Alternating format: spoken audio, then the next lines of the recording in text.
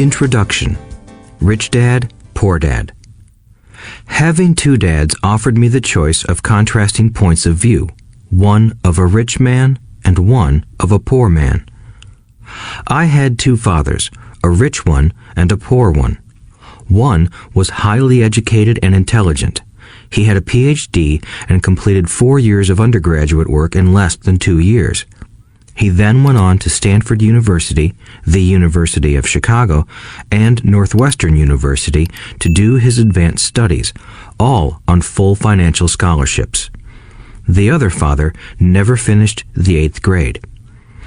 Both men were successful in their careers, working hard all their lives.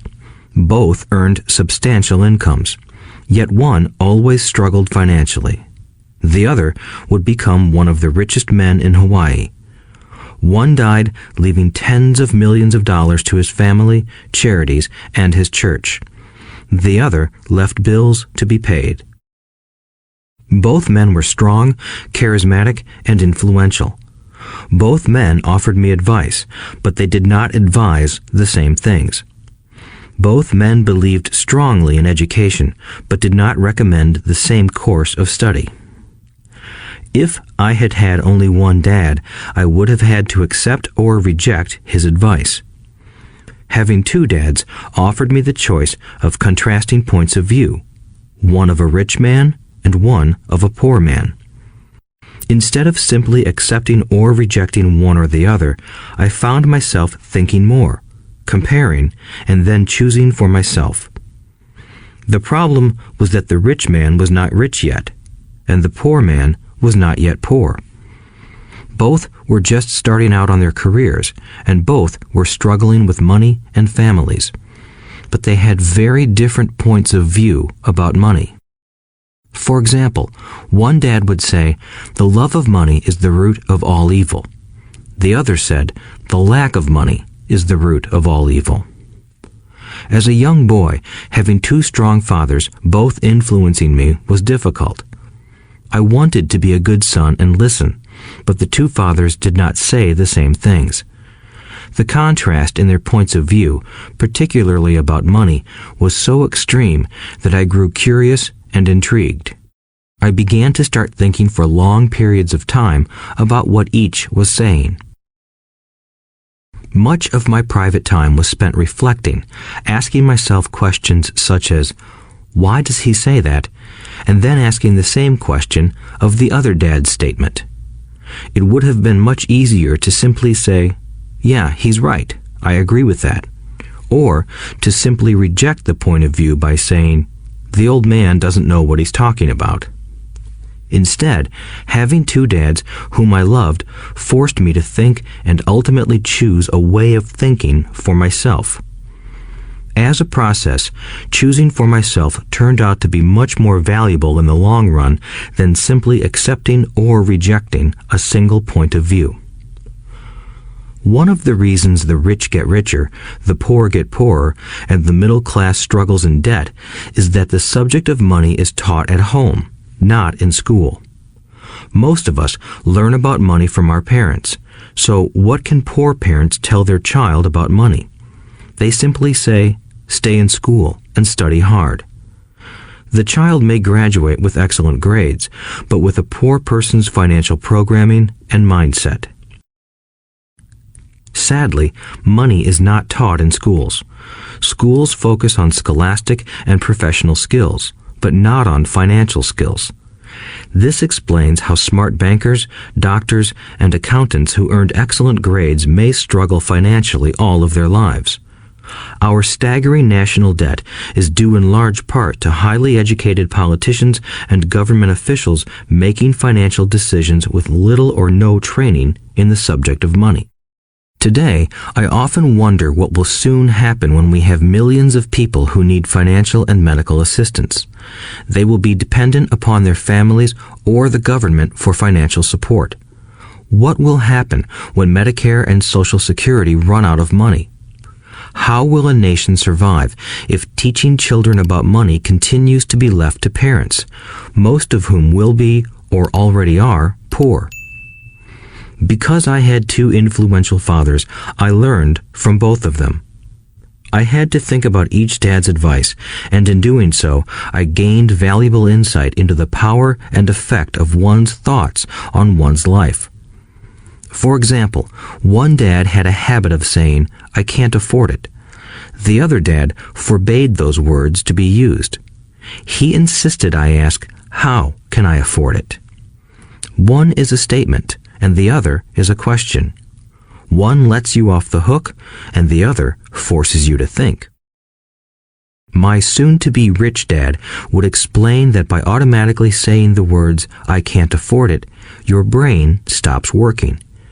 By asking the question, "How can I afford it?" your brain is put to work. He did not mean that you should buy everything you want. He was fanatical about exercising your mind, the most powerful computer in the world.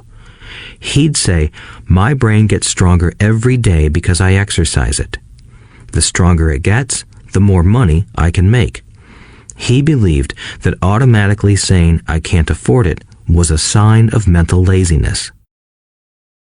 Although both dads worked hard, I noticed that one dad had a habit of putting his brain to sleep when it came to finances, and the other had a habit of exercising his brain.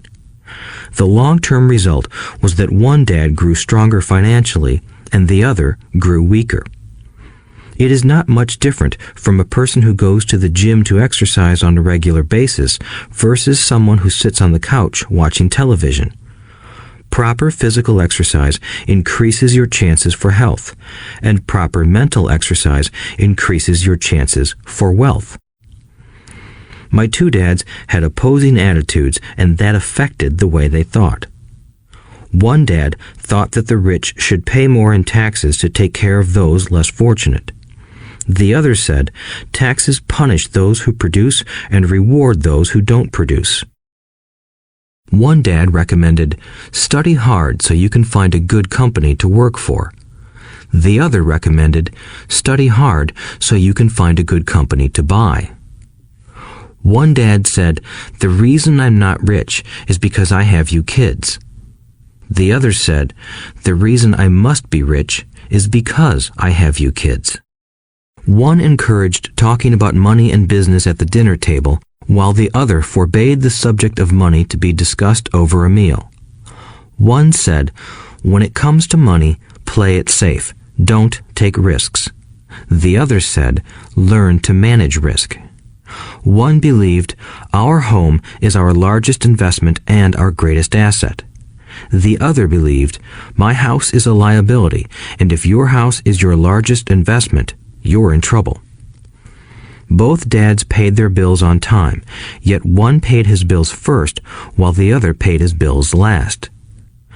One dad believed in a company or the government taking care of you and your needs. He was always concerned about pay raises, retirement plans, medical benefits, sick leave, vacation days, and other perks. He was impressed with two of his uncles who joined the military and earned a retirement and entitlement package for life after 20 years of active service. He loved the idea of medical benefits and PX privileges the military provided its retirees. He also loved the tenure system available through the university. The idea of job protection for life and job benefits seemed more important at times than the job. He would often say, I've worked hard for the government and I'm entitled to these benefits. The other believed in total financial self-reliance. He spoke out against the entitlement mentality and how it created weak and financially needy people. He was emphatic about being financially competent. One dad struggled to save a few dollars. The other created investments. One dad taught me how to write an impressive resume so I could find a good job. The other taught me how to write strong business and financial plans so I could create jobs. Being a product of two strong dads allowed me the luxury of observing the effects different thoughts have on one's life. I noticed that people really do shape their lives through their thoughts. For example, my poor dad always said, I'll never be rich, and that prophecy became reality. My rich dad, on the other hand, always referred to himself as rich. He would say things like, "I'm a rich man and rich people don't do this." Even when he was flat broke after a major financial setback, he continued to refer to himself as a rich man. He would cover himself by saying, "There is a difference between being poor and being broke. Broke is temporary. Poor is eternal." My poor dad would say, "I'm not interested in money," or "money doesn't matter." My rich dad always said, "Money is power." The power of our thoughts may never be measured or appreciated, but it became obvious to me as a young boy that it was important to be aware of my thoughts and how I expressed myself. I noticed that my poor dad was poor, not because of the amount of money he earned, which was significant, but because of his thoughts and actions. As a young boy having two fathers, I became acutely aware of being careful about which thoughts I chose to adopt as my own. Should I listen to my rich dad or to my poor dad? Although both men had tremendous respect for education and learning, they disagreed about what they thought was important to learn. One wanted me to study hard, earn a degree, and get a good job to earn money. He wanted me to study to become a professional, an attorney or an accountant, and to go to business school for my MBA. The other encouraged me to study to be rich, to understand how money works, and to learn how to have it work for me. "I don't work for money" were words he would repeat over and over.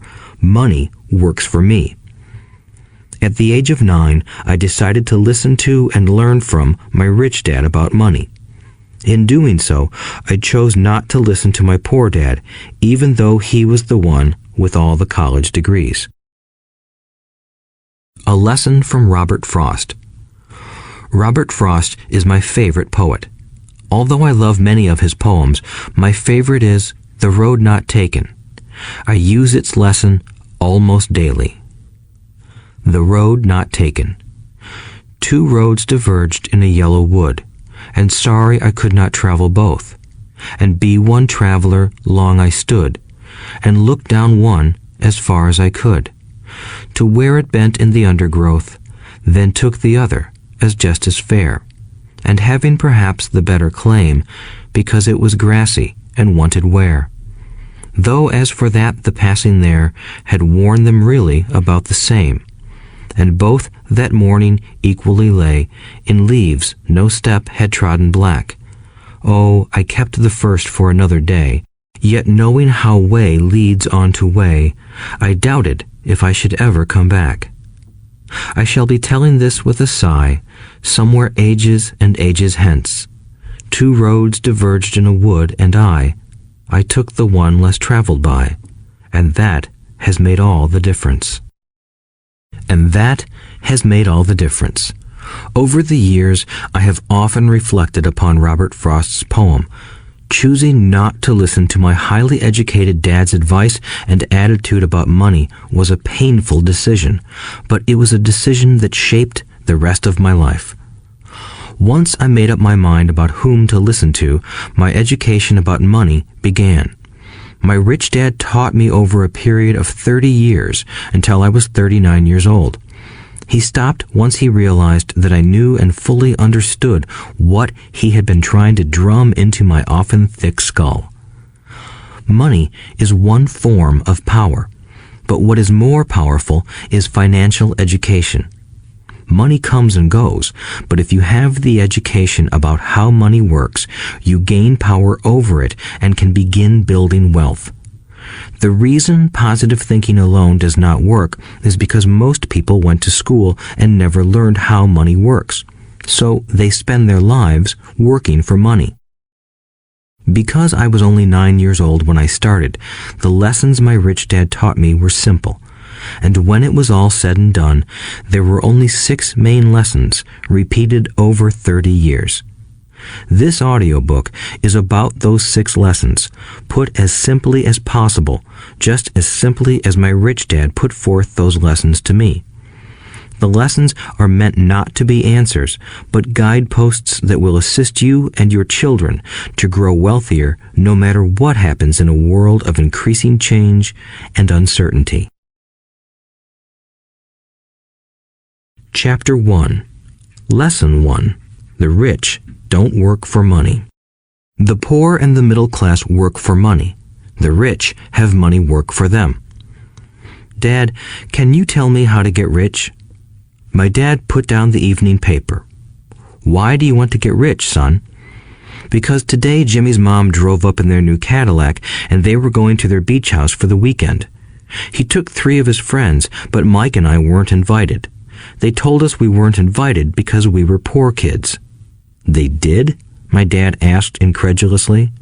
Yeah, they did, I replied in a hurt tone. My dad silently shook his head, pushed his glasses up the bridge of his nose, and went back to reading the paper. I stood waiting for an answer. The year was 1956. I was 9 years old. By some twist of fate, I attended the same public school where the rich people sent their kids. We were primarily a sugar plantation town. The managers of the plantation and the other affluent people, such as doctors, business owners, and bankers, sent their children to this elementary school. After grade 6, their children were generally sent off to private schools. Because my family lived on one side of the street, I went to this school. Had I lived on the other side of the street, I would have gone to a different school with kids from families more like mine. After grade 6, these kids and I would go on to the public intermediate and high school.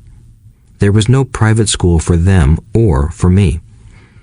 My dad finally put down the paper. I could tell he was thinking. Well, son, he began slowly, if you want to be rich, you have to learn to make money. How do I make money? I asked. Well, use your head, son, he said, smiling. Even then, I knew that really meant, that's all I'm going to tell you, or, I don't know the answer, so don't embarrass me. A partnership is formed. The next morning, I told my best friend, Mike, what my dad had said. As best as I could tell, Mike and I were the only poor kids in this school. Mike was also in this school by a twist of fate. Someone had drawn a jog in the line for the school district, and we wound up in school with the rich kids. We weren't really poor, but we felt as if we were because all the other boys had new baseball gloves, new bicycles, new everything. Mom and Dad provided us with the basics, like food and shelter and clothes, but that was about it. My dad used to say, if you want something, work for it. We wanted things, but there was not much work available for 9-year-old boys. So what do we do to make money? Mike asked. I don't know, I said, but do you want to be my partner? He agreed, and so on that Saturday morning, Mike became my first business partner. We spent all morning coming up with ideas on how to make money. Occasionally, we talked about all the cool guys at Jimmy's beach house having fun. It hurt a little, but that hurt was good, because it inspired us to keep thinking of a way to make money. Finally, that afternoon, a bolt of lightning struck. It was an idea Mike got from a science book he had read. Excitedly, we shook hands, and the partnership now had a business. For the next several weeks, Mike and I ran around our neighborhood, knocking on doors and asking our neighbors if they would save their toothpaste tubes for us. With puzzled looks, most adults consented with a smile. Some asked us what we were doing, to which we replied, "We can't tell you. It's a business secret." My mom grew distressed as the weeks wore on. We had selected a site next to her washing machine as the place we would stockpile our raw materials. In a brown cardboard box that at one time held ketchup bottles, our little pile of used toothpaste tubes began to grow. Finally, my mom put her foot down. The sight of her neighbor's messy, crumpled, used toothpaste tubes had gotten to her. "What are you boys doing?" she asked. "And I don't want to hear again that it's a business secret. Do something with this mess or I'm going to throw it out." Mike and I pleaded and begged, explaining that we would soon have enough and then we would begin production. We informed her that we were waiting on a couple of neighbors to finish their toothpaste so we could have their tubes. Mom granted us a 1-week extension. The date to begin production was moved up, and the pressure was on. My first partnership was already being threatened with an eviction notice by my own mom. It became Mike's job to tell the neighbors to quickly use up their toothpaste, saying their dentist wanted them to brush more often anyway. I began to put together the production line. One day, my dad drove up with a friend to see 2 9-year-old boys in the driveway with a production line operating at full speed. There was fine white powder everywhere. On a long table were small milk cartons from school, and our family's hibachi grill was glowing with red-hot coals at maximum heat. Dad walked up cautiously, having to park the car at the base of the driveway since the production line blocked the carport. As he and his friend got closer, they saw a steel pot sitting on top of the coals in which the toothpaste tubes were being melted down. In those days, toothpaste did not come in plastic tubes. The tubes were made of lead, so once the paint was burned off, the tubes were dropped in the small steel pot. They melted until they became liquid, and with my mom's pot holders, we poured the lead through a small hole in the top of the milk cartons. The milk cartons were filled with plaster of Paris. White powder was everywhere. In my haste, I had knocked the bag over, and the entire area looked like it had been hit by a snowstorm. The milk cartons were the outer containers for plaster of Paris molds. My dad and his friend watched as we carefully poured the molten lead through a small hole in the top of the plaster of Paris cube. "Careful," my dad said. I nodded without looking up. Finally, once the pouring was through, I put the steel pot down and smiled at my dad. "What are you boys doing?" he asked with a cautious smile. "We're doing what you told me to do. We're going to be rich," I said. "Yup," said Mike, grinning and nodding his head. "We're partners." "And what is in those plaster molds?" my dad asked. "Watch," I said. "This should be a good batch." With a small hammer, I tapped at the seal that divided the cube in half. Cautiously, I pulled up the top half of the plaster mold, and a lead nickel fell out. "Oh my God," my dad said, "you're casting nickels out of lead." "That's right," Mike said. "We're doing as you told us to do. We're making money." My dad's friend turned and burst into laughter. My dad smiled and shook his head. Along with a fire and a box of spent toothpaste tubes, in front of him were 2 little boys covered with white dust, smiling from ear to ear. He asked us to put everything down and sit with him on the front step of our house.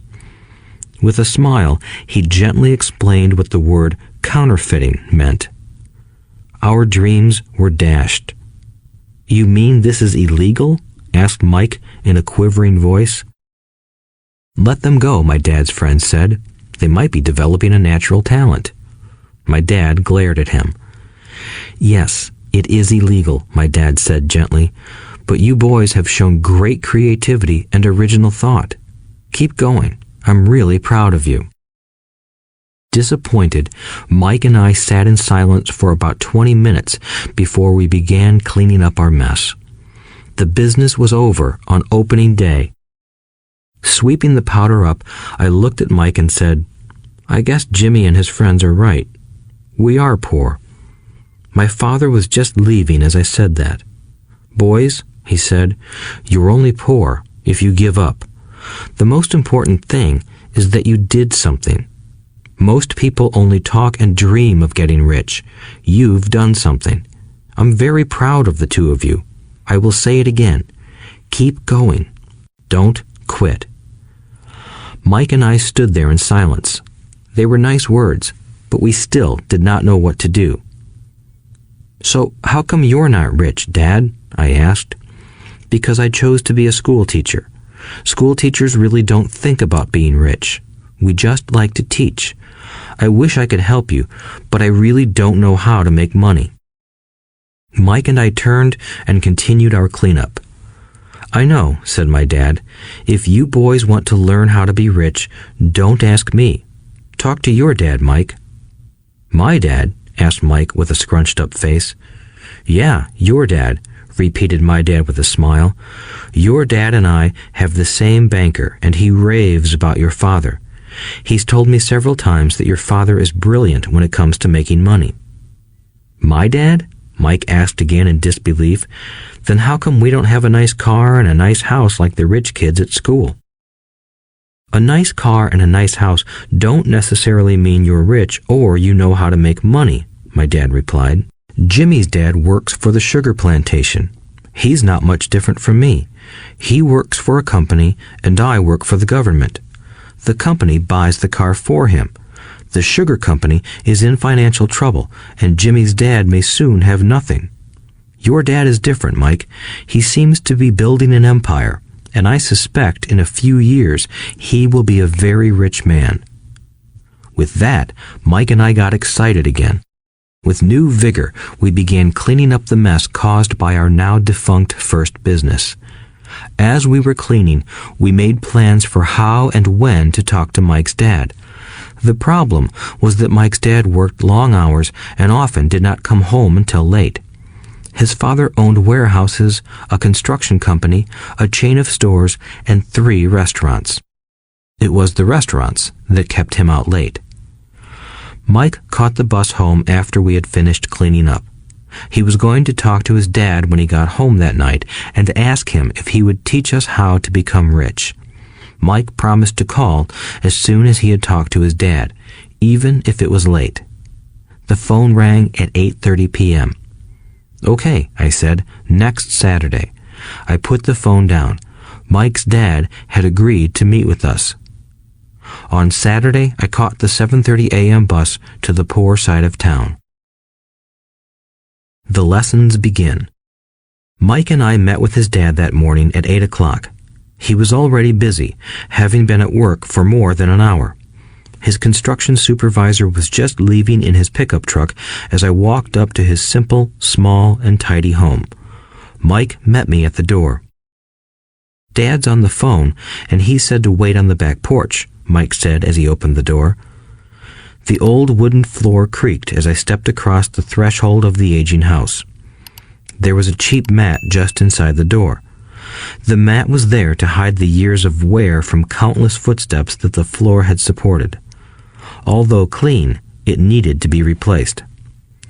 I felt claustrophobic as I entered the narrow living room that was filled with old, musty, overstuffed furniture that today would be collector's items. Sitting on the couch were 2 women, both a little older than my mom. Across from the women sat a man in workman's clothes. He wore khaki slacks and a khaki shirt, neatly pressed but without starch, and polished work boots. He was about 10 years older than my dad. They smiled as Mike and I walked past them toward the back porch. I smiled back shyly. "Who are those people?" I asked. "Oh, they work for my dad. The older man runs his warehouses, and the women are the managers of the restaurants. And as you arrived, you saw the construction supervisor who was working on a road project about 50 miles from here. His other supervisor, who was building a track of houses, left before you got here." "Does this go on all the time?" I asked. "Not always, but quite often," said Mike, smiling as he pulled up a chair to sit down next to me. "I asked my dad if he would teach us to make money," Mike said. "Oh, and what did he say to that?" I asked with cautious curiosity. "Well, he had a funny look on his face at first, and then he said he would make us an offer." "Oh," I said, rocking my chair back against the wall. I sat there, perched on 2 rear legs of the chair. Mike did the same thing. "Do you know what the offer is?" I asked. "No, but we'll soon find out." Suddenly, Mike's dad burst through the rickety screen door and onto the porch. Mike and I jumped to our feet, not out of respect, but because we were startled. "Ready, boys?" he asked as he pulled up a chair to sit down with us. We nodded our heads as we pulled our chairs away from the wall to sit in front of him. He was a big man, about 6 feet tall and 200 pounds. My dad was taller, about the same weight, and 5 years older than Mike's dad. They sort of looked alike, though not of the same ethnic makeup. Maybe their energy was similar. "Mike says you want to learn to make money. Is that correct, Robert?" I nodded my head quickly, but with a little trepidation.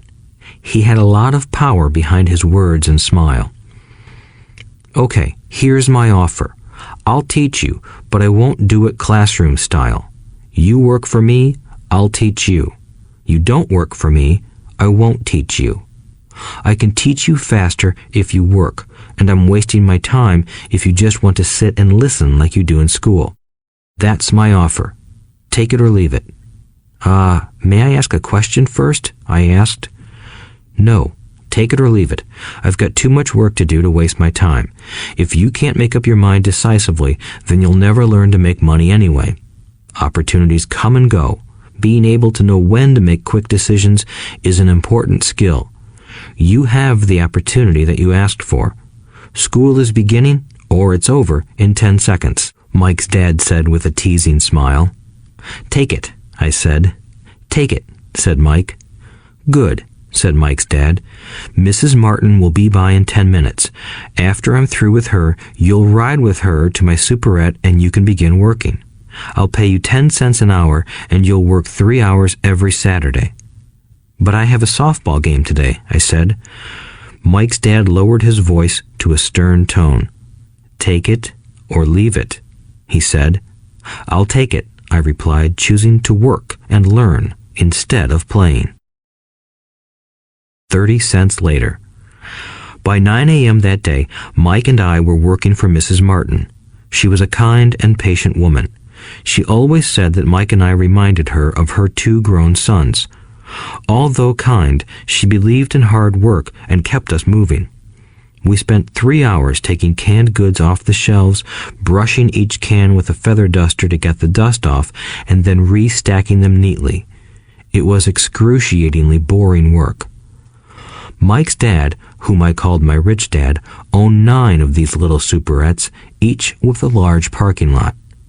They were the early version of the 7-Eleven convenience stores, little neighborhood grocery stores where people bought items such as milk, bread, butter, and cigarettes. The problem was that this was Hawaii before air conditioning was widely used, and the stores could not close their doors because of the heat. On 2 sides of the store, the doors had to be wide open to the road and parking lot. Every time a car drove by or pulled into the parking lot, dust would swirl and settle in the store. We knew we had a job as long as there was no air conditioning. For 3 weeks, Mike and I reported to Mrs. Martin and worked our 3 hours. By noon, our work was over, and she dropped 3 little dimes in each of our hands. Now, even at the age of 9 in the mid-1950s, 30 cents was not too exciting. Comic books cost 10 cents back then, so I usually spent my money on comic books and went home. By Wednesday of the 4th week, I was ready to quit. I had agreed to work only because I wanted to learn to make money from Mike's dad, and now I was a slave for 10 cents an hour. On top of that, I had not seen Mike's dad since that first Saturday. "I'm quitting," I told Mike at lunchtime. School was boring, and now I did not even have my Saturdays to look forward to. But it was the 30 cents that really got to me. This time, Mike smiled. "What are you laughing at?" I asked with anger and frustration. "Dad said this would happen. He said to meet with him when you were ready to quit." "What?" I said indignantly. "He's been waiting for me to get fed up?" "Sort of," Mike said. "Dad's kind of different. He doesn't teach like your dad. Your mom and dad lecture a lot. My dad is quiet and a man of few words. You just wait till this Saturday. I'll tell him you're ready." "You mean I've been set up?" "No, not really. But maybe. Dad will explain on Saturday." Waiting in line on Saturday. I was ready to face Mike's dad. Even my real dad was angry with him.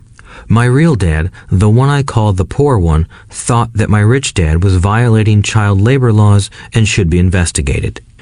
My educated poor dad told me to demand what I deserve, at least 25 cents an hour. My poor dad told me that if I did not get a raise, I was to quit immediately. "You don't need that damn job anyway," said my poor dad with indignation.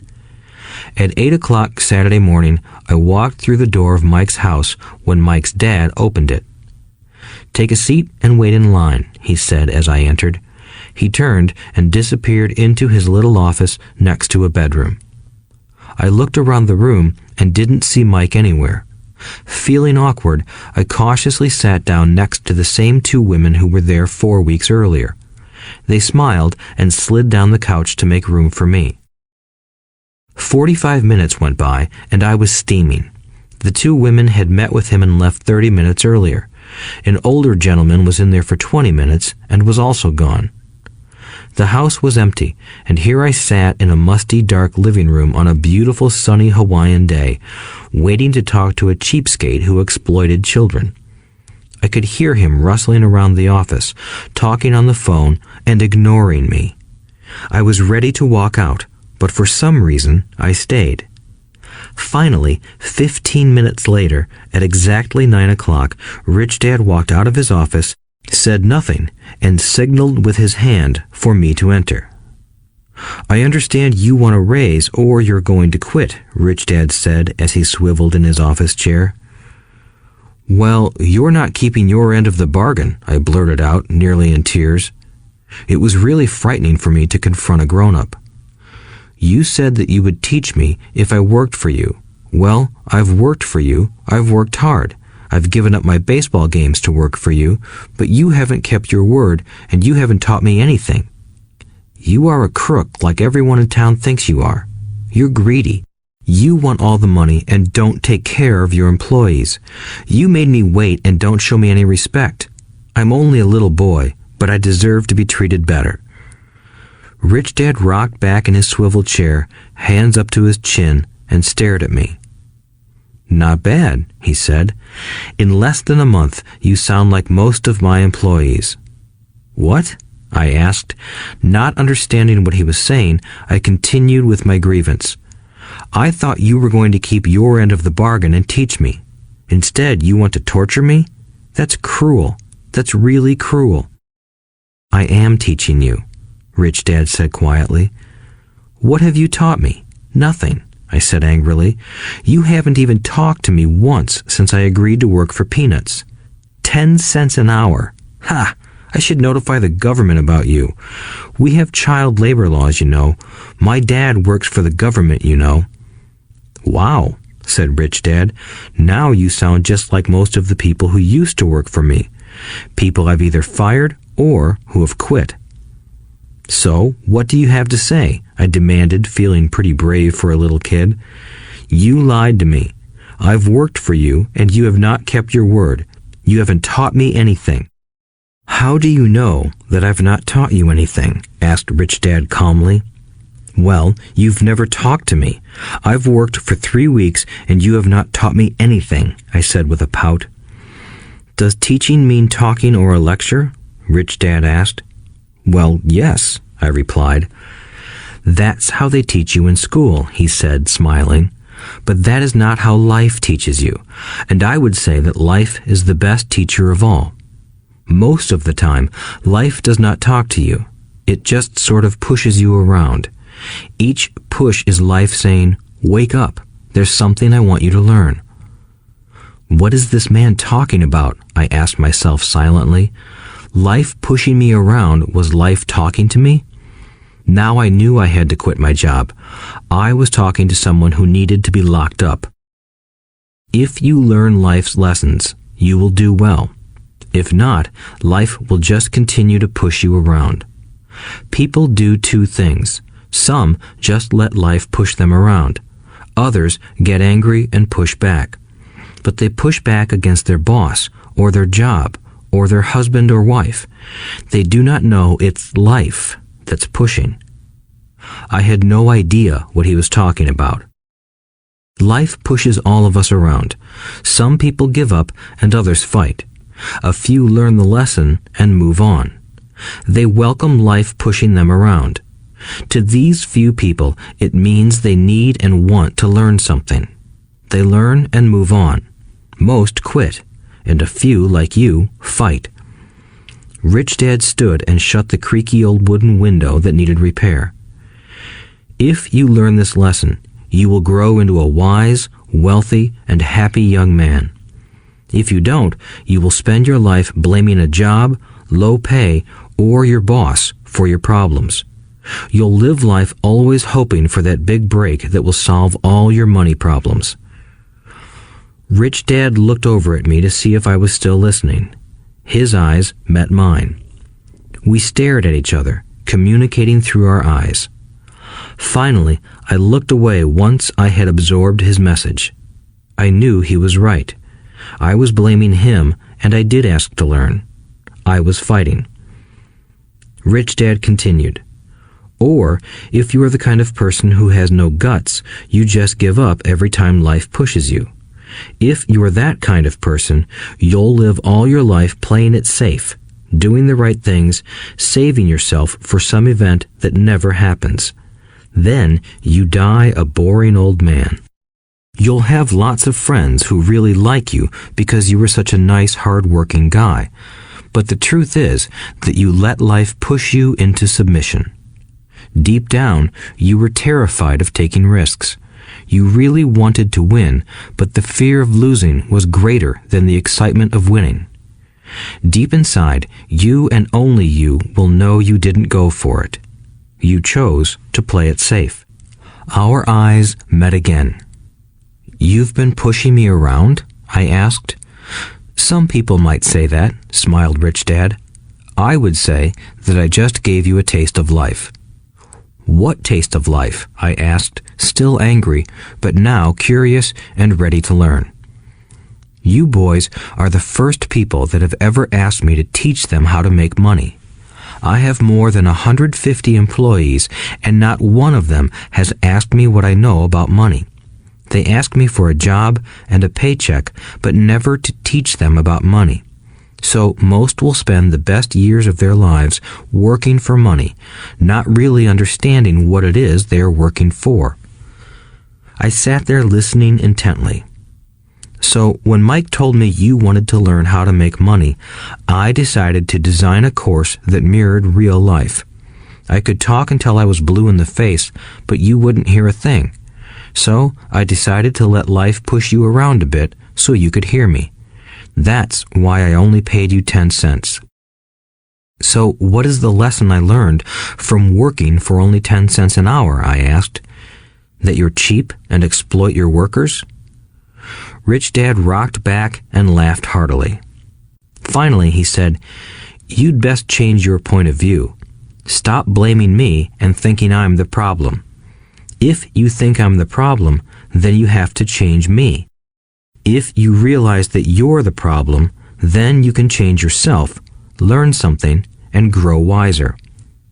Most people want everyone else in the world to change but themselves. Let me tell you, it's easier to change yourself than everyone else." "I don't understand," I said. "Don't blame me for your problems," Rich Dad said, growing impatient. "But you only pay me 10 cents. "So what are you learning?" Rich Dad asked, smiling. "That you're cheap," I said with a sly grin. "See, you think I'm the problem," said Rich Dad. "But you are. Well, keep that attitude and you'll learn nothing. Keep the attitude that I'm the problem, and what choices do you have?" "Well, if you don't pay me more or show me more respect and teach me, I'll quit." "Well put," Rich Dad said, "and that's exactly what most people do. They quit and go looking for another job, a better opportunity and higher pay, actually thinking that this will solve the problem. In most cases, it won't." "So what should I do?" I asked. "Just take this measly 10 cents an hour and smile?" Rich Dad smiled. "That's what the other people do. But that's all they do, waiting for a raise, thinking that more money will solve their problems. Most just accept it, and some take a second job working harder, but again, accepting a small paycheck." I sat staring at the floor, beginning to understand the lesson Rich Dad was presenting. I could sense it was a taste of life. Finally, I looked up and asked, "So what will solve the problem?" "This," he said, leaning forward in his chair and tapping me gently on the head. this stuff between your ears. It was at that moment that Rich Dad shared the pivotal point of view that separated him from his employees and my poor dad, and led him to eventually become one of the richest men in Hawaii, while my highly educated but poor dad struggled financially all his life. It was a singular point of view that made all the difference over a lifetime. Rich Dad said this point of view over and over, which I call lesson number 1. The poor and the middle class work for money. The rich have money work for them. On that bright Saturday morning, I learned a completely different point of view from what I had been taught by my poor dad. At the age of 9, I understood that both dads wanted me to learn. Both dads encouraged me to study, but not the same things. My highly educated dad recommended that I do what he did. Son, I want you to study hard, get good grades so you can find a safe, secure job with a big company, and make sure it has excellent benefits. My rich dad wanted me to learn how money works so I could make it work for me. These lessons I would learn through life with his guidance, not because of a classroom. My rich dad continued my first lesson. I'm glad you got angry about working for 10 cents an hour. If you hadn't got angry and had simply accepted it, I would have to tell you that I could not teach you. You see, true learning takes energy, passion, and a burning desire. Anger is a big part of that formula, for passion is anger and love combined. When it comes to money, most people want to play it safe and feel secure, so passion does not direct them. Fear does. So is that why they'll take jobs with low pay? I asked. Yes, said Rich Dad. Some people say I exploit people because I don't pay as much as the sugar plantation or the government. I say the people exploit themselves. It's their fear, not mine. But don't you feel you should pay them more? I asked. I don't have to. And besides, more money will not solve their problems. Just look at your dad. He makes a lot of money, and he still can't pay his bills. Most people, given more money, only get into more debt. So that's why the 10 cents an hour, I said, smiling. It's part of the lesson. That's right, smiled Rich Dad. You see, your dad went to school and got an excellent education so he could get a high-paying job. But he still has money problems because he never learned anything about money in school. On top of that, he believes in working for money. And you don't? I asked. No, not really, said Rich Dad. If you want to learn to work for money, then stay in school. That is a great place to learn to do that. But if you want to learn how to have money work for you, then I will teach you that. But only if you want to learn. Wouldn't everyone want to learn that? I asked. No, said Rich Dad, simply because it's easier to learn to work for money, especially if fear is your primary emotion when the subject of money is discussed. I don't understand, I said with a frown. Don't worry about that for now. Just know that it's fear that keeps most people working at a job. The fear of not paying their bills, the fear of being fired, the fear of not having enough money, and the fear of starting over. That's the price of studying to learn a profession or trade and then working for money. Most people become a slave to money and then get angry at their boss. Learning to have money work for you is a completely different course of study? I asked. Absolutely, Rich Dad answered. Absolutely.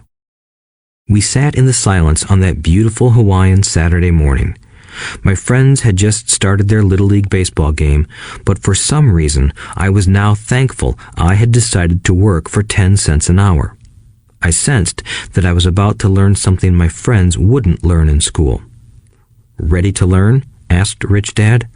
Absolutely, I said with a grin. I have kept my promise. I've been teaching you from afar, my Rich Dad said. At 9 years old, you've gotten a taste of what it feels like to work for money. Just multiply your last month by 50 years, and you will have an idea of what most people spend their life doing. I don't understand, I said. How did you feel waiting in line to see me, once to get hired and once to ask for more money? Terrible, I said. If you choose to work for money, that is what life will be like, said Richdad. And how did you feel when Mrs. Martin dropped 3 dimes in your hand for 3 hours of work? I felt like it wasn't enough. It seemed like nothing. I was disappointed, I said. And that is how most employees feel when they look at their paychecks, especially after all the tax and other deductions are taken out. At least you got 100%. You mean most workers don't get paid everything? I asked with amazement. Heavens no, said Richdad. The government always takes its share first. How do they do that? I asked. Taxes, said Richdad. You're taxed when you earn. You're taxed when you spend. You're taxed when you save. You're taxed when you die. Why do people let the government do that to them? The rich don't, said Richdad with a smile. The poor and the middle class do. I'll bet you that I earn more than your dad, yet he pays more in taxes. How can that be? I asked. At my age, that made no sense to me. Why would someone let the government do that to them? Richdad rocked slowly and silently in his chair, just looking at me. Ready to learn? He asked. I nodded my head slowly. As I said, there is a lot to learn. Learning how to have money work for you is a lifetime study. Most people go to college for 4 years and their education ends. I already know that my study of money will continue over my lifetime, simply because the more I find out I need to know. Most people never study the subject. They go to work, get their paycheck, balance their checkbooks, and that's it. Then they wonder why they have money problems. They think that more money will solve the problem, and don't realize that it's their lack of financial education that is the problem. So my dad has tax problems because he doesn't understand money? I asked, confused. Look, said Richdad, taxes are just one small section on learning how to have money work for you. Today, I just wanted to find out if you still have the passion to learn about money. Most people don't. They want to go to school, learn a profession, have fun at their work, and earn lots of money. One day they wake up with big money problems, and then they can't stop working. That's the price of only knowing how to work for money instead of studying how to have money work for you. So, do you still have the passion to learn? Asked Richdad. I nodded my head. Good, said Richdad. Now get back to work. This time, I will pay you nothing. What? I asked in amazement. You heard me. Nothing. You will work the same 3 hours every Saturday, but this time you will not be paid 10 cents per hour. You said you wanted to learn to not work for money, so I'm not going to pay you anything. I couldn't believe what I was hearing. I've already had this conversation with Mike, and he's already working, dusting and stacking canned goods for free. You'd better hurry and get back there. That's not fair, I shouted. You've got to pay something. You said you wanted to learn. If you don't learn this now, you'll grow up to be like the 2 women and the older man sitting in my living room, working for money and hoping I don't fire them. Or, like your dad, earning lots of money only to be in debt up to his eyeballs, hoping more money will solve the problem. If that's what you want, I'll go back to our original deal of 10 cents an hour. Or you can do what most adults do. Complain that there is not enough pay, quit, and go looking for another job. But what do I do? I asked. Richdad tapped me on the head. Use this, he said. If you use it well, you will soon thank me for giving you an opportunity, and you will grow into a rich man. I stood there, still not believing what a raw deal I was handed. I came to ask for a raise, and somehow I was instead working for nothing. Richdad tapped me on the head again and said, Use this. Now, get out of here and get back to work. Lesson number 1. The rich don't work for money. I didn't tell my poor dad I wasn't being paid. He wouldn't have understood, and I didn't want to try to explain something I didn't understand myself. For 3 more weeks, Mike and I worked 3 hours every Saturday for nothing. The work didn't bother me, and the routine got easier. But it was the missed baseball games and not being able to afford to buy a few comic books that got to me. Richdad stopped by at noon on the 3rd week. We heard his truck pull up in the parking lot and sputter when the engine was turned off. He entered the store and greeted Mrs. Martin with a hug. After finding out how things were going in the store, he reached into the ice cream freezer, pulled out 2 bars, paid for them, and signaled to Mike and me. "Let's go for a walk, boys." We crossed the street, dodging a few cars, and walked across a large grassy field where a few adults were playing softball. Sitting down at a lone picnic table, he handed Mike and me the treats. "How's it going, boys?" "Okay," Mike said. I nodded in agreement. "Learn anything yet?" Richdad asked. Mike and I looked at each other, shrugged our shoulders, and shook our heads in unison. Avoiding one of life's biggest traps. Well, you boys had better start thinking. You're staring at one of life's biggest lessons. If you learn it, you'll enjoy a life of great freedom and security. If you don't, you'll wind up like Mrs. Martin and most of the people playing softball in this park.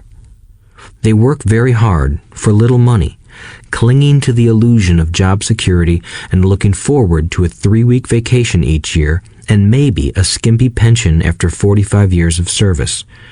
If that excites you, I'll give you a raise to 25 cents an hour. But these are good, hard-working people. Are you making fun of them? I demanded. A smile came over Richdad's face.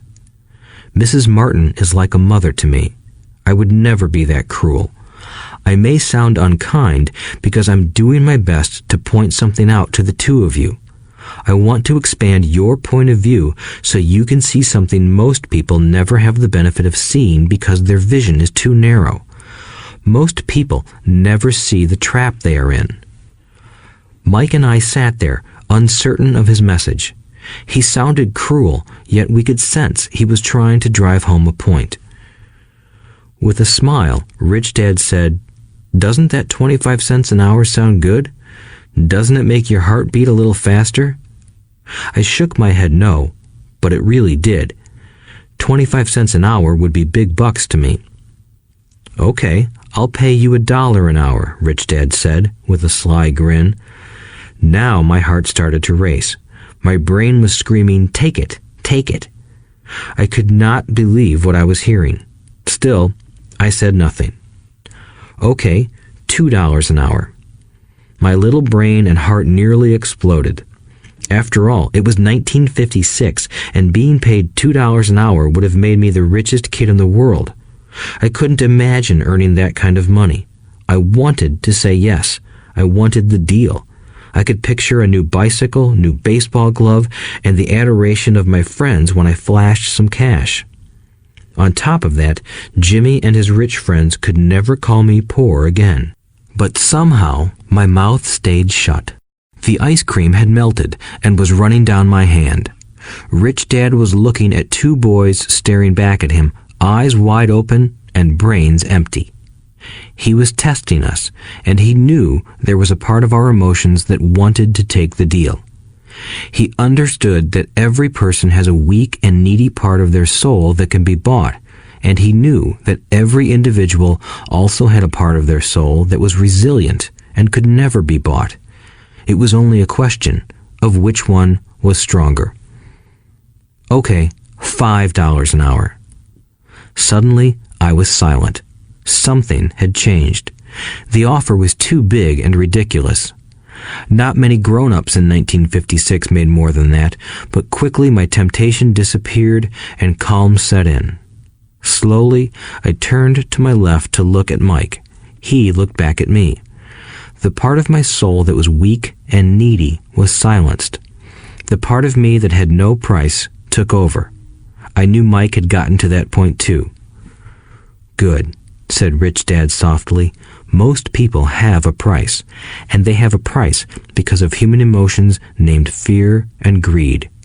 First, the fear of being without money motivates us to work hard, and then, once we get that paycheck, greed or desire starts us thinking about all the wonderful things money can buy. The pattern is then set. What pattern? I asked. The pattern of get up, go to work, pay bills, get up, go to work, pay bills. People's lives are forever controlled by two emotions, fear and greed.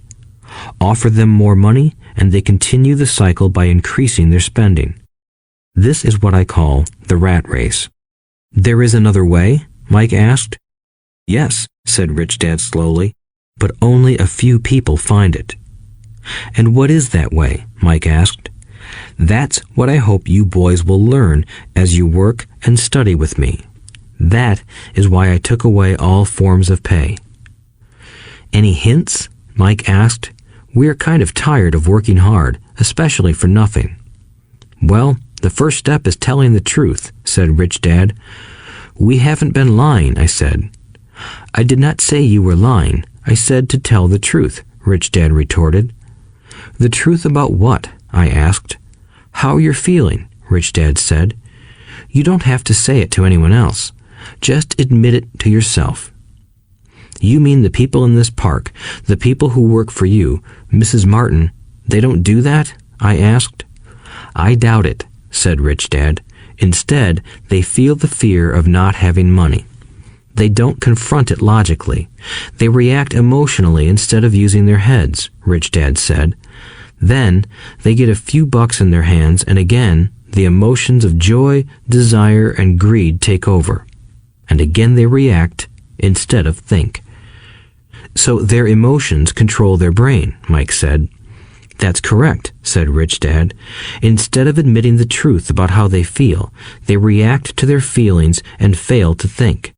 They feel the fear, so they go to work, hoping that money will soothe the fear, but it doesn't. It continues to haunt them, and they return to work, hoping again that money will calm their fears, and again it doesn't. Fear keeps them in this trap of working, earning money, working, earning money, hoping the fear will go away. But every day they get up, and that old fear wakes up with them. For millions of people, that old fear keeps them awake all night, causing a night of turmoil and worry. So they get up and go to work, hoping that a paycheck will kill that fear gnawing at their souls. Money is running their lives, and they refuse to tell the truth about that. Money is in control of their emotions and their souls. Rich Dad sat quietly, letting his words sink in. Mike and I had heard what he said, but didn't understand fully what he was talking about. I just knew that I often wondered why grown-ups hurried off to work. It did not seem like much fun, and they never looked that happy. But something kept them going. Realizing we had absorbed as much as possible of what he was talking about, Rich Dad said, I want you boys to avoid that trap. That is really what I want to teach you. Not just to be rich, because being rich does not solve the problem. It doesn't? I asked, surprised. No, it doesn't. Let me explain the other emotion, desire. Some call it greed, but I prefer desire. It's perfectly normal to desire something better, prettier, more fun, or exciting. So people also work for money because of desire. They desire money for the joy they think it can buy. But the joy that money brings is often short-lived, and they soon need more money for more joy, more pleasure, more comfort, and more security. So they keep working, thinking money will soothe their souls that are troubled by fear and desire. But money can't do that.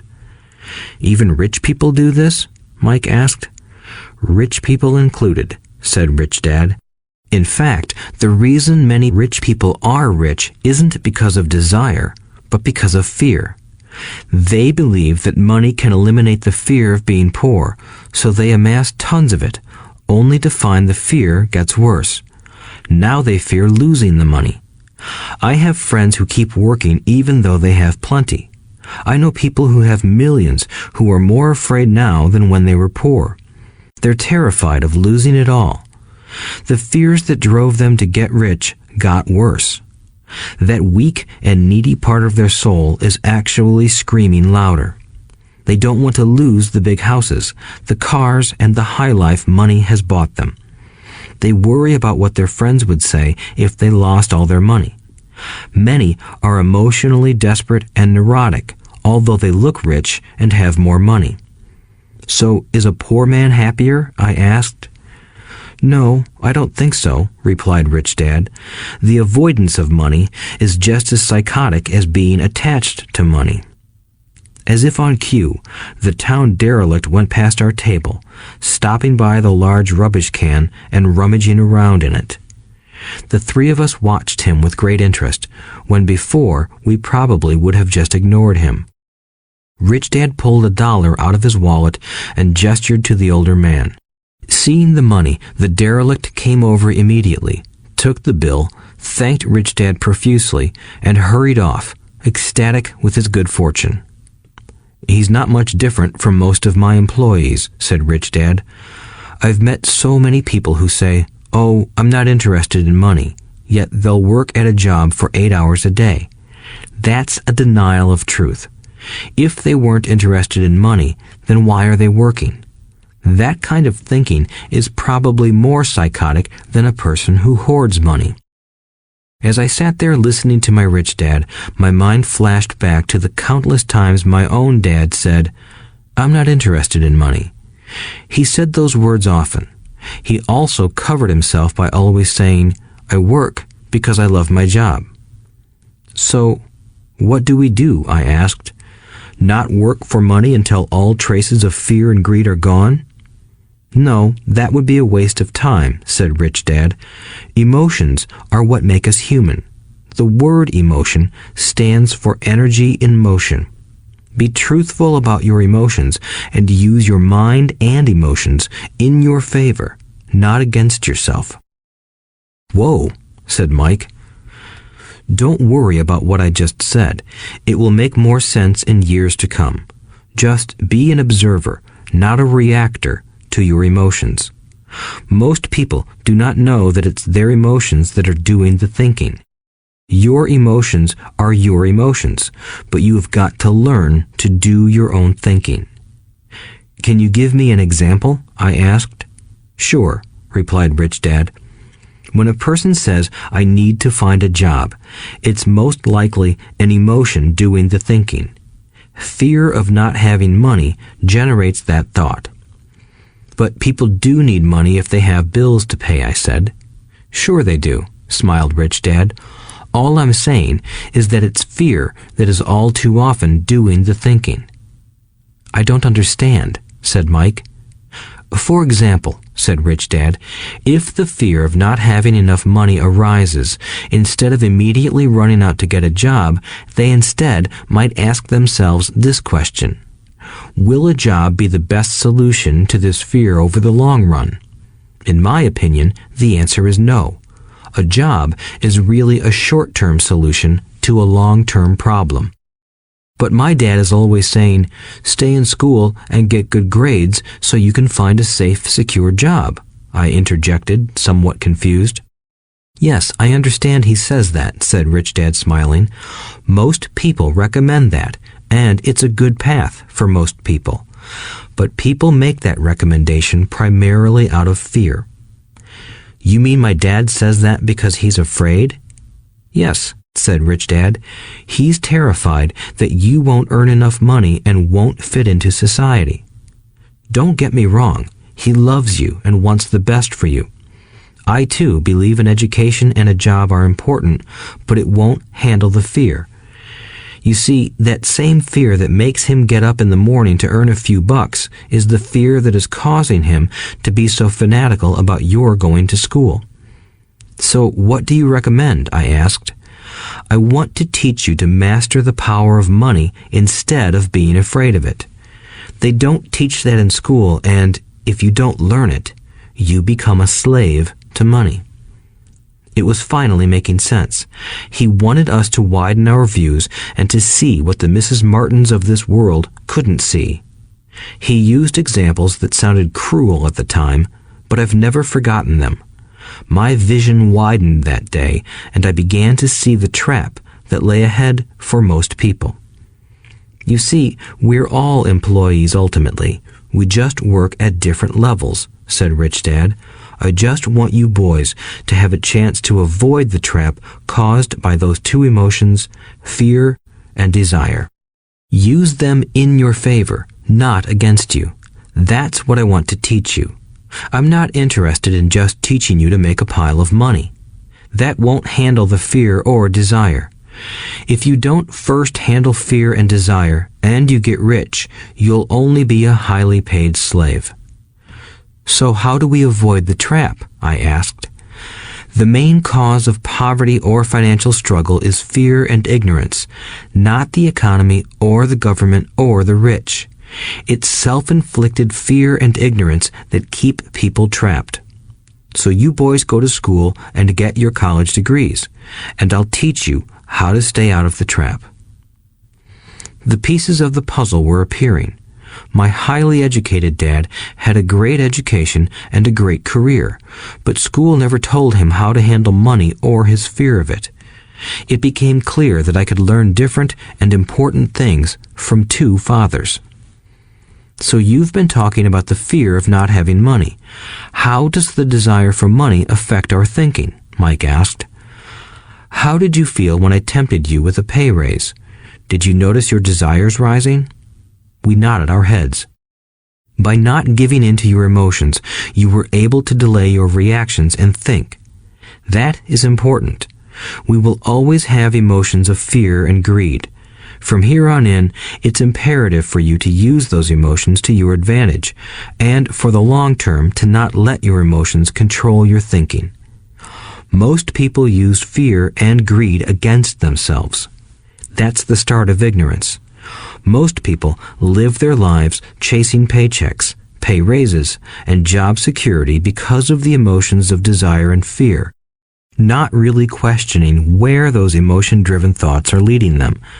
It's just like the picture of a donkey dragging a cart with its owner dangling a carrot just in front of its nose.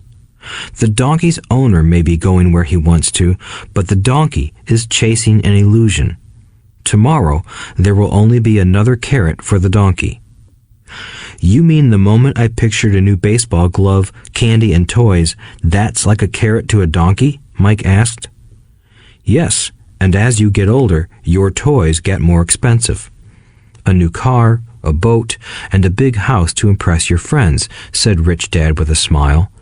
Fear pushes you out the door, and desire calls to you. That's the trap. So what's the answer? Mike asked. What intensifies fear and desire is ignorance. That is why rich people with lots of money often have more fear the richer they get. Money is the carrot, the illusion. If the donkey could see the whole picture, it might rethink its choice to chase the carrot. Richdad went on to explain that a human's life is a struggle between ignorance and illumination. He explained that once a person stops searching for information and self-knowledge, ignorance sets in. That struggle is a moment-to-moment decision to learn to open or close one's mind.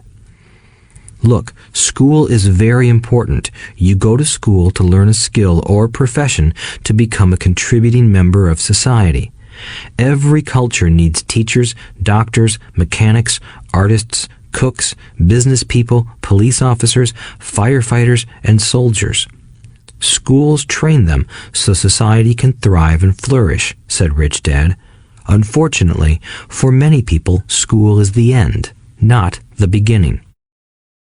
There was a long silence. Richdad was smiling. I didn't comprehend everything he said that day, but, as with most great teachers, his words continued to teach for years. I've been a little cruel today, said Richdad, but I want you to always remember this talk. I want you to always think of Mrs. Martin. And I want you always to remember that donkey. Never forget that fear and desire can lead you into life's biggest trap if you are not aware of them controlling your thinking. To spend your life living in fear, never exploring your dreams, is cruel. To work hard for money, thinking that it will buy you things that will make you happy, is also cruel. To wake up in the middle of the night terrified about paying bills is a horrible way to live. To live a life dictated by the size of a paycheck is not really living a life. Thinking that a job makes you secure is lying to yourself. That's cruel, and that's the trap I want you to avoid. I've seen how money runs people's lives. Don't let that happen to you. Please, don't let money run your life. A softball rolled under our table. Richdad picked it up and threw it back. So what does ignorance have to do with greed and fear? I asked. Because it is ignorance about money that causes so much greed and fear, said Richdad. Let me give you some examples. A doctor, wanting more money to better provide for his family, raises his fees. By raising his fees, it makes healthcare more expensive for everyone. It hurts the poor people the most, so they have worse health than those with money. Because the doctors raise their fees, the attorneys raise their fees. Because the attorneys' fees have gone up, school teachers want a raise, which raises our taxes, and on and on and on. Soon, there will be such a horrifying gap between the rich and the poor that chaos will break out and another great civilization will collapse. History proves that great civilizations collapse when the gap between the haves and have-nots is too great. Sadly, America is on that same course because we haven't learned from history. We only memorize historical dates and names, not the lesson. Aren't prices supposed to go up? I asked. In an educated society with a well-run government, prices should actually come down. Of course, that is often only true in theory. Prices go up because of greed and fear caused by ignorance. If schools taught people about money, there would be more money and lower prices. But schools focus only on teaching people to work for money, not how to harness money's power. But don't we have business schools? Mike asked. And haven't you encouraged me to go for my MBA?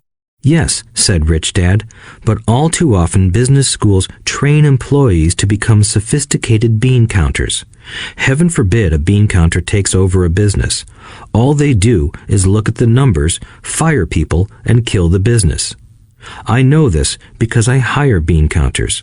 All they think about is cutting costs and raising prices, which cause more problems. Bean counting is important. I wish more people knew it, but it, too, is not the whole picture, added Richdad angrily. So, is there an answer? Asked Mike. Yes, said Richdad. Learn to use your emotions to think, not think with your emotions. When you boys mastered your emotions by agreeing to work for free, I knew there was hope. When you again resisted your emotions when I tempted you with more money, you were again learning to think in spite of being emotionally charged. That's the first step. Why is that step so important? I asked.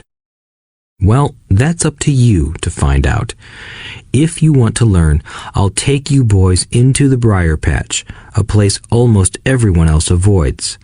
If you go with me, you'll let go of the idea of working for money and instead learn to have money work for you.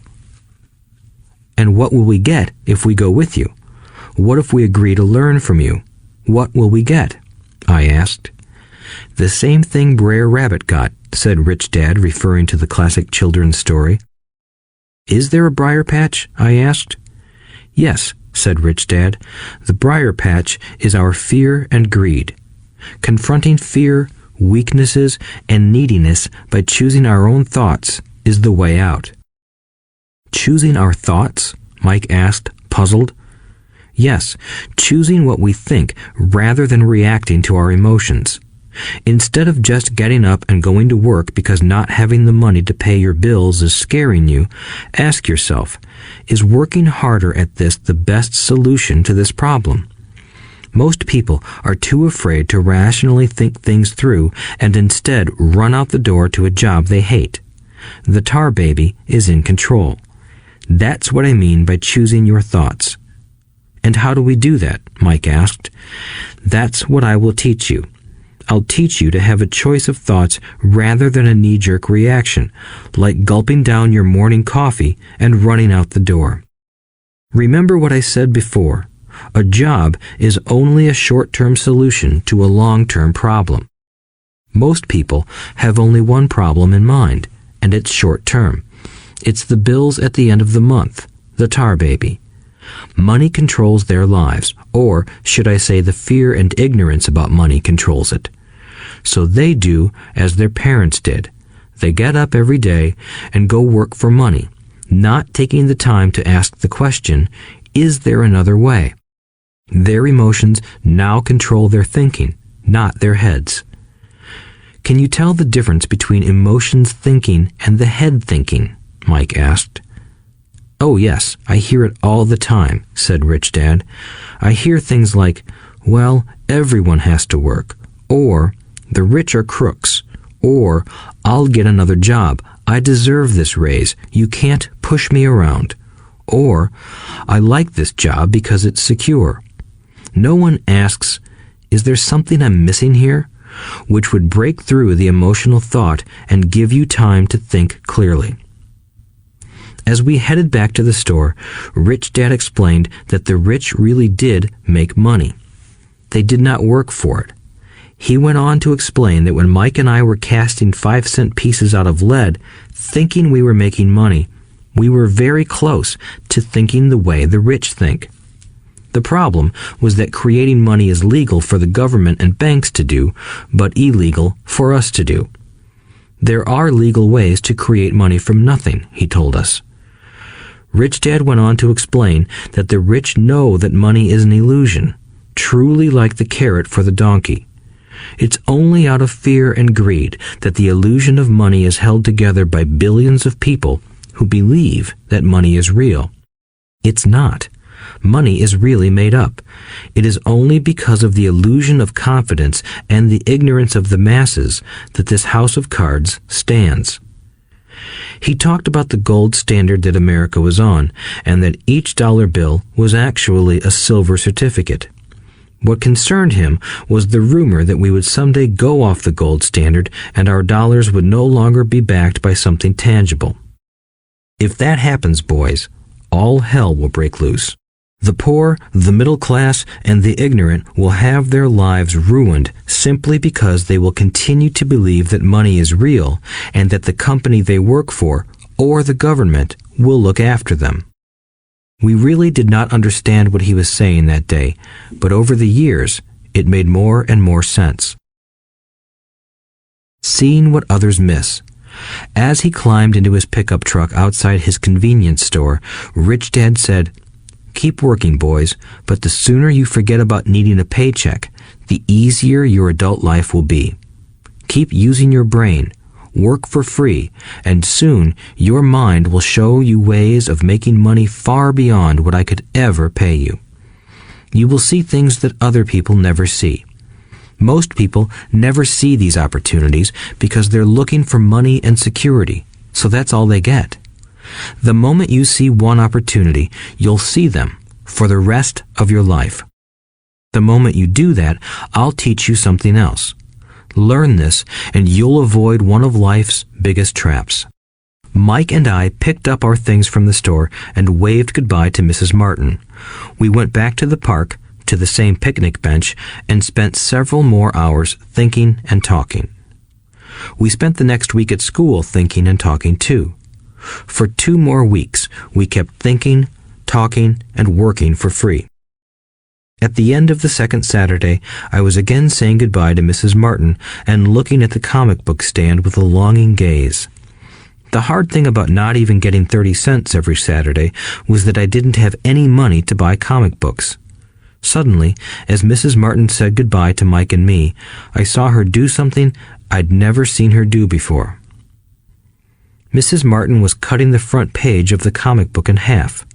She kept the top half of the comic book cover and threw the rest of the book into a large cardboard box. When I asked her what she did with the comic books, she said, "I throw them away. I give the top half of the cover back to the comic book distributor for credit when he brings in the new comics. He's coming in an hour." Mike and I waited for an hour. Soon the distributor arrived, and I asked him if we could have the comic books. To my delight, he said, "You can have them if you work for this store and do not resell them." Remember our old business partnership? Well, Mike and I revived it. Using a spare room in Mike's basement, we began piling hundreds of comic books in that room. Soon, our comic book library was open to the public. We hired Mike's younger sister, who loved to study, to be head librarian. She charged each child 10 cents admission to the library, which was open from 2:30 p.m. to 4:30 p.m. every day after school. The customers, the children of the neighborhood, could read as many comics as they wanted in 2 hours. It was a bargain for them since a comic cost 10 cents each, and they could read 5 or 6 in 2 hours. Mike's sister would check the kids as they left to make sure they weren't borrowing any comic books. She also kept the books, logging in how many kids showed up each day, who they were, and any comments they might have. Mike and I averaged $9.50 per week over a 3-month period. We paid his sister $1 a week and allowed her to read the comics for free, which she rarely did since she was always studying. Mike and I kept our agreement by working in the store every Saturday and collecting all the comic books from the different stores. We kept our agreement to the distributor by not selling any comic books. We burned them once they got too tattered. We tried opening a branch office, but we could never quite find someone as trustworthy and dedicated as Mike's sister. At an early age, we found out how hard it was to find good staff. 3 months after the library first opened, a fight broke out in the room. Some bullies from another neighborhood pushed their way in, and Mike's dad suggested we shut down the business. So our comic book business shut down, and we stopped working on Saturdays at the convenience store. But Rich Dad was excited because he had new things he wanted to teach us. He was happy because we had learned our first lessons so well. We learned to make money work for us. By not getting paid for our work at the store, we were forced to use our imaginations to identify an opportunity to make money. By starting our own business, the comic book library, we were in control of our own finances, not dependent on an employer. The best part was that our business generated money for us even when we weren't physically there. Our money worked for us. Instead of paying us money, Rich Dad had given us so much more. Chapter 2. Lesson 2. Why teach financial literacy? It's not how much money you make, it's how much money you keep. In 1990, Mike took over his father's empire and is, in fact, doing a better job than his dad did. We see each other once or twice a year on the golf course. He and his wife are wealthier than you can imagine. Rich Dad's empire is in great hands, and Mike is now grooming his son to take his place, as his dad had groomed us. In 1994, I retired at the age of 47, and my wife Kim was 37. Retirement does not mean not working. For us, it means that, barring unforeseen cataclysmic changes, we can work or not work, and our wealth grows automatically, staying ahead of inflation. Our assets are large enough to grow by themselves. It's like planting a tree. You water it for years, and then one day it doesn't need you anymore. Its roots are implanted deep enough. Then the tree provides shade for your enjoyment. Mike chose to run the empire, and I chose to retire. Whenever I speak to groups of people, they often ask what I would recommend that they do. How do I get started? Is there a book you would recommend? What should I do to prepare my children? What is your secret to success? How do I make millions? Whenever I hear one of these questions, I'm reminded of the following story. The Richest Businessmen.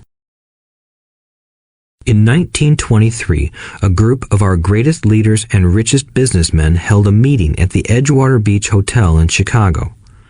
Among them were Charles Schwab, head of the largest independent steel company; Samuel Insull, president of the world's largest utility; Howard Hobson, head of the largest gas company; Ivar Kruger, president of International Match Company, one of the world's largest companies at that time; Leon Fraser, president of the Bank of International Settlements; Richard Whitney, president of the New York Stock Exchange; Arthur Cotton and Jesse Livermore, two of the biggest stock speculators; and Albert Fall, a member of President Harding's cabinet. 25 years later, 9 of these titans ended their lives as follows. Schwab died penniless after living for 5 years on borrowed money. Insull died broke in a foreign land, and Kruger and Cotton also died broke. Hobson went insane. Whitney and Albert Fall were released from prison, and Fraser and Livermore committed suicide. I doubt if anyone can say what really happened to these men. If you look at the date, 1923, it was just before the 1929 market crash and the Great Depression, which I suspect had a great impact on these men and their lives. The point is this. Today, we live in times of greater and faster change than these men did. I suspect there will be many booms and busts in the coming years that will parallel the ups and downs these men faced. I am concerned that too many people are too focused on money and not on their greatest wealth, their education.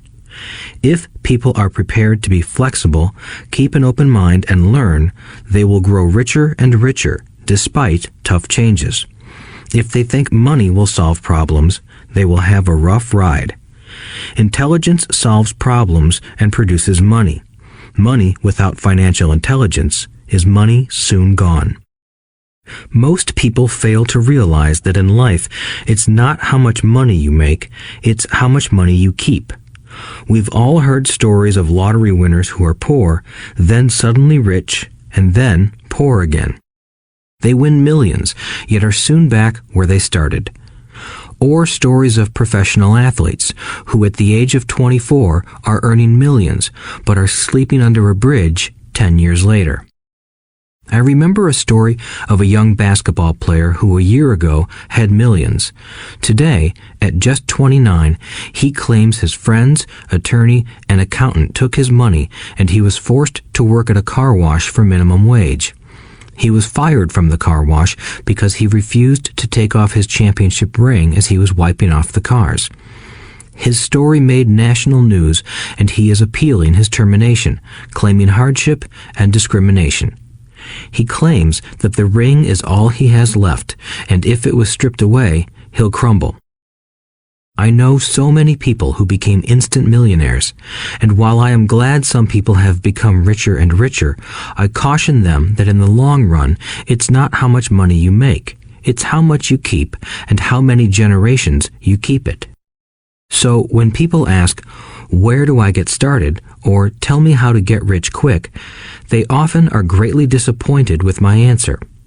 I simply say to them what my rich dad said to me when I was a little kid. If you want to be rich, you need to be financially literate. That idea was drummed into my head every time we were together.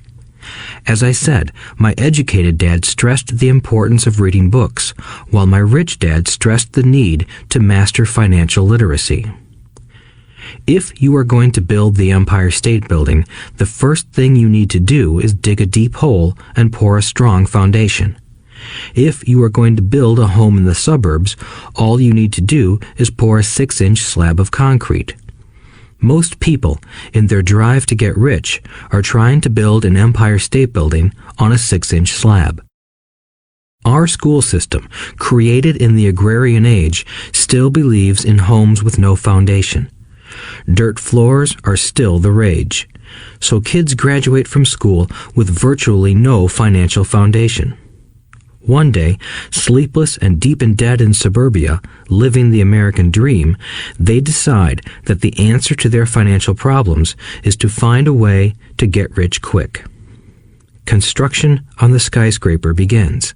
It goes up quickly, and soon, instead of the Empire State Building, we have the Leaning Tower of suburbia. The sleepless nights return. As for Mike and me in our adult years, both of our choices were possible because we were taught to pour a strong financial foundation when we were just kids. Accounting is possibly the most confusing, boring subject in the world, but if you want to be rich long term, it could be the most important subject. For Richdad, the question was how to take a boring and confusing subject and teach it to kids. The answer he found was to make it simple by teaching it in pictures. My rich dad poured a strong financial foundation for Mike and me. Since we were just kids, he created a simple way to teach us. For years, he only drew pictures and used few words. Mike and I understood the simple drawings, the jargon, the movement of money, and then in later years, Richdad began adding numbers. Today, Mike has gone on to master much more complex and sophisticated accounting analysis because he had to in order to run his empire.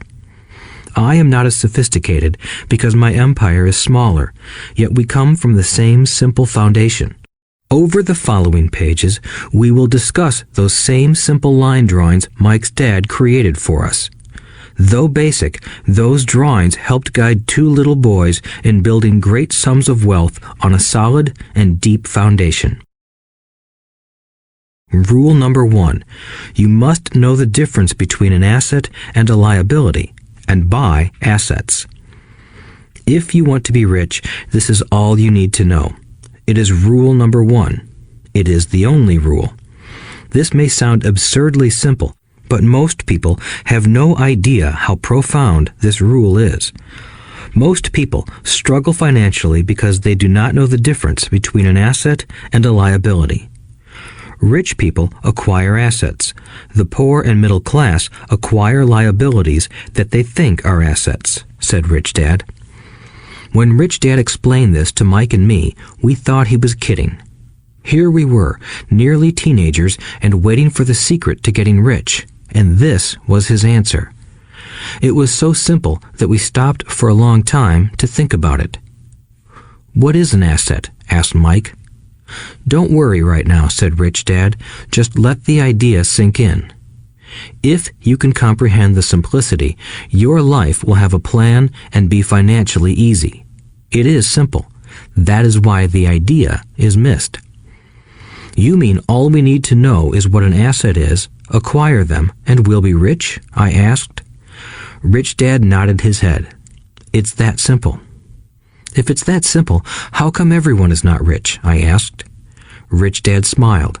"Because people do not know the difference between an asset and a liability." I remember asking, how could adults be so misguided? If it is that simple, if it is that important, why would everyone not want to find out? It took Richdad only a few minutes to explain what assets and liabilities were. As an adult, I have difficulty explaining it to other adults. The simplicity of the idea escapes them because they have been educated differently. They were taught by other educated professionals, such as bankers, accountants, real estate agents, financial planners, and so forth. The difficulty comes in asking adults to unlearn or become children again. An intelligent adult often feels it is demeaning to pay attention to simplistic definitions. Richdad believed in the KISS principle. Keep it simple, stupid, or keep it super simple. So he kept it simple for us, and that made our financial foundation strong. So what causes the confusion? How could something so simple be so screwed up? Why would someone buy an asset that was really a liability? The answer is found in basic education. We focus on the word literacy and not financial literacy. What defines something to be an asset or a liability are not words. In fact, if you really want to be confused, look up the words asset and liability in the dictionary. I know the definition may sound good to a trained accountant, but for the average person, it makes no sense. But we adults are often too proud to admit that something does not make sense. To us young boys, Rich Dad said, "What defines an asset are not words, but numbers. And if you can't read the numbers, you can't tell an asset from a hole in the ground." In accounting, Rich Dad would say, it's not the numbers, but what the numbers are telling you. It's just like words. It's not the words, but the story the words are telling you. If you want to be rich, you've got to read and understand numbers. If I heard that once, I heard it 1,000 times from my rich dad. And I also heard the rich acquire assets and the poor and middle class acquire liabilities. Here is how to tell the difference between an asset and a liability. Most accountants and financial professionals do not agree with the definitions, but these simple drawings were the start of strong financial foundations for two young boys. An asset is something that puts money in my pocket. A liability is something that takes money out of my pocket. This is really all you need to know. If you want to be rich, simply spend your life buying assets. If you want to be poor or middle class, spend your life buying liabilities. Illiteracy, both in words and numbers, is the foundation of financial struggle. If people are having difficulties financially, there is something that they don't understand, either in words or numbers. The rich are rich because they are more literate in different areas than people who struggle financially. So if you want to be rich and maintain your wealth, it's important to be financially literate in words as well as numbers. Numbers alone mean little, just as words out of context mean little. It's the story that counts. In financial reporting, reading numbers is looking for the plot, the story of where the cash is flowing. In 80% of most families, the financial story paints a picture of hard work to get ahead. However, this effort is for naught because they spend their lives buying liabilities instead of assets. Everyone has living expenses, the need for food, shelter, and clothing. It is the cash flow that tells the story of how a person handles their money. The reason I started with the story of the richest men in America is to illustrate the flaw in believing that money will solve all problems. That is why I cringe whenever I hear people ask me how to get rich quicker or where they should start. I often hear, "I'm in debt, so I need to make more money." But more money will often not solve the problem. In fact, it may compound the problem. Money often makes obvious our tragic human flaws, putting a spotlight on what we don't know. That is why, all too often, a person who comes into a sudden windfall of cash, let's say an inheritance, a pay raise, or lottery winnings, soon returns to the same financial mess, if not worse than the mess they were in before. Money only accentuates the cash flow pattern running in your head. If your pattern is to spend everything you get, most likely an increase in cash will just result in an increase in spending. Thus the saying, "A fool and his money is one big party." I have said many times that we go to school to gain scholastic and professional skills, both of which are important. We learn to make money with our professional skills. In the 1960s, when I was in high school, if someone did well academically, people assumed this bright student would go on to be a medical doctor because it was the profession with the promise of the greatest financial reward. Today, doctors face financial challenges I wouldn't wish on my worst enemy. Insurance companies taking control of the business, managed healthcare, government intervention, and malpractice suits. Today, kids want to be famous athletes, movie stars, rock stars, beauty queens, or CEOs because that is where the fame, money, and prestige are. That is the reason it is so hard to motivate kids in school today. They know that professional success is no longer solely linked to academic success, as it once was. Because students leave school without financial skills, millions of educated people pursue their profession successfully, but later find themselves struggling financially. They work harder, but don't get ahead. What is missing from their education is not how to make money, but how to manage money. It's called financial aptitude, what you do with the money once you make it, how to keep people from taking it from you, how to keep it longer, and how to make that money work hard for you. Most people don't understand why they struggle financially because they don't understand cash flow. A person can be highly educated, professionally successful, and financially illiterate. These people often work harder than they need to because they learned how to work hard, but not how to have their money work hard for them. The story of how the quest for a financial dream turns into a financial nightmare. The classic story of hardworking people has set a pattern. Recently married, the happy, highly educated young couple moves into one of their cramped, rented apartments. Immediately, they realize that they are saving money because two can live as cheaply as one. The problem is, the apartment is cramped. They decide to save money to buy their dream home so they can have kids. They now have two incomes, and they begin to focus on their careers. Their incomes begin to increase. As their incomes go up, their expenses go up as well. The number one expense for most people is taxes. Many people think it's income tax, but for most Americans, their highest tax is Social Security.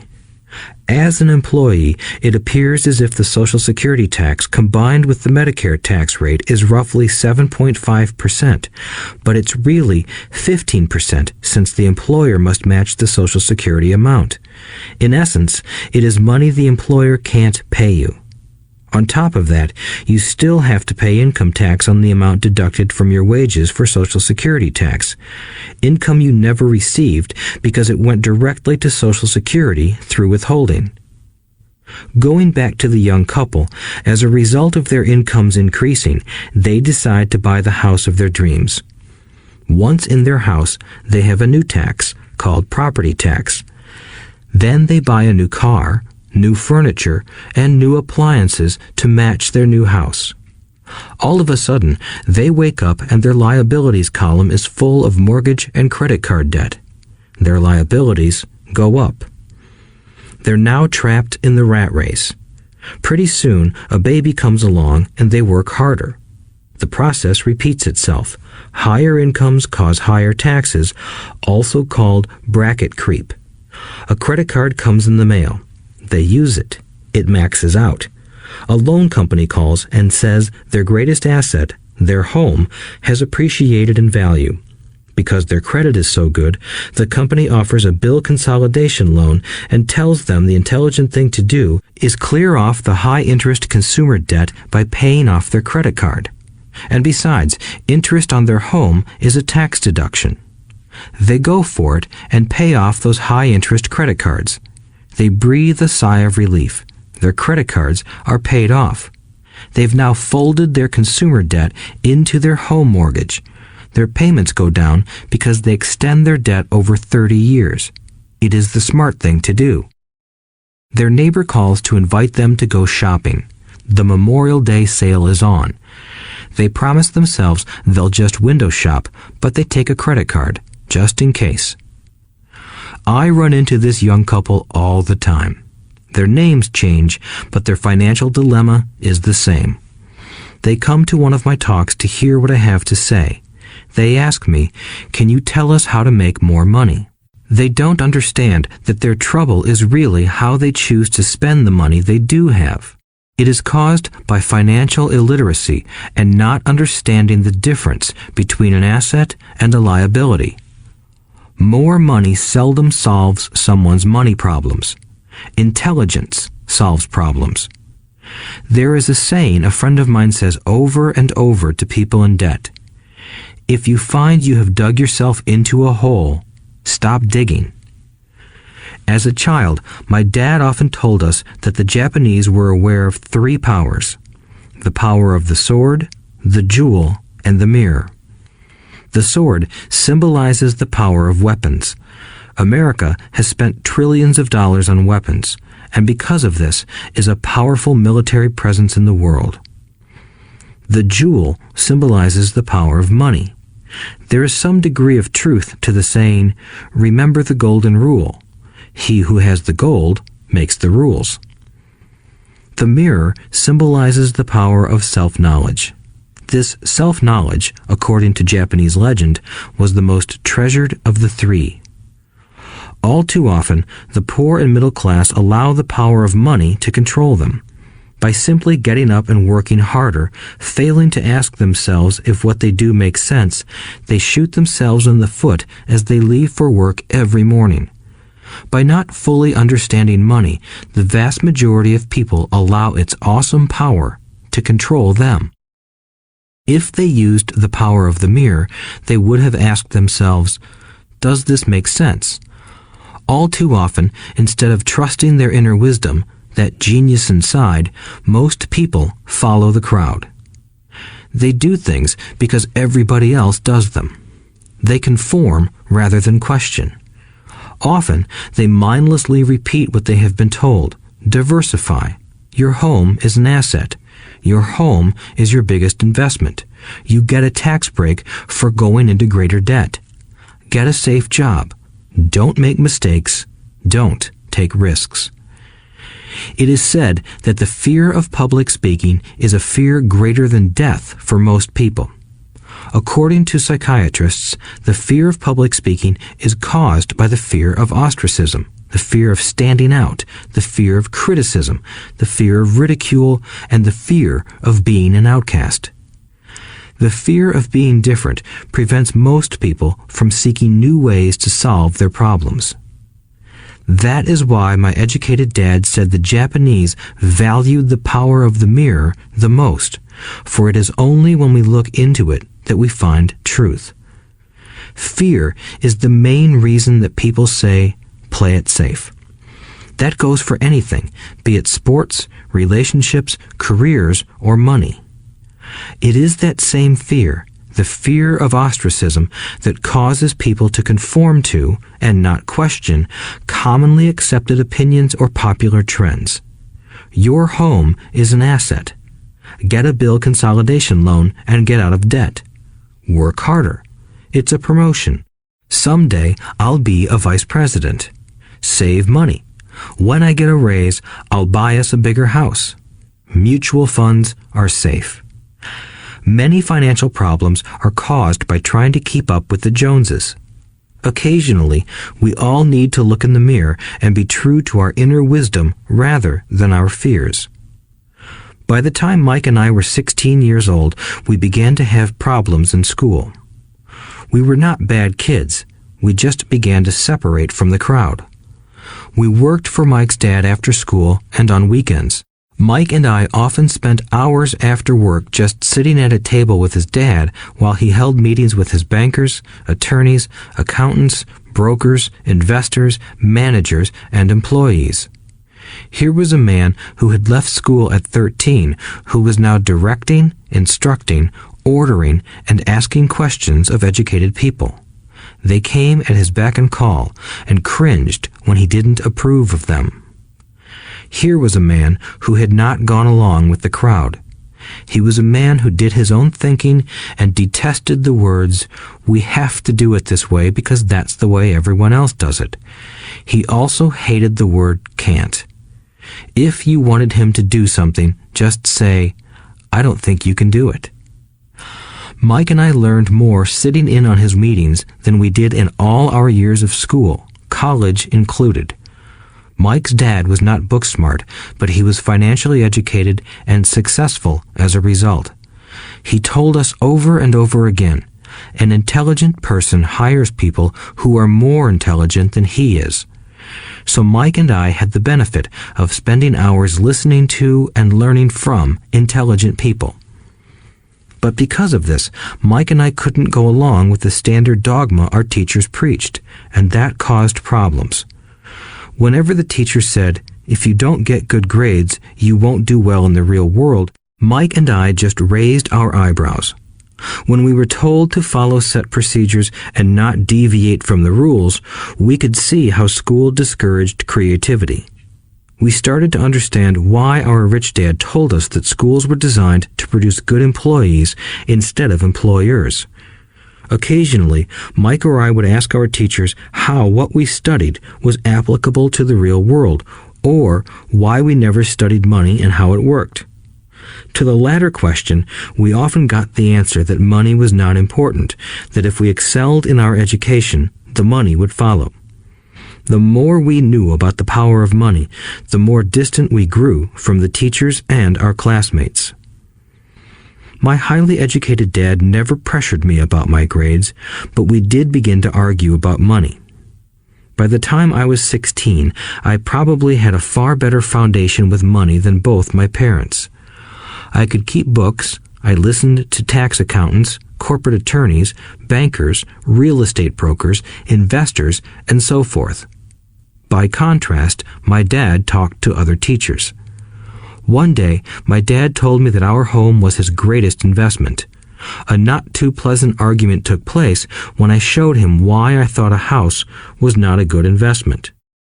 I showed him the ancillary expenses that went along with owning the home.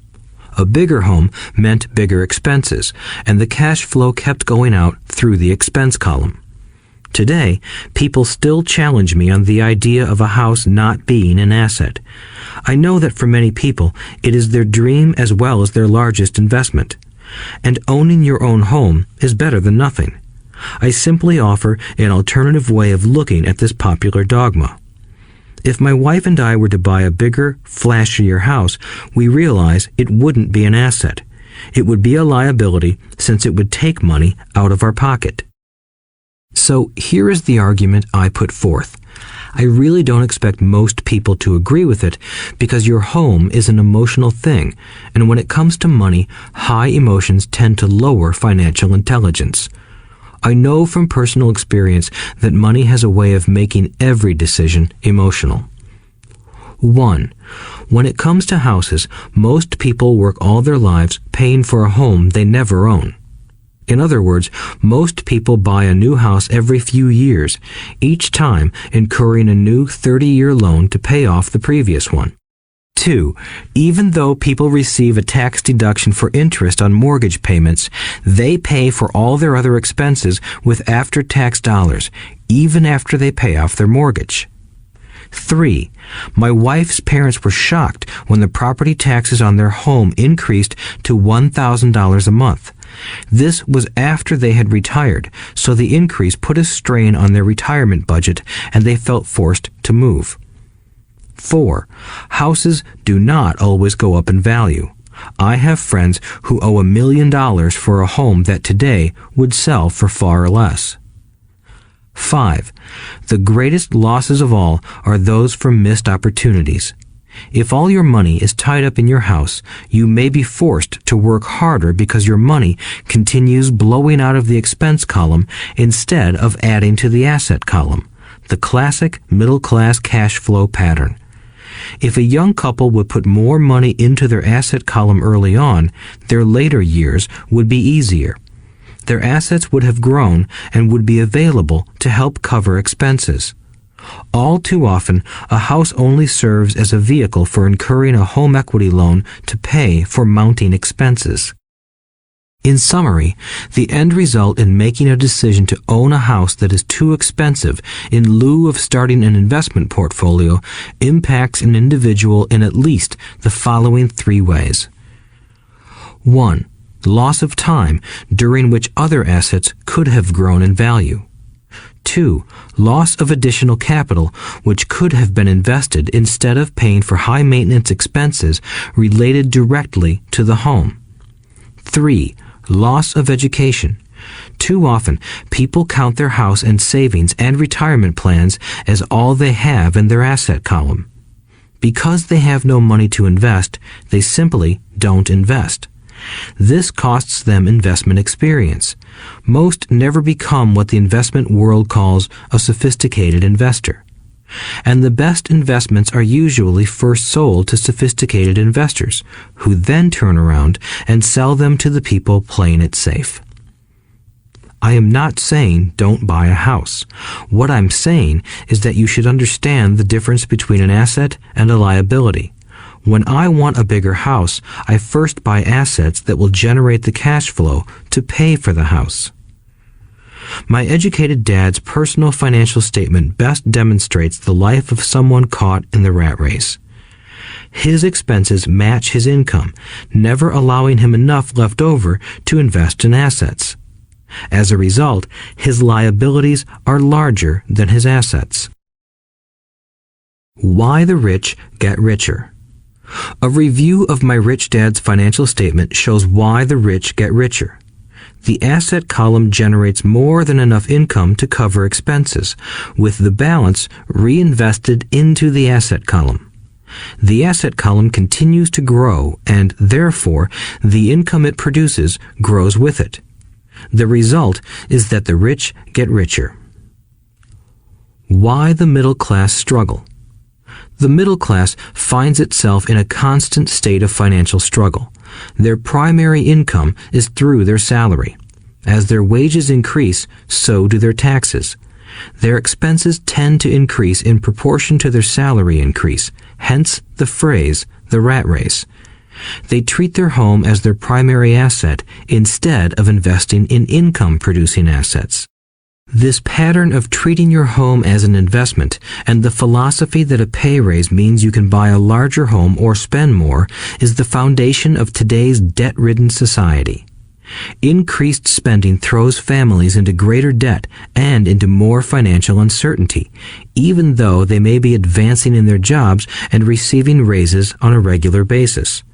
This is high-risk living caused by weak financial education. The massive loss of jobs in recent times proves how shaky the middle class really is financially. Company pension plans are being replaced by 401k plans. Social Security is obviously in trouble and can't be relied upon as a source for retirement. Panic has set in for the middle class. Today, mutual funds are popular because they supposedly represent safety. Average mutual fund buyers are too busy working to pay taxes and mortgages, save for their children's college, and pay off credit cards. They do not have time to study investing, so they rely on the expertise of the manager of a mutual fund. Also, because the mutual fund includes many different types of investments, they feel their money is safer because it is diversified. This educated middle class subscribes to the dogma put out by mutual fund brokers and financial planners. Play it safe, avoid risk. The real tragedy is that the lack of early financial education is what creates the risk faced by average middle class people. The reason they have to play it safe is because their financial positions are tenuous at best.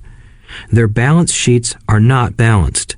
Instead, they are loaded with liabilities and have no real assets that generate income. Typically, their only source of income is their paycheck. Their livelihood becomes entirely dependent on their employer. So when genuine deals of a lifetime come along, these people can't take advantage of them because they are working so hard, are taxed to the max, and are loaded with debt. As I said at the start of this section, the most important rule is to know the difference between an asset and a liability.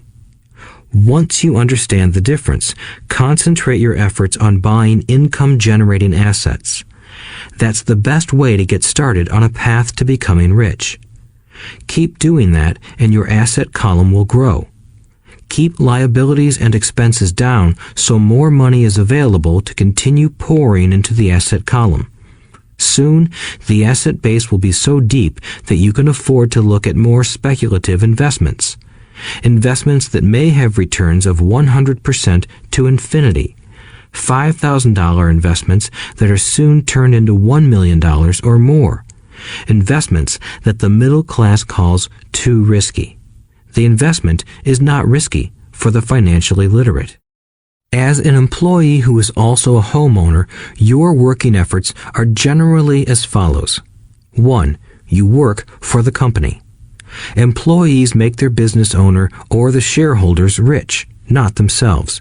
Your efforts and success will help provide for the owner's success and retirement.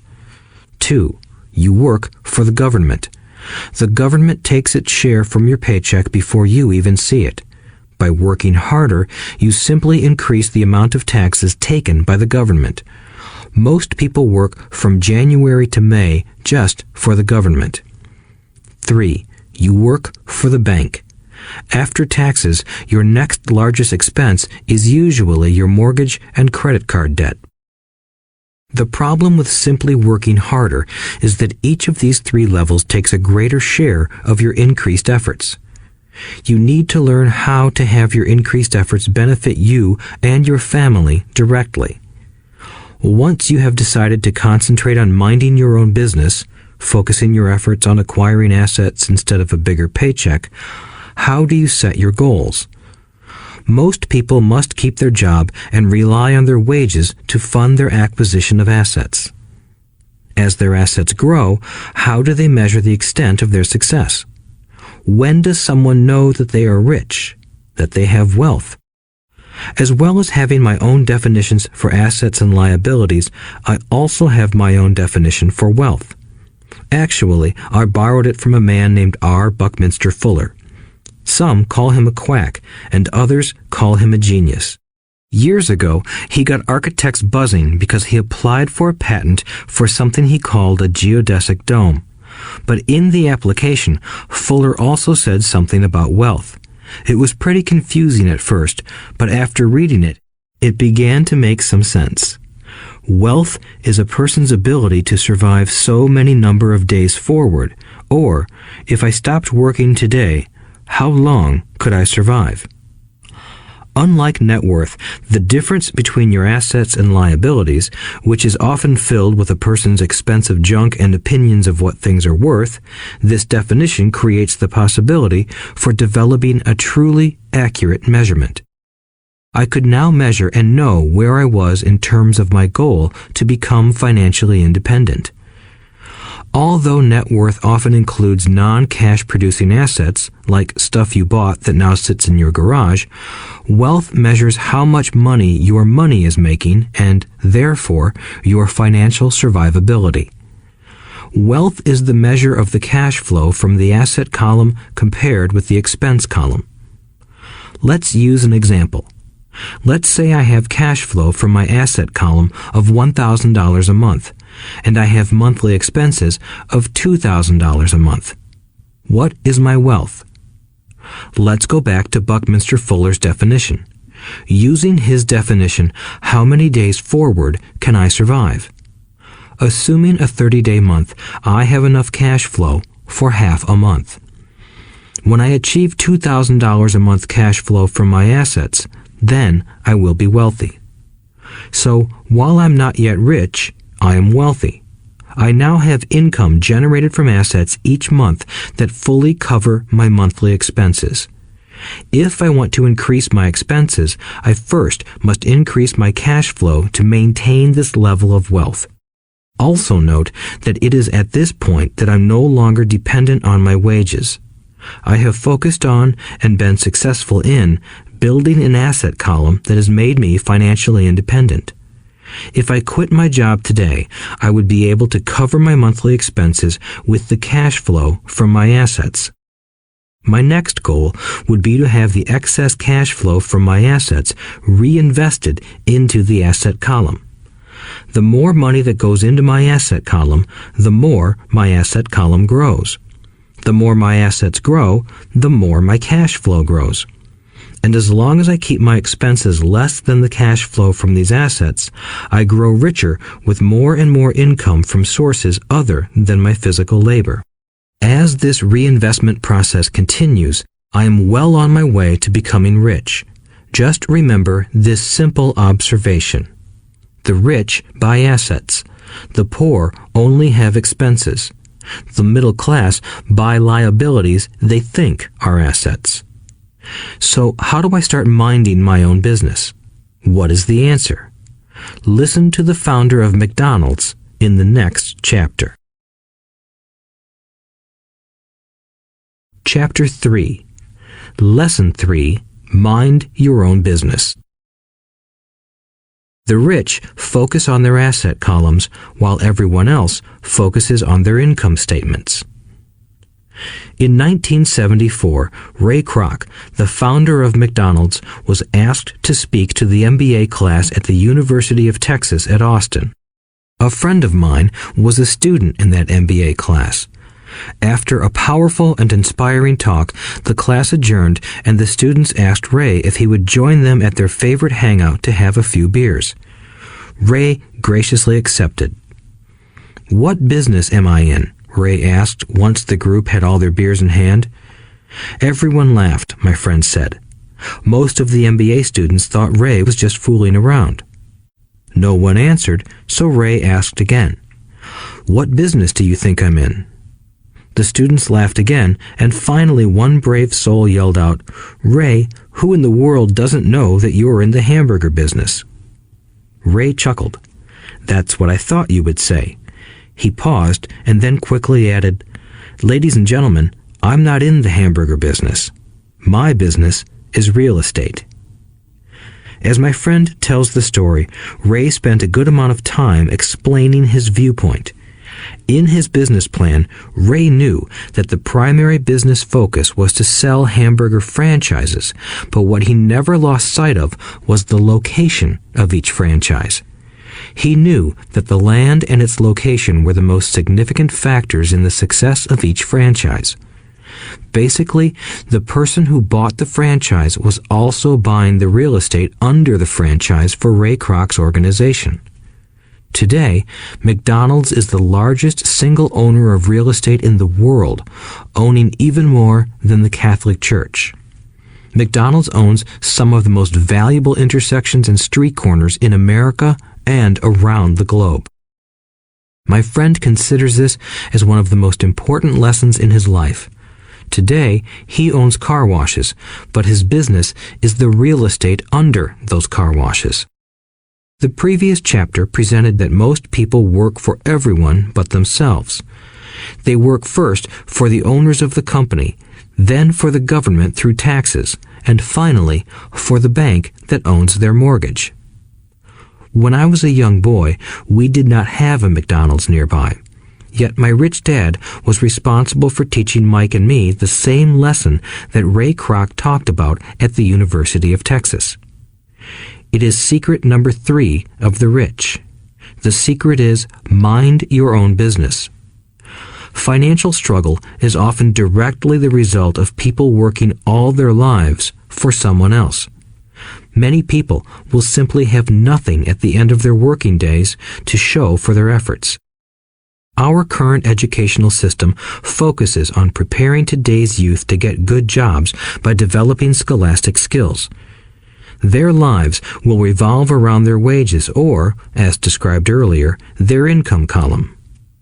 Many will study further to become engineers, scientists, cooks, police officers, artists, writers, and so on.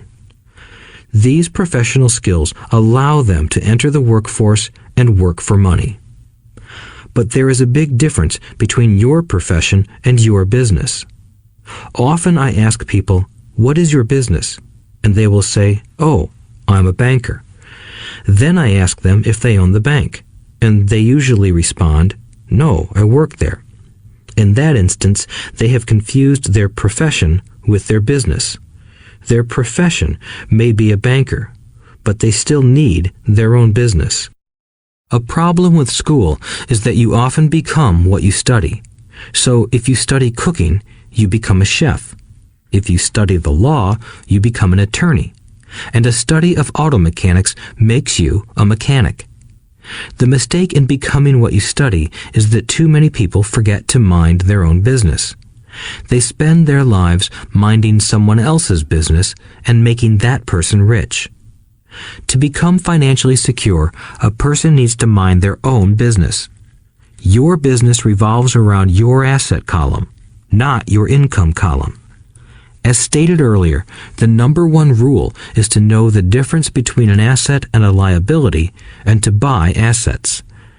The rich focus on their asset columns, while everyone else focuses on their income statements. That is why we hear so often, "I need a raise. If only I had a promotion. I am going back to school to get more training so I can get a better job. I am going to work overtime. Maybe I can get a second job."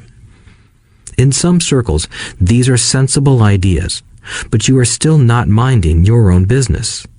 These ideas all still focus on the income column and will only help a person become more financially secure if the additional money is used to purchase income-generating assets. The primary reason the majority of the poor and middle class are fiscally conservative, which means I can't afford to take risks, is that they have no financial foundation. They have to cling to their jobs and play it safe. When downsizing became the in thing to do, millions of workers found out their largest so-called asset, their home, was eating them alive. Their asset was costing them money every month. Their car, another asset, was eating them alive. The golf clubs in the garage that cost $1,000 were not worth $1,000 anymore. Without job security, they had nothing to fall back on. What they thought were assets could not help them survive in a time of financial crisis.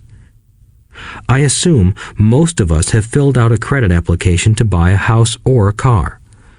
It's always interesting to look at the net worth section because of what accepted banking and accounting practices allow a person to count as assets. One day when I wanted a loan, my financial position did not look too good. So I added my new golf clubs, my art collection, books, electronics, Armani suits, wristwatches, shoes, and other personal effects to boost the number in the asset column. But I was turned down because I had too much investment real estate. The loan committee didn't like that I made so much money from rent. They wanted to know why I did not have a normal job with a salary. They did not question the Armani suits, golf clubs, or art collection. Life is sometimes tough when you do not fit the standard profile. I cringe every time I hear someone say to me that their net worth is $1 million or $100,000 or whatever. One of the main reasons net worth is not accurate is simply because the moment you begin selling your assets, you are taxed for any gains. So many people have put themselves in deep financial trouble when they run short of income. To raise cash, they sell their assets, but their personal assets can generally be sold for only a fraction of the value that is listed on their personal balance sheet. Or, if there is a gain on the sale of the assets, they are taxed on the gain. So again, the government takes its share, thus reducing the amount available to help them out of debt. That is why I say someone's net worth is often worth less than they think. Start minding your own business. Keep your daytime job, but start buying real assets, not liabilities or personal effects that have no real value once you get them home. A new car loses nearly 25% of the price you pay for it the moment you drive it off the lot. It is not a true asset even if your banker lets you list it as one.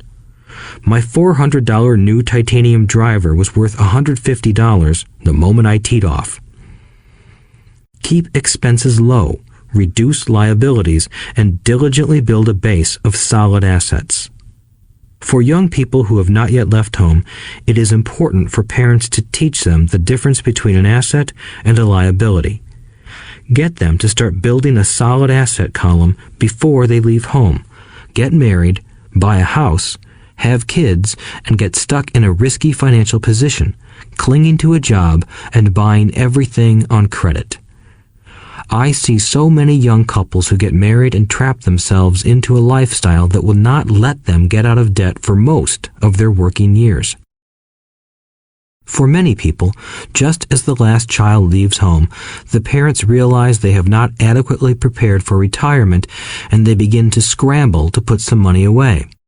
Then their own parents become ill and they find themselves with new responsibilities. So what kind of assets am I suggesting that you or your children acquire? In my world, real assets fall into the following categories. businesses that do not require my presence. I own them, but they are managed or run by other people. If I have to work there, it's not a business. It becomes my job. Stocks, bonds, income-generating real estate, notes, IOUs, royalties from intellectual property such as music, scripts, and patents. Anything else that has value, produces income, or appreciates, and has a ready market. As a young boy, my educated dad encouraged me to find a safe job, but my rich dad encouraged me to begin acquiring assets that I loved. If you don't love it, you won't take care of it. I collect real estate simply because I love buildings and land. I love shopping for them, and I could look at them all day long. When problems arise, the problems aren't so bad that it changes my love for real estate. For people who hate real estate, they shouldn't buy it.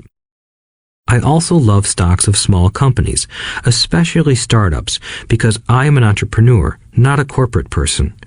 In my early years, I worked in large organizations such as Standard Oil of California, the U.S. Marine Corps, and Xerox Corporation.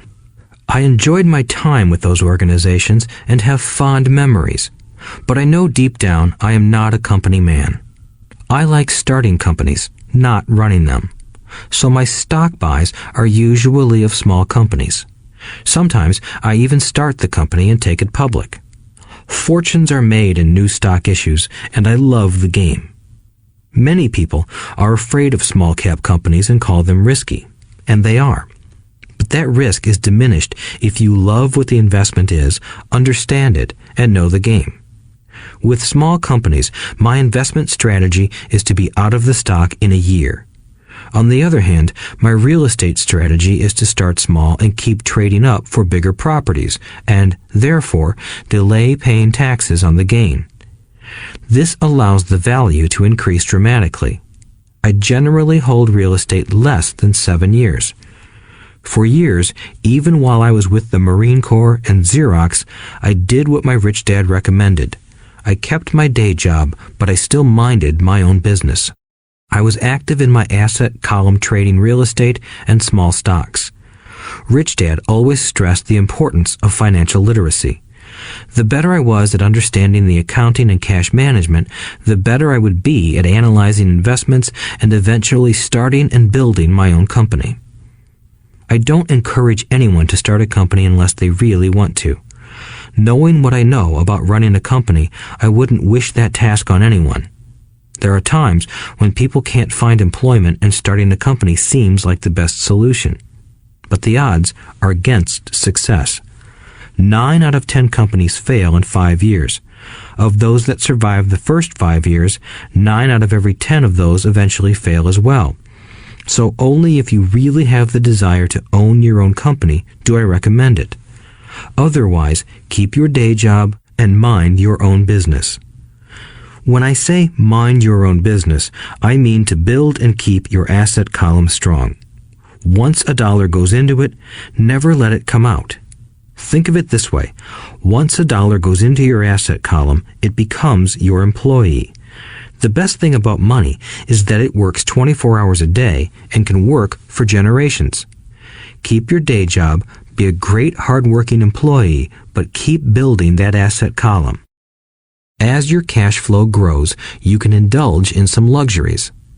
An important distinction is that rich people buy luxuries last, while the poor and middle class tend to buy luxuries first.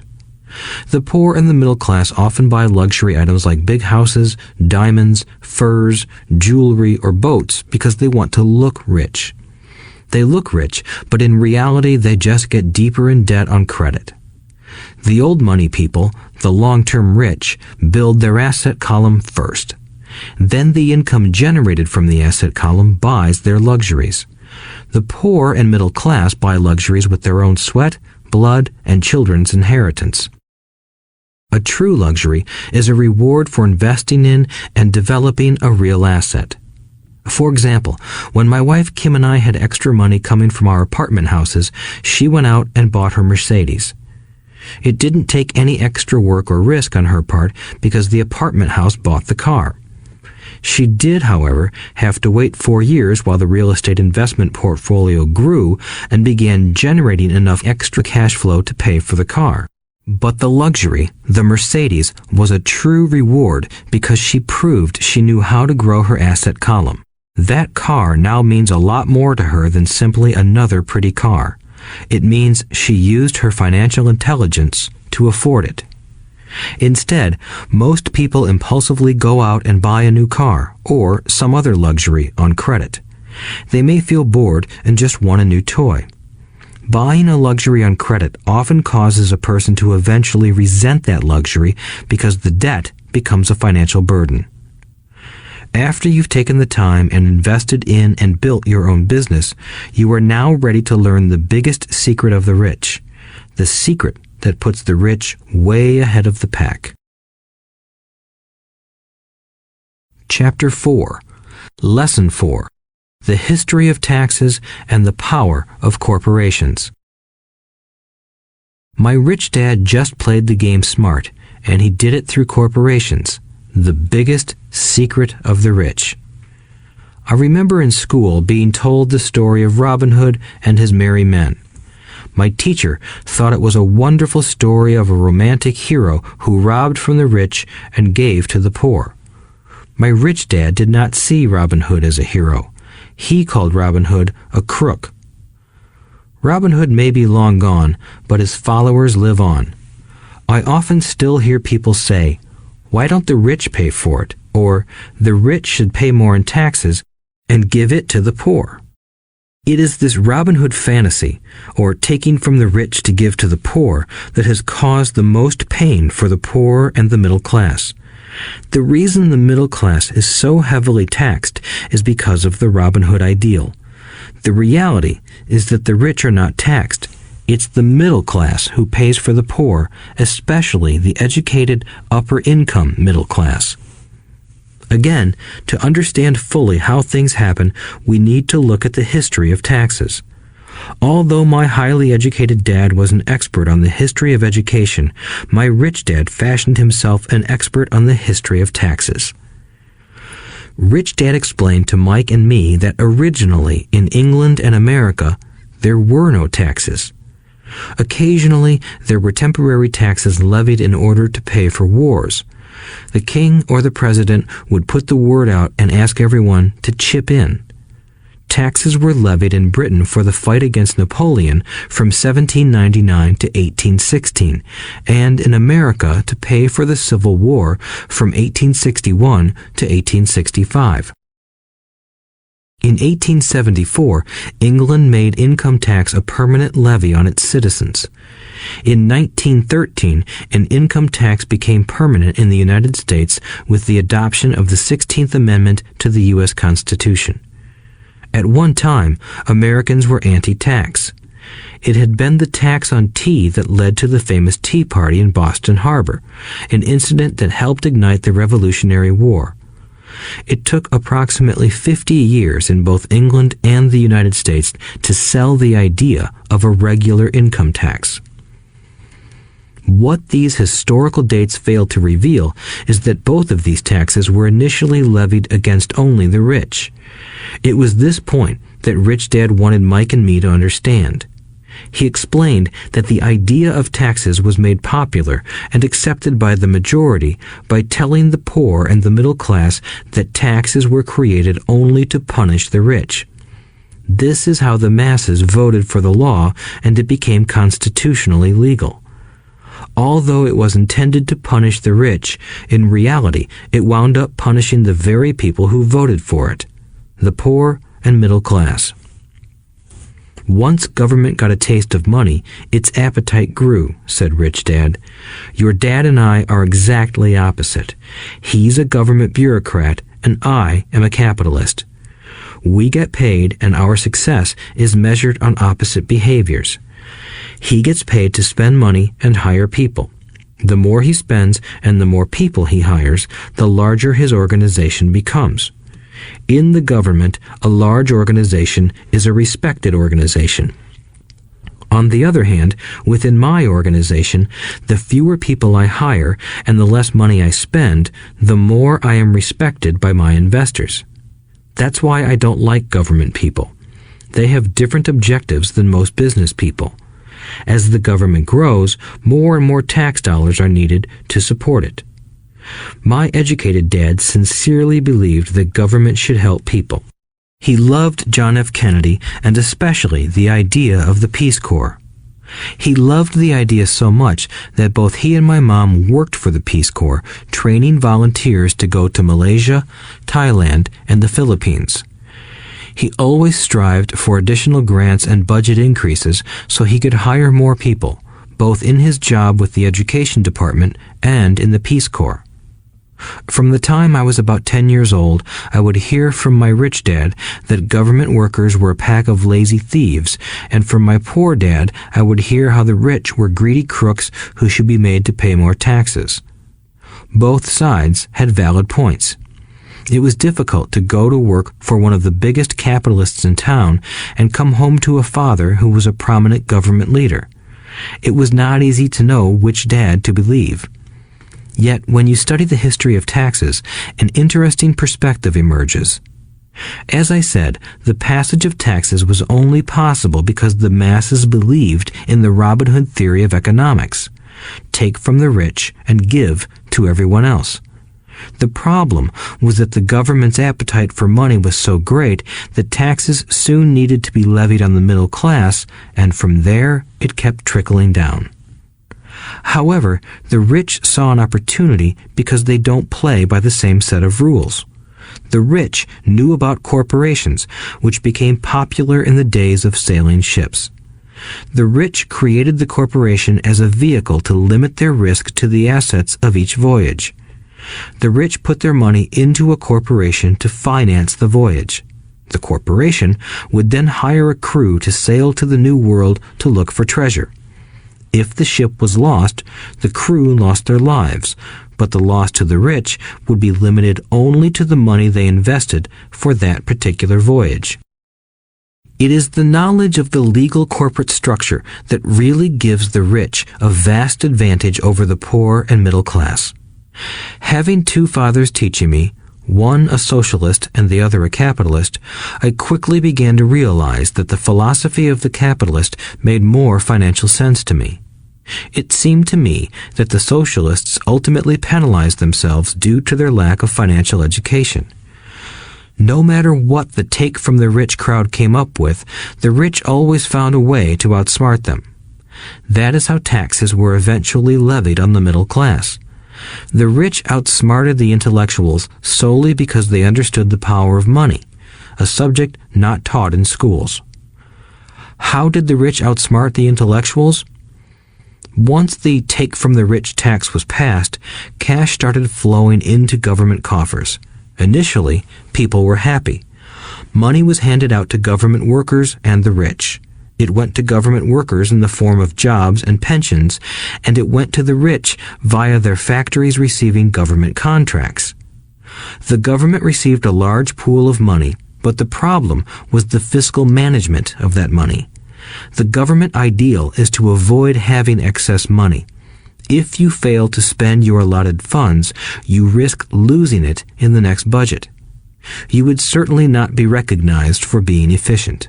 Business people, on the other hand, are rewarded for having excess money and are applauded for their efficiency.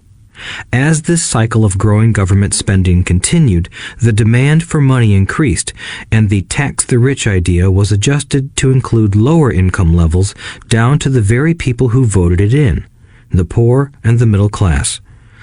True capitalists used their financial knowledge to simply find an escape. They headed back to the protection of a corporation. But what many people who have never formed a corporation don't know is that a corporation is not really a thing.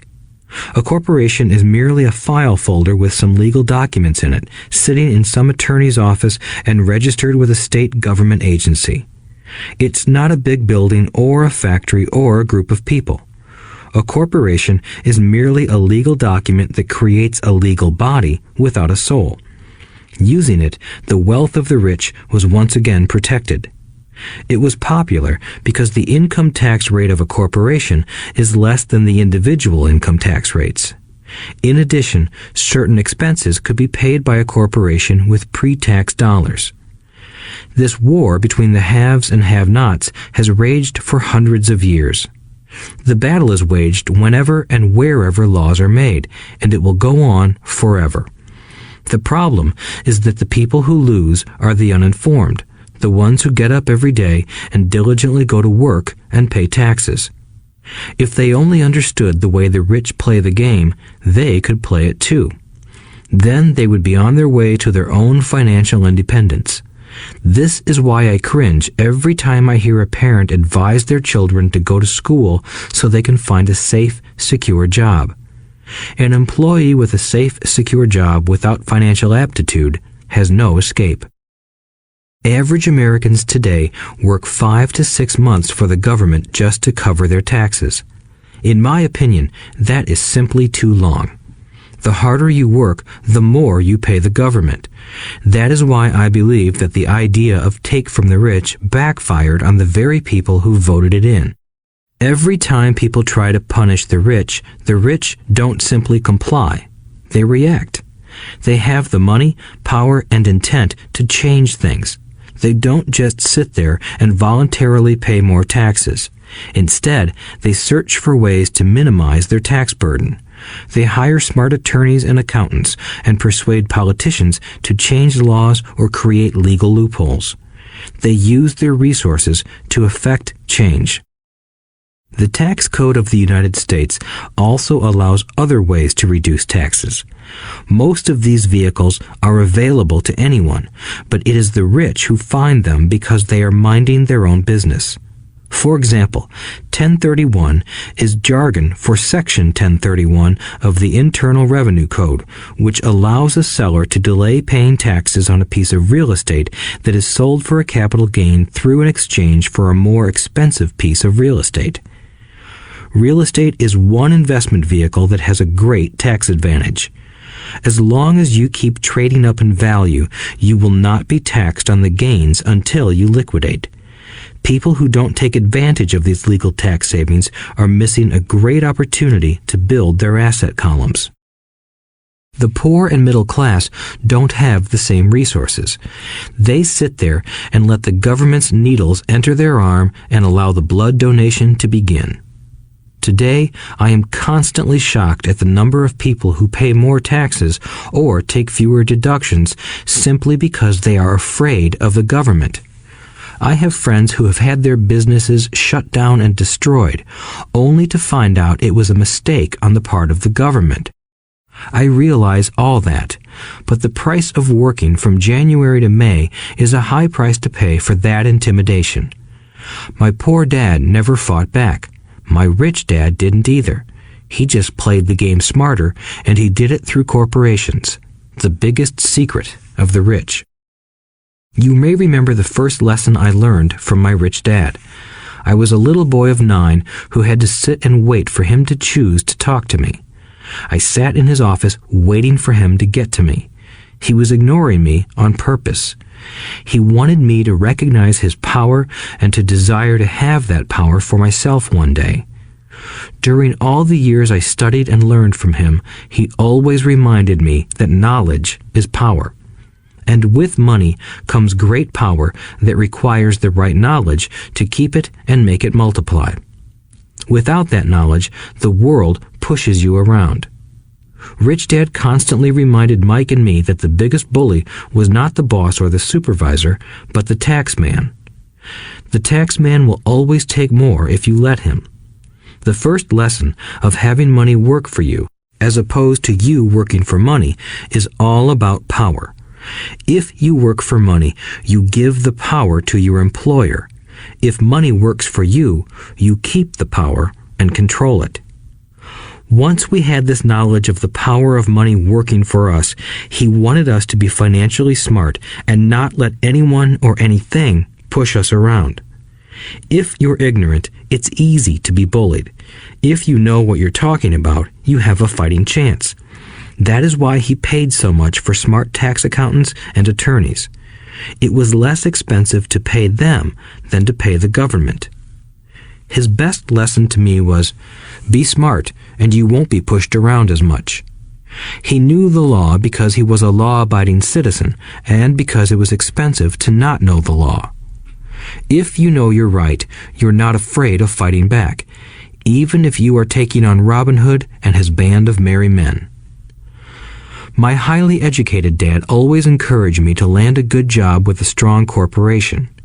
He spoke of the virtues of working your way up the corporate ladder. He didn't understand that, by relying solely on a paycheck from a corporate employer, I would be a docile cow ready for milking. When I told my rich dad of my father's advice, he only chuckled. "Why not own the ladder?" was all he said. As a young boy, I did not understand what Rich Dad meant by owning my own corporation. It was an idea that seemed impossible and intimidating. Although I was excited by the idea, my inexperience wouldn't let me envision the possibility that grown-ups would someday work for a company I would own. The point is that, if not for my rich dad, I would have probably followed my educated dad's advice. It was merely the occasional reminder of my rich dad that kept the idea of owning my own corporation alive and kept me on a different path. By the time I was 15 or 16, I knew I wasn't going to continue down the path my educated dad recommended. I didn't know how I was going to do it, but I was determined not to head in the direction most of my classmates were heading. That decision changed my life. It was not until my mid-20s that my rich dad's advice began to make more sense to me. I was just out of the Marine Corps and working for Xerox. I was making a lot of money, but every time I looked at my paycheck, I was disappointed. The deductions were so large, and the more I worked, the greater they became. As I became more successful, my bosses talked about promotions and raises. It was flattering, but I could hear my rich dad asking in my ear, "Who are you working for? Who are you making rich?" In 1974, while still an employee for Xerox, I formed my first corporation and began minding my own business. There were already a few assets in my asset column, but now I was determined to focus on making it bigger. Those paychecks, with all the deductions, made all the years of my rich dad's advice make total sense. I could see the future if I followed my educated dad's advice. Many employers feel that advising their workers to mind their own business is bad for business. But for me, focusing on my own business and developing assets made me a better employee because I now had a purpose. I came in early and worked diligently, amassing as much money as possible so I could invest in real estate. Hawaii was just set to boom, and there were fortunes to be made. The more I realized that we were in the beginning stages of a boom, the more Xerox machines I sold. The more I sold, the more money I made, and, of course, the more deductions came out of my paycheck. It was inspiring. I wanted out of the employee trap so badly that I worked even harder so I could invest more. By 1978, I was consistently one of the top 5 salespeople at the company. I badly wanted out of the rat race. In less than 3 years, I was making more in my real estate holding corporation than I was making at Xerox, and the money I was making in my asset column in my own corporation was money working for me, not me pounding on doors selling copiers. My rich dad's advice made much more sense. Soon, the cash flow from my properties were so strong that my company bought me my first Porsche. My fellow Xerox salespeople thought I was spending my commissions. I wasn't. I was investing my commissions in assets. My money was working hard to make more money. Each dollar in my asset column was a great employee, working hard to make more employees and buy the boss a new Porsche with before-tax dollars. I began to work harder for Xerox. The plan was working, and my Porsche was the proof. By using the lessons I learned from my rich dad, I was able to get out of the proverbial rat race at an early age. It was made possible because of the strong financial knowledge I had acquired through Rich Dad's lessons. Without this financial knowledge, which I call financial intelligence or financial IQ, my road to financial independence would have been much more difficult. I now teach others in the hope that I may share my knowledge with them. I remind people that financial IQ is made up of knowledge from 4 broad areas of expertise. 1. Accounting. Accounting is financial literacy or the ability to read numbers. This is a vital skill if you want to build an empire. The more money you are responsible for, the more accuracy is required, or the house comes tumbling down. This is the left brain side, or the details. Financial literacy is the ability to read and understand financial statements, which allows you to identify the strengths and weaknesses of any business. 2. Investing. Investing is the science of money making money. This involves strategies and formulas which use the creative right brain side. 3. Understanding markets. Understanding markets is the science of supply and demand. You need to know the technical aspects of the market, which are emotion-driven, in addition to the fundamental or economic aspects of an investment. Does an investment make sense or does it not make sense based on current market conditions? 4. The law. A corporation wrapped around the technical skills of accounting, investing, and markets can contribute to explosive growth. A person who understands the tax advantages and protections provided by a corporation can get rich so much faster than someone who is an employee or a small business sole proprietor. It's like the difference between someone walking and someone flying. The difference is profound when it comes to long-term wealth.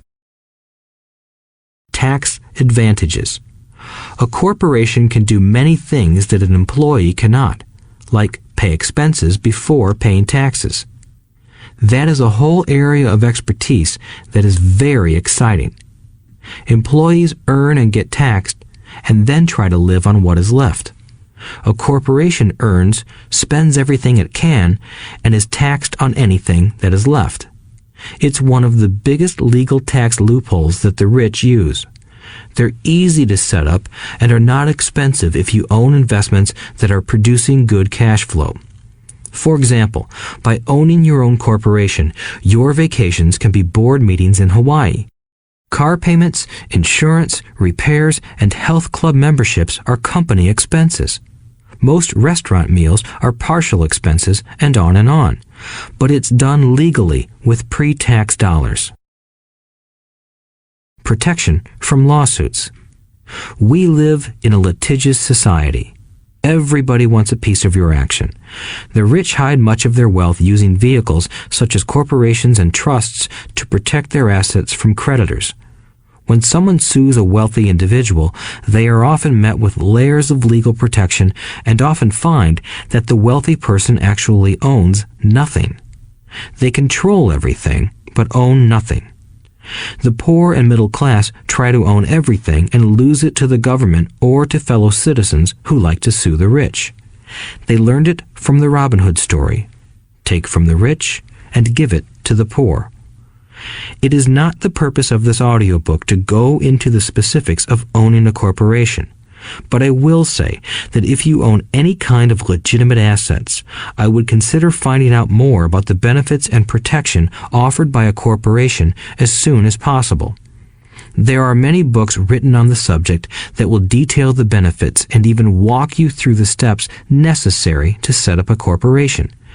Garrett Sutton's books on corporations provide wonderful insight into the power of personal corporations. Financial IQ is actually the synergy of many skills and talents. I would say it is the combination of the 4 technical skills listed above that make up basic financial intelligence. If you aspire to great wealth, it is the combination of these skills that will greatly amplify your financial intelligence. In summary, business owners with corporations 1. Earn, 2. Spend, 3. Pay taxes. Employees who work for corporations 1. Earn, 2. Pay taxes, 3. Spend. As part of your overall financial strategy, I recommend that you learn about the protection that legal entities can provide for businesses and assets. Chapter 5. Lesson 5. The rich invent money. Often in the real world, it's not the smart who get ahead, but the bold. Last night, I took a break from writing and watched a TV program on the history of a young man named Alexander Graham Bell. Bell had just patented his telephone and was having growing pains because the demand for his new invention was so strong. Needing a bigger company, he then went to the giant at that time, Western Union, and asked them if they would buy his patent and his tiny company. He wanted $100,000 for the whole package. The president of Western Union scoffed at him and turned him down, saying the price was ridiculous. The rest is history. A multi-billion-dollar industry emerged, and AT&T was born. The evening news came on right after the story of Alexander Graham Bell. On the news was a story of another downsizing at a local company. The workers were angry and complained that the company ownership was unfair. A terminated manager of about 45 years of age had his wife and 2 babies at the plant and was begging the guards to let him talk to the owners to ask if they would reconsider his termination. He had just bought a house and was afraid of losing it. The camera focused in on his pleading for all the world to see. Needless to say, it held my attention. I have been teaching professionally since 1984. It has been a great experience and a rewarding one. It is also a disturbing profession, for I have taught thousands of individuals, and I see one thing in common in all of us, myself included. We all have tremendous potential, and we all are blessed with gifts. Yet the one thing that holds all of us back is some degree of self-doubt. It is not so much the lack of technical information that holds us back, but more the lack of self-confidence. Some are more affected than others. Once we leave school, most of us know that it is not so much a matter of college degrees or good grades that count. In the real world, outside of academics, something more than just grades is required. I have heard it called many things: guts, chutzpah, balls, audacity, bravado, cunning, daring, tenacity, and brilliance. This factor, whatever it is labeled, ultimately decides one's future much more than school grades do. Inside each of us is one of these brave, brilliant, and daring characters. There is also the flip side of that character, people who could get down on their knees and beg if necessary. After a year in Vietnam as a Marine Corps pilot, I got to know both of those characters inside of me intimately. One is not better than the other.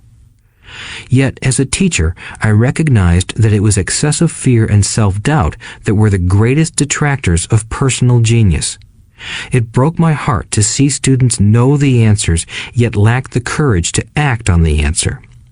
Often, in the real world, it's not the smart who get ahead, but the bold. In my personal experience, your financial genius requires both technical knowledge as well as courage. If fear is too strong, the genius is suppressed. In my classes, I strongly urge students to learn to take risks, to be bold, and to let their genius convert that fear into power and brilliance. It works for some and just terrifies others. I have come to realize that for most people, when it comes to the subject of money, they would rather play it safe.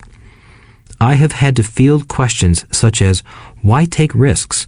Why should I bother developing my financial IQ? Why should I become financially literate? And I answer, just to have more options. There are huge changes up ahead. In the coming years, there will be more people just like the young inventor Alexander Graham Bell. There will be 100 people like Bill Gates and hugely successful companies like Microsoft created every year all over the world. And there will also be many more bankruptcies, layoffs, and downsizings. So why bother developing your financial IQ? No one can answer that but you. Yet I can tell you why I myself do it. I do it because it is the most exciting time to be alive. I'd rather be welcoming change than dreading change. I'd rather be excited about making millions than worrying about not getting a raise. This period we are in now is a most exciting time, unprecedented in our world's history.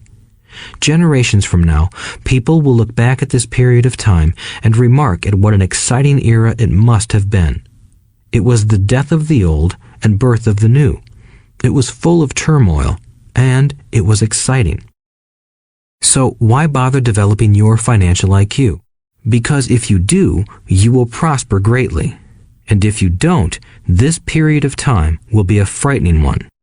It will be a time of watching some people move boldly forward while others cling to worn-out life preservers.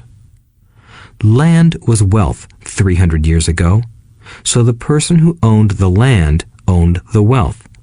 Later, wealth was in factories and production, and America rose to dominance. The industrialist owned the wealth.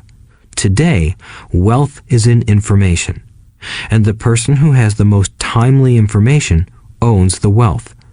The problem is that information flies around the world at the speed of light. The new wealth cannot be contained by boundaries and borders as land and factories were. The changes will be faster and more dramatic. There will be a dramatic increase in the number of new multimillionaires. There also will be those who are left behind. I find so many people struggling today, often working harder, simply because they cling to old ideas. They want things to be the way they were, and they resist change. I know people who are losing their jobs or their houses, and they blame technology or the economy or their boss. Sadly, they fail to realize that they might be the problem. Old ideas are their biggest liability. It is a liability simply because they fail to realize that while that idea or way of doing something was an asset yesterday, yesterday is gone. One afternoon, I was teaching how to invest using a board game I had invented, Cash Flow, as a teaching tool. A friend had brought someone along to attend the class. This friend of a friend was recently divorced, had been badly burned in the divorce settlement, and was now searching for some answers. Her friend thought the class might help. The game was designed to help people learn how money works. In playing the game, they learn about the interaction of the income statement with the balance sheet. They learn how cash flows between the two and how the road to wealth is through striving to increase your monthly cash flow from the asset column to the point that it exceeds your monthly expenses. Once you accomplish this, you are able to get out of the rat race and out onto the fast track. As I have said, some people hate the game, some love it, and others miss the point. This woman missed a valuable opportunity to learn something.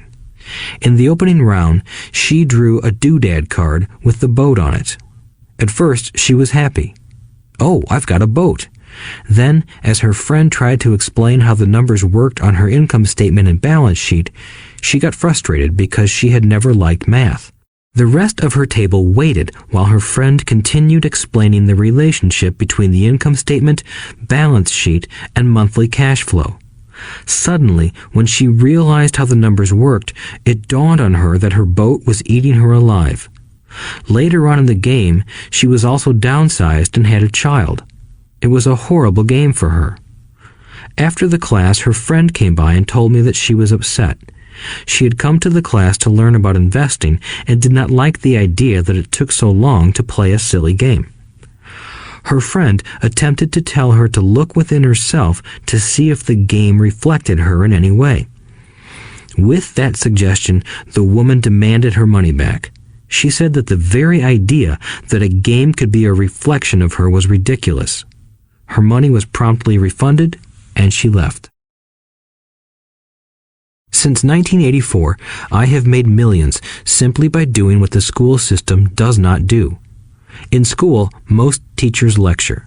I hated lectures as a student. I was soon bored, and my mind would drift. In 1984, I began teaching via games and simulations, and I still rely on these tools today. I always encourage adult students to look at games as reflecting back to them what they know and what they need to learn. Most importantly, games reflect behavior. They are instant feedback systems. Instead of the teacher lecturing you, the game is giving you a personalized lecture, one that is custom-made just for you. The friend of the woman who left later called to give me an update. She said her friend was fine and had calmed down. In her cooling-off period, she could see some slight relationship between the game and her life. Although she and her husband did not own a boat, they did own everything else imaginable. She was angry after their divorce, both because he had run off with a younger woman and because, after 20 years of marriage, they had accumulated little in the way of assets. There was virtually nothing for them to split. Their 20 years of married life had been incredible fun, but all they had accumulated was a ton of doodads. She realized that her anger at doing the numbers, the income statement and balance sheet, came from her embarrassment about not understanding them. She believed that finances were the man's job. She maintained the house and did the entertaining, and he handled the finances. She was now quite certain that in the last 5 years of their marriage, he had hidden money from her. She was angry at herself for not being more aware of where the money was going, as well as for not knowing about the other woman. Just like a board game, the world is always providing us with instant feedback. We could learn a lot if we tuned in more. One day, not long ago, I complained to my wife that the cleaners must have shrunk my pants. My wife gently smiled and poked me in the stomach to inform me that the pants had not shrunk. Something else had expanded. Me. The cash flow game was designed to give every player personal feedback. Its purpose is to give you options. If you draw the boat card and it puts you into debt, the question is, now what can you do? How many different financial options can you come up with? That is the purpose of the game, to teach players to think and create new and various financial options. Thousands of people throughout the world have played this game. The players who get out of the rat race the quickest are the people who understand numbers and have creative financial minds. They recognize different financial options. Rich people are often creative and take calculated risks. People who take the longest are people who are not familiar with numbers and often do not understand the power of investing. Some people playing cash flow gain lots of money in the game, but they don't know what to do with it. Even though they have money, everyone else seems to be getting ahead of them. And that is true in real life. There are a lot of people who have a lot of money and do not get ahead financially. Limiting your options is the same as hanging on to old ideas. I have a friend from high school who now works at 3 jobs. Years ago, he was the richest of all my classmates. When the local sugar plantation closed, the company he worked for went down with the plantation. In his mind, he had but one option, and that was the old option: work hard. The problem was that he couldn't find an equivalent job that recognized his seniority from the old company. As a result, he is overqualified for the jobs he currently has, so his salary is lower. He now works 3 jobs to earn enough to survive. I have watched people playing cash flow complain that the right opportunity cards are not coming their way, so they sit there. I know people who do that in real life. They wait for the right opportunity. I have watched people get the right opportunity card and then not have enough money. Then they complain that they would have gotten out of the rat race if they had had more money.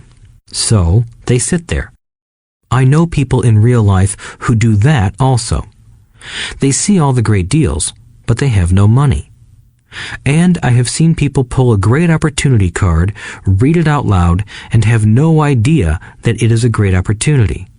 They have the money, the time is right, they have the card, but they can't see the opportunity staring them in the face. They fail to see how it fits into their financial plan for escaping the rat race. And I know more people like that than all the others combined. Most people have an opportunity of a lifetime flash right in front of them, and they fail to see it. A year later, they find out about it, after everyone else got rich. Financial intelligence is simply having more options. If the opportunities aren't coming your way, what else can you do to improve your financial position? If an opportunity lands in your lap and you have no money and the bank won't talk to you, what else can you do to get the opportunity to work in your favor? If your hunch is wrong and what you've been counting on doesn't happen, how can you turn a lemon into millions? That is financial intelligence. It is not so much what happens, but how many different financial solutions you can think of to turn a lemon into millions. It is how creative you are in solving financial problems. Most people only know one solution: work hard, save, and borrow. So why would you want to increase your financial intelligence? Because you want to be the kind of person who creates your own luck. You take whatever happens and make it better. Few people realize that luck is created, just as money is. And if you want to be luckier and create money instead of working hard, then your financial intelligence is important. If you are the kind of person who is waiting for the right thing to happen, you might wait for a long time. It's like waiting for all the traffic lights to be green for 5 miles before you'll start your trip. As young boys, Mike and I were constantly told by my rich dad that money is not real. Rich Dad occasionally reminded us of how close we came to the secret of money on that first day we got together and began making money out of plaster of Paris. The poor and middle class work for money, he would say. The rich make money. The more real you think money is, the harder you will work for it. If you can grasp the idea that money is not real, you will grow richer faster. What is it? Was a question Mike and I often came back with. What is money if it is not real? What we agree it is, was all Rich Dad would say. The single most powerful asset we all have is our mind. If it is trained well, it can create enormous wealth seemingly instantaneously. An untrained mind can also create extreme poverty that can crush a family for generations. In the information age, money is increasing exponentially. A few individuals are getting ridiculously rich from nothing, just ideas and agreements. If you ask many people who trade stocks or other investments for a living, they see it done all the time. Often, millions can be made instantaneously from nothing. And by nothing, I mean no money was exchanged. It is done via agreement, a hand signal in a trading pit, a blip on a trader's screen in Lisbon from a trader's screen in Toronto and back to Lisbon, a call to my broker to buy and a moment later to sell. Money did not change hands. Agreements did. So why develop your financial genius? Only you can answer that. I can tell you why I have been developing this area of my intelligence.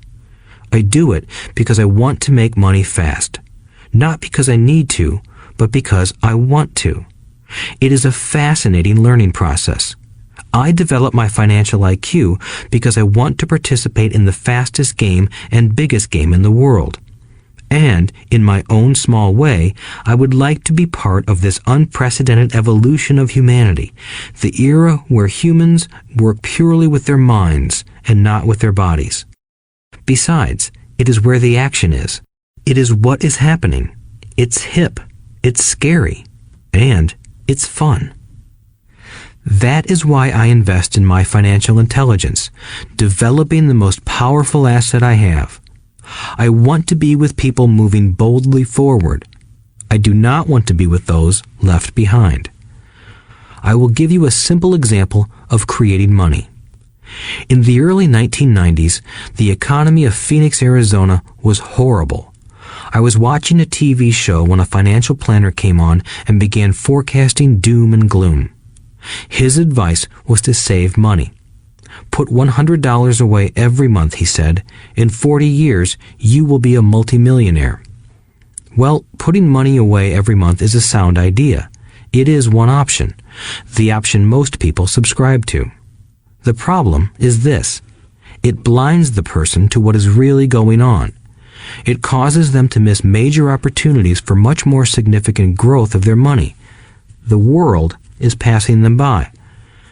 As I said, the economy was terrible at that time. For investors, this is the perfect market condition. A chunk of my money was in the stock market and in apartment houses. I was short of cash. Because people were giving properties away, I was buying. I was not saving money. I was investing. Kim and I had more than $1 million in cash working in a market that was rising fast. It was the best opportunity to invest. The economy was terrible. I just could not pass up these small deals. Houses that were once $100,000 were now $75,000. But instead of shopping with local real estate agents, I began shopping at the bankruptcy attorney's office or the courthouse steps. In these shopping places, a $75,000 house could sometimes be bought for $20,000 or less. For $2,000, which was loaned to me from a friend for 90 days for $200, I gave an attorney a cashier's check as a down payment.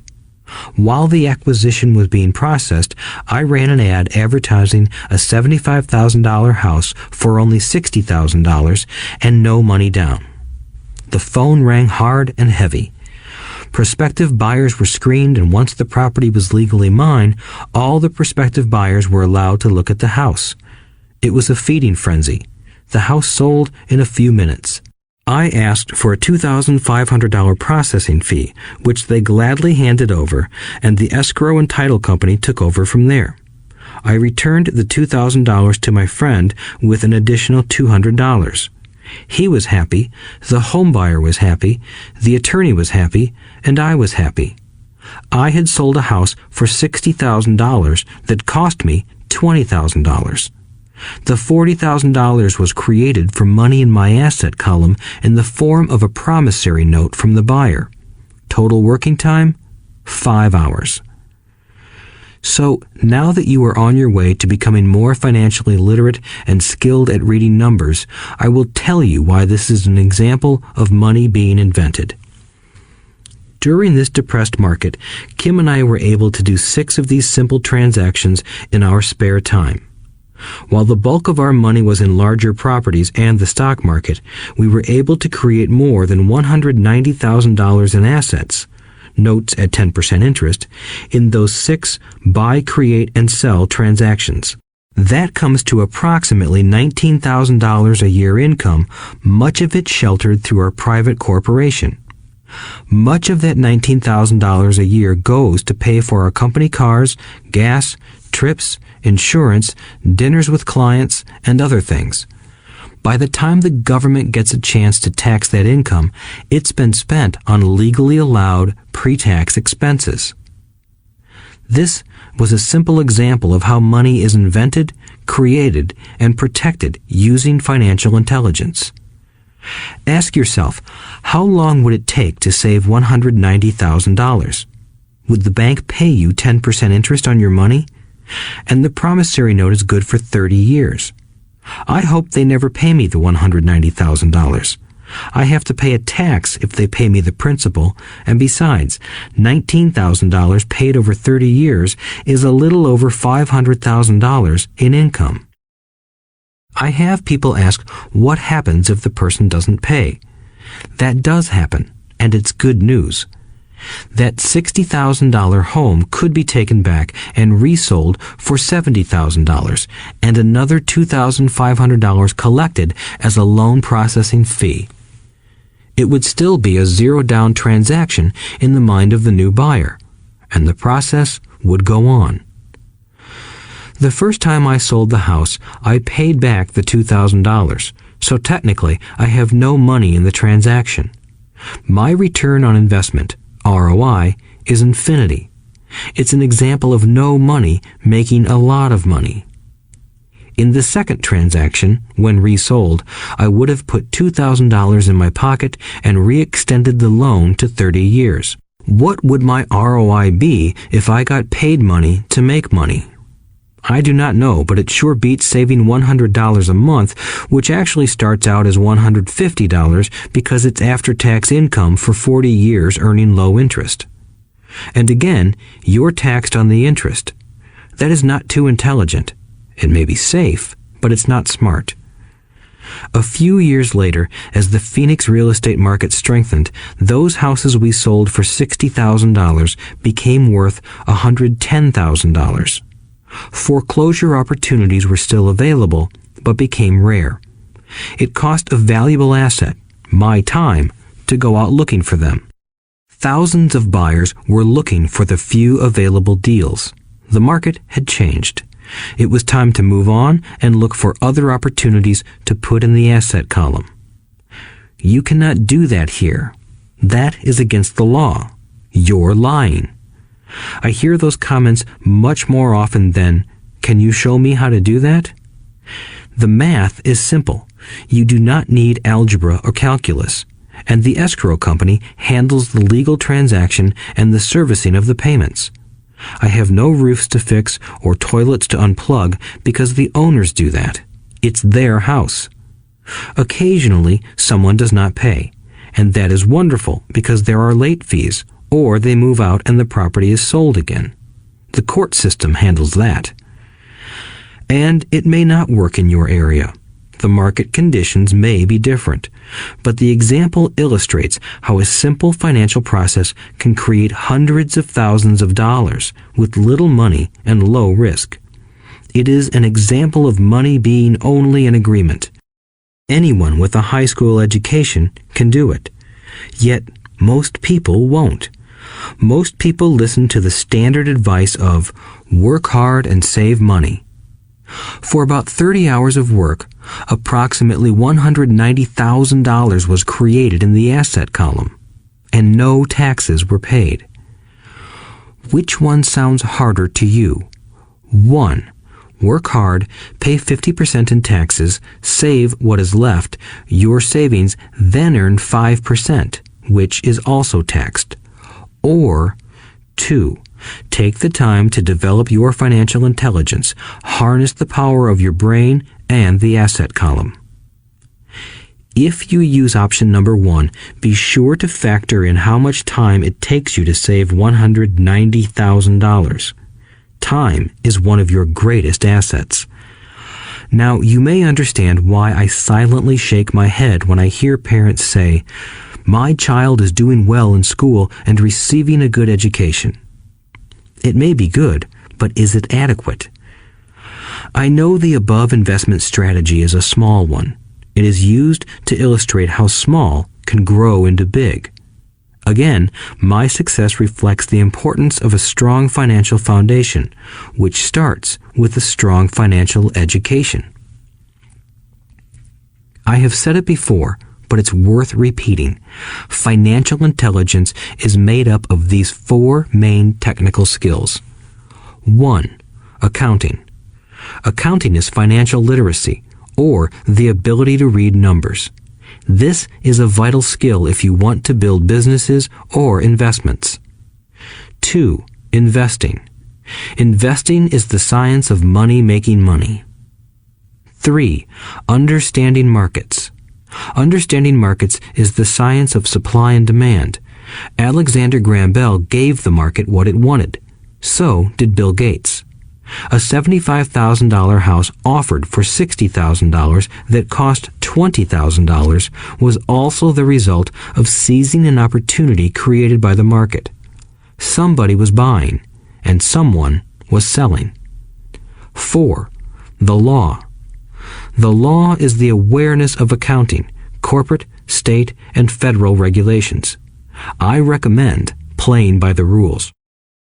It is this basic foundation, or the combination of these skills, that is needed to be successful in the pursuit of wealth, whether it be through the buying of small homes, apartment buildings, companies, stocks, bonds, precious metals, baseball cards, or the like. A few years later, the real estate market rebounded and everyone else was getting in. The stock market was booming and everyone was getting in. The U.S. economy was getting back on its feet. I began selling and was now traveling to Peru, Norway, Malaysia, and the Philippines. The investment landscape had changed. We were no longer buying real estate. Now I just watch the values climb inside the asset column and will probably begin selling. I suspect that some of those 6 little house deals will sell and the $40,000 note will be converted to cash. I need to call my accountant to be prepared for cash and seek ways to shelter it. The point I would like to make is that investments come and go. The market goes up and comes down. Economies improve and crash. The world is always handing you opportunities of a lifetime, every day of your life, but all too often we fail to see them. But they are there. And the more the world changes and the more technology changes, the more opportunities there will be to allow you and your family to be financially secure for generations to come. So why bother developing your financial intelligence? Again, only you can answer that. I know why I continue to learn and develop. I do it because I know there are changes coming. I'd rather welcome change than cling to the past. I know there will be market booms and market crashes. I want to continually develop my financial intelligence because at each market change, some people will be on their knees begging for their jobs. Others, meanwhile, will take the lemons that life hands them, and we are all handed lemons occasionally, and turn them into millions. That's financial intelligence. I am often asked about the lemons I have turned into millions. I hesitate using many more examples of personal investments because I am afraid it comes across as bragging or tooting my own horn. That is not my intention. I use the examples only as numerical and chronological illustrations of actual and simple cases. I use the examples because I want you to know that it is easy. And the more familiar you become with the 4 pillars of financial intelligence, the easier it becomes. Personally, I use 2 main vehicles to achieve financial growth: real estate and small cap stocks. I use real estate as my foundation. Day in and day out, my properties provide cash flow and occasional spurts of growth and value. The small cap stocks are used for fast growth. I do not recommend anything that I do. The examples are just that, examples. If the opportunity is too complex and I do not understand the investment, I don't do it. Simple math and common sense are all you need to do well financially. There are 5 reasons for using examples. 1. To inspire people to learn more. 2. To let people know it is easy if the foundation is strong. 3. To show that anyone can achieve great wealth. 4. To show that there are millions of ways to achieve your goals. 5. To show that it's not rocket science. In 1989, I used to jog through a lovely neighborhood in Portland, Oregon. It was a suburb that had little gingerbread houses. They were small and cute. I almost expected to see Little Red Riding Hood skipping down the sidewalk on her way to Granny's. There were for sale signs everywhere. The timber market was terrible. The stock market had just crashed, and the economy was depressed. On one street, I noticed a for sale sign that was up longer than most. It looked old. Jogging past it one day, I ran into the owner, who looked troubled. "What are you asking for your house?" I asked. The owner turned and smiled weakly. "Make me an offer," he said. "It's been for sale for over a year. Nobody even comes by anymore to look at it." "I'll look," I said, and I bought the house a half hour later for $20,000 less than his asking price. It was a cute little 2-bedroom home with gingerbread trim on all the windows. It was light blue with gray accents and had been built in 1930. Inside, there was a beautiful rock fireplace, as well as 2 tiny bedrooms. It was a perfect rental house. I gave the owner $5,000 down for a $45,000 house that was really worth $65,000, except that no one wanted to buy it. The owner moved out in a week, happy to be free, and my first tenant moved in, a local college professor. After the mortgage, expenses, and management fees were paid, I put a little less than $40 in my pocket at the end of each month. Hardly exciting. A year later, the depressed Oregon real estate market had begun to pick up. California investors, flush with money from their still booming real estate market, were moving north and buying up Oregon and Washington. I sold that little house for $95,000 to a young couple from California who thought it was a bargain. My capital gains of approximately $40,000 were placed into a 1031 tax-deferred exchange, and I went shopping for a place to put my money. In about a month, I found a 12-unit apartment house right next to the Intel plant in Beaverton, Oregon. The owners lived in Germany, had no idea what the place was worth, and again, just wanted to get out of it. I offered $275,000 for a $450,000 building. They agreed to $300,000. I bought it and held it for 2 years. Utilizing the same 1031 exchange process, we sold the building for $495,000 and bought a 30-unit apartment building in Phoenix, Arizona. We had moved to Phoenix by then to get out of the rain and needed to sell anyway. Like the former Oregon market, the real estate market in Phoenix was depressed. The price of the 30-unit apartment building in Phoenix was $875,000, with $225,000 down. The cash flow from the 30 units was a little over $5,000 a month. The Arizona market began moving up, and a few years later, a Colorado investor offered us $1.2 million for the property. The point of this example is how a small amount can grow into a large amount. Again, it is a matter of understanding financial statements, investment strategies, a sense of the market, and the laws. If people are not versed in these subjects, then obviously they must follow standard dogma, which is to play it safe, diversify, and only invest in secure investments. The problem with secure investments is that they are often sanitized, that is, made so safe that the gains are less. Most large brokerage houses will not touch speculative transactions in order to protect themselves and their clients, and that is a wise policy. The really hot deals are not offered to people who are novices. Often, the best deals that make the rich even richer are reserved for those who understand the game. It is technically illegal to offer speculative deals to someone who is considered not sophisticated, but of course, it happens. The more sophisticated I get, the more opportunities come my way. Another case for developing your financial intelligence over a lifetime is simply that more opportunities are presented to you. And the greater your financial intelligence, the easier it is to tell whether a deal is good. It's your intelligence that can spot a bad deal or make a bad deal good. The more I learn, and there is a lot to learn, the more money I make simply because I gain experience and wisdom as the years go on. I have friends who are playing it safe, working hard at their profession and failing to gain financial wisdom, which does take time to develop. My overall philosophy is to plant seeds inside my asset column. That is my formula. I start small and plant seeds.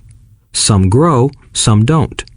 Inside our real estate corporation, we have property worth several $1 million. It is our own right, or real estate investment trust. The point I'm making is that most of those millions started out as little $5,000 to $10,000 investments. All of those down payments were fortunate to catch a fast-rising market and increase tax-free.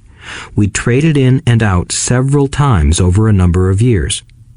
We also own a stock portfolio, surrounded by a corporation that Kim and I call our personal mutual fund. We have friends who deal specifically with investors like us who have extra money each month to invest. We buy high-risk, speculative private companies that are just about to go public on a stock exchange in the United States or Canada. An example of how fast gains can be made are 100,000 shares purchased for 25 cents each before the company goes public. 6 months later, the company is listed, and the 100,000 shares now are worth $2 each. If the company is well managed, the price keeps going up, and the stock may go to $20 or more per share. There are years when our $25,000 has gone to $1 million in less than a year. It is not gambling if you know what you're doing. It is gambling if you're just throwing money into a deal and praying. The idea in anything is to use your technical knowledge, wisdom, and love of the game to cut the odds down, to lower the risk. Of course, there is always risk. It is financial intelligence that improves the odds. Thus, what is risky for one person is less risky to someone else. That is the primary reason I constantly encourage people to invest more in their financial education than in stocks, real estate, or other markets. The smarter you are, the better chance you have of beating the odds. The stock plays I personally invested in were extremely high risk for most people and absolutely not recommended. I have been playing that game since 1979 and have paid more than my share in dues. But if you will review why investments such as these are high risk for most people, you may be able to set your life up differently, so that the ability to take $25,000 and turn it into $1 million in a year is low risk for you. As stated earlier, nothing I have written is a recommendation. It is only used as an example of what is simple and possible.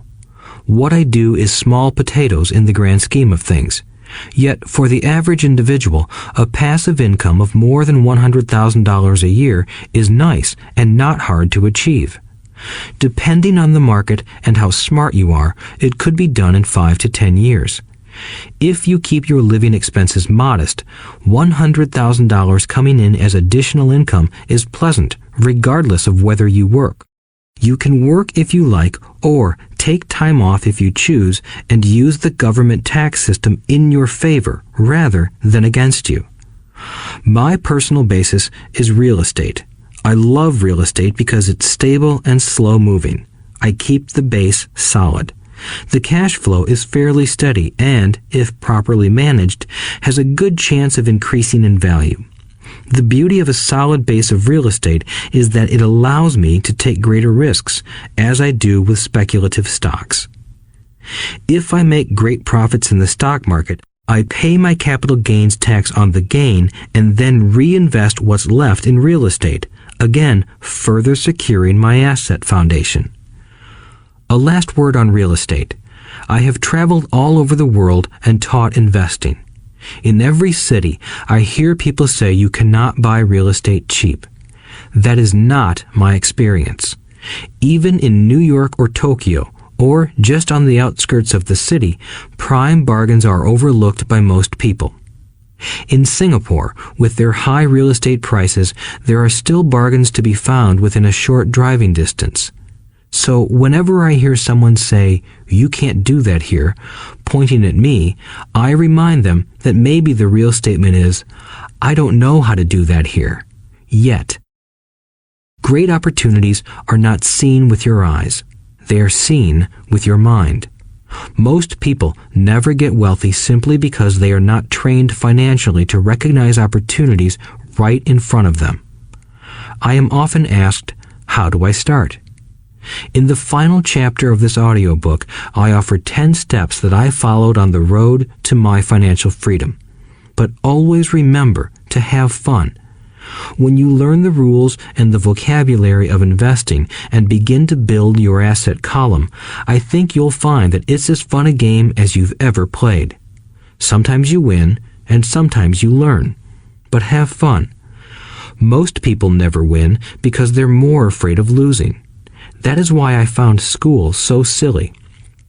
In school, we learn that mistakes are bad, and we are punished for making them.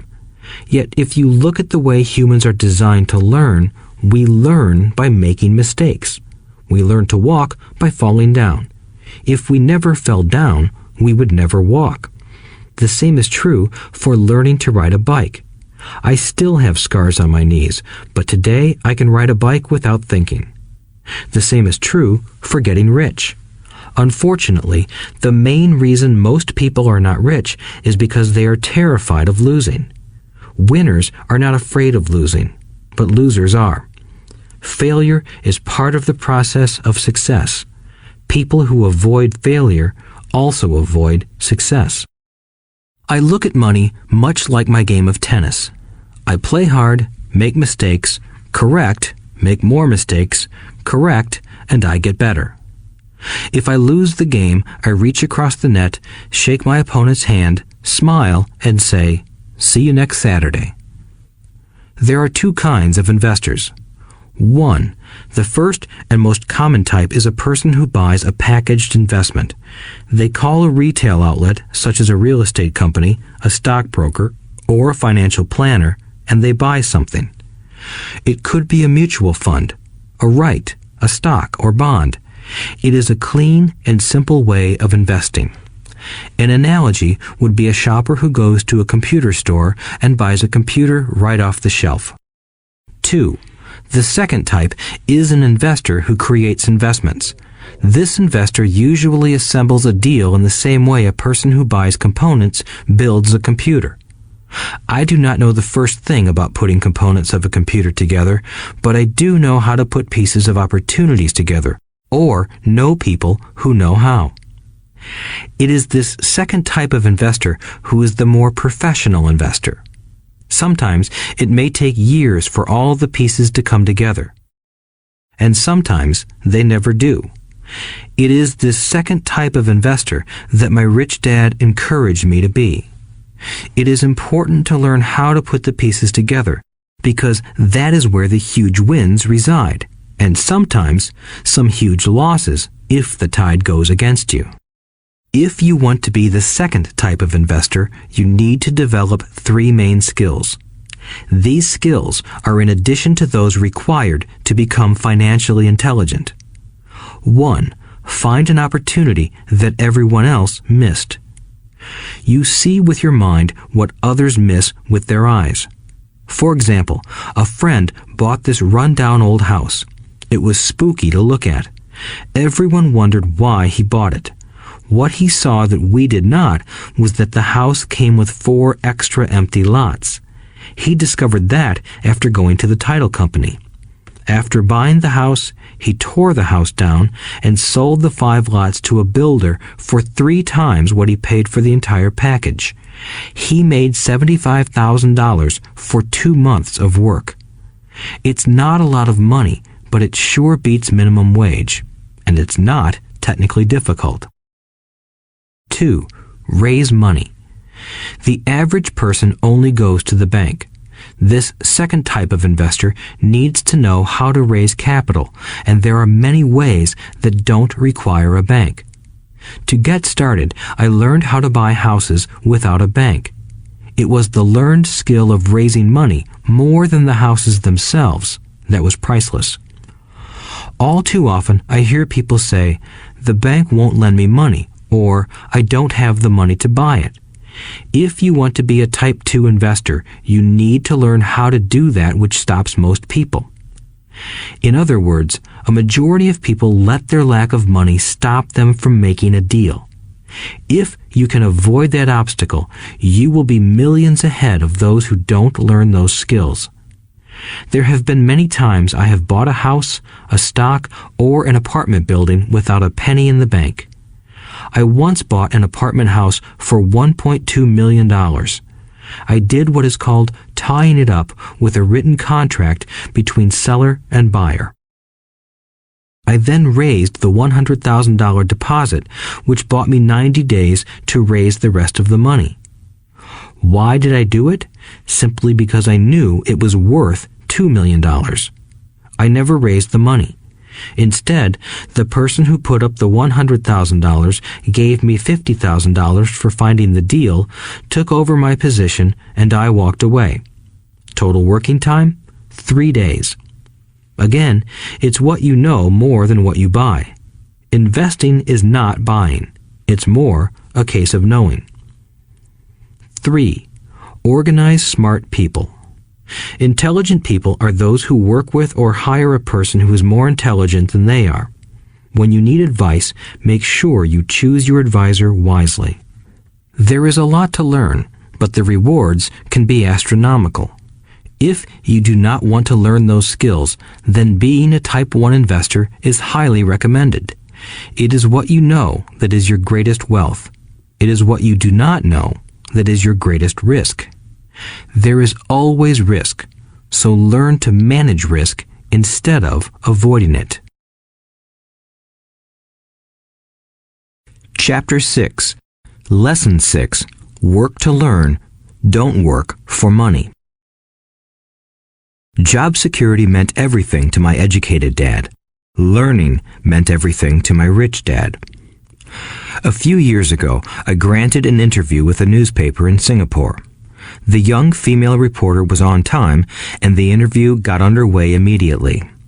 We sat in the lobby of a luxurious hotel, sipping coffee and discussing the purpose of my visit to Singapore. I was to share the platform with Zig Ziglar. He was speaking on motivation, and I was speaking on the secrets of the rich. Someday, I would like to be a best-selling author like you, she said. I had seen some of the articles she had written for the paper, and I was impressed. She had a tough, clear style of writing. Her articles held a reader's interest. You have a great style, I said in reply. What holds you back from achieving your dream? My work does not seem to go anywhere, she said quietly.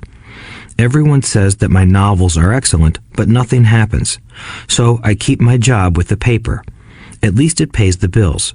Do you have any suggestions? Yes, I do, I said brightly.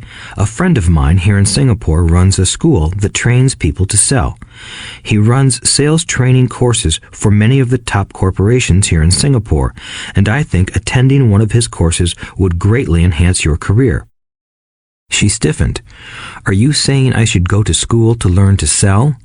I nodded. You aren't serious, are you? Again, I nodded.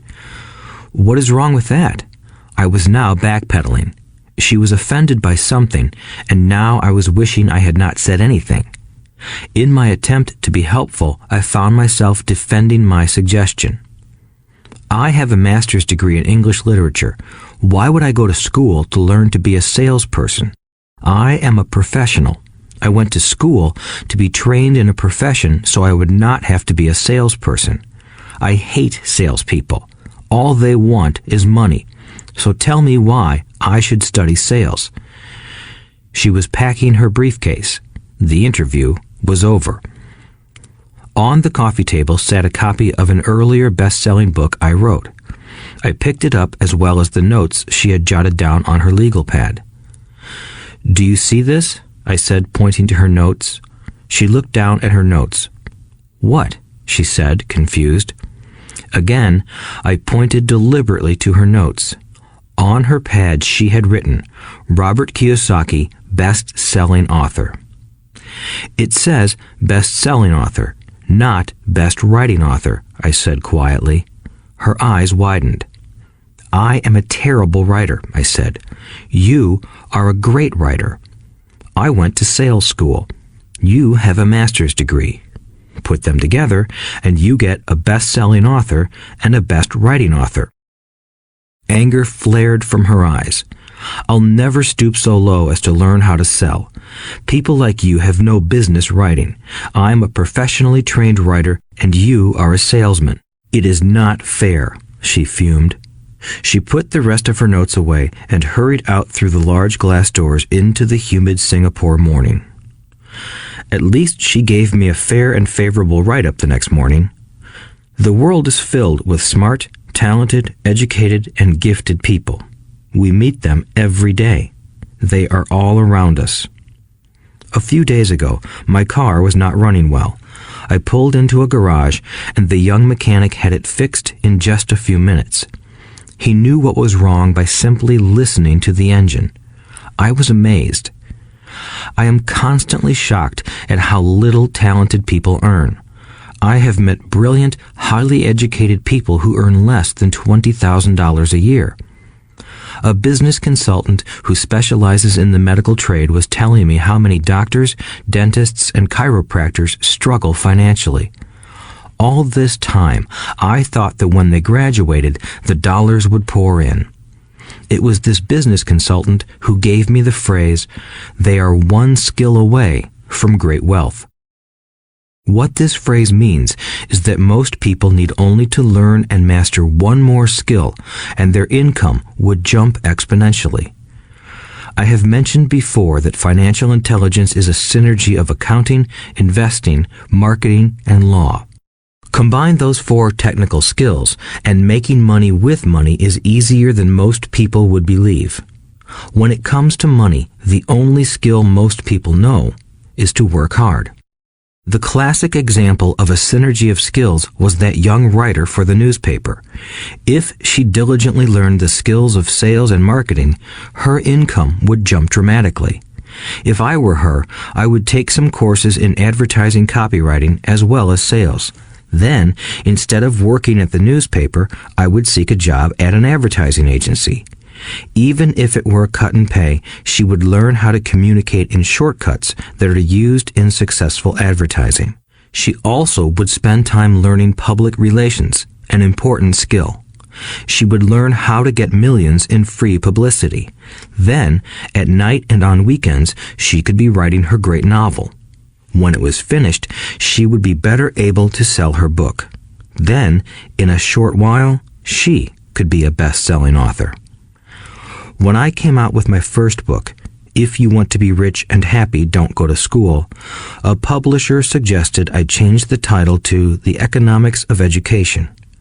I told the publisher that, with a title like that, I would sell 2 books, one to my family and one to my best friend.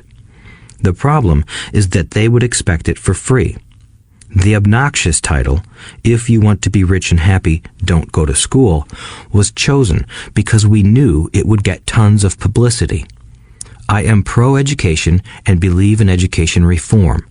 If I were not pro-education, why would I continue to press for changing our antiquated educational system? So I chose a title that would get me on more TV and radio shows simply because I was willing to be controversial. Many people thought I was a fruitcake, but the book sold and sold. When I graduated from the U.S. Merchant Marine Academy in 1969, my educated dad was happy. Standard Oil of California had hired me for its oil tanker fleet as a third mate. The pay was low compared with my classmates, but it was okay for a first real job after college. My starting pay was about $42,000 a year, including overtime, and I only had to work for 7 months. I had 5 months of vacation. If I had wanted to, I could have taken the run to Vietnam with a subsidiary shipping company and easily doubled my pay instead of taking 5 months of vacation. I had a great career ahead of me, yet I resigned after 6 months with the company and joined the Marine Corps to learn how to fly. My educated dad was devastated. Richdad congratulated me.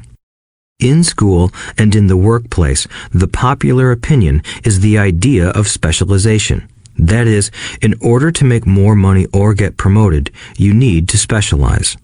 That is why medical doctors immediately begin to seek a specialty such as orthopedics or pediatrics. The same is true for accountants, architects, lawyers, pilots, and others. My educated dad believed in the same dogma. That is why he was thrilled when he eventually achieved his doctorate. He often admitted that schools reward people who study more and more about less and less. Richdad encouraged me to do exactly the opposite. You want to know a little about a lot, was his suggestion. That is why for years I worked in different areas of his companies. For a while, I worked in his accounting department. Although I would probably never have been an accountant, he wanted me to learn via osmosis. Richdad knew I would pick up jargon and a sense of what is important and what is not. I also worked as a busboy and construction worker as well as in sales, reservations, and marketing.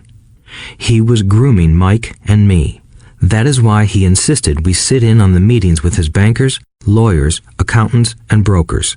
He wanted us to know a little about every aspect of his empire.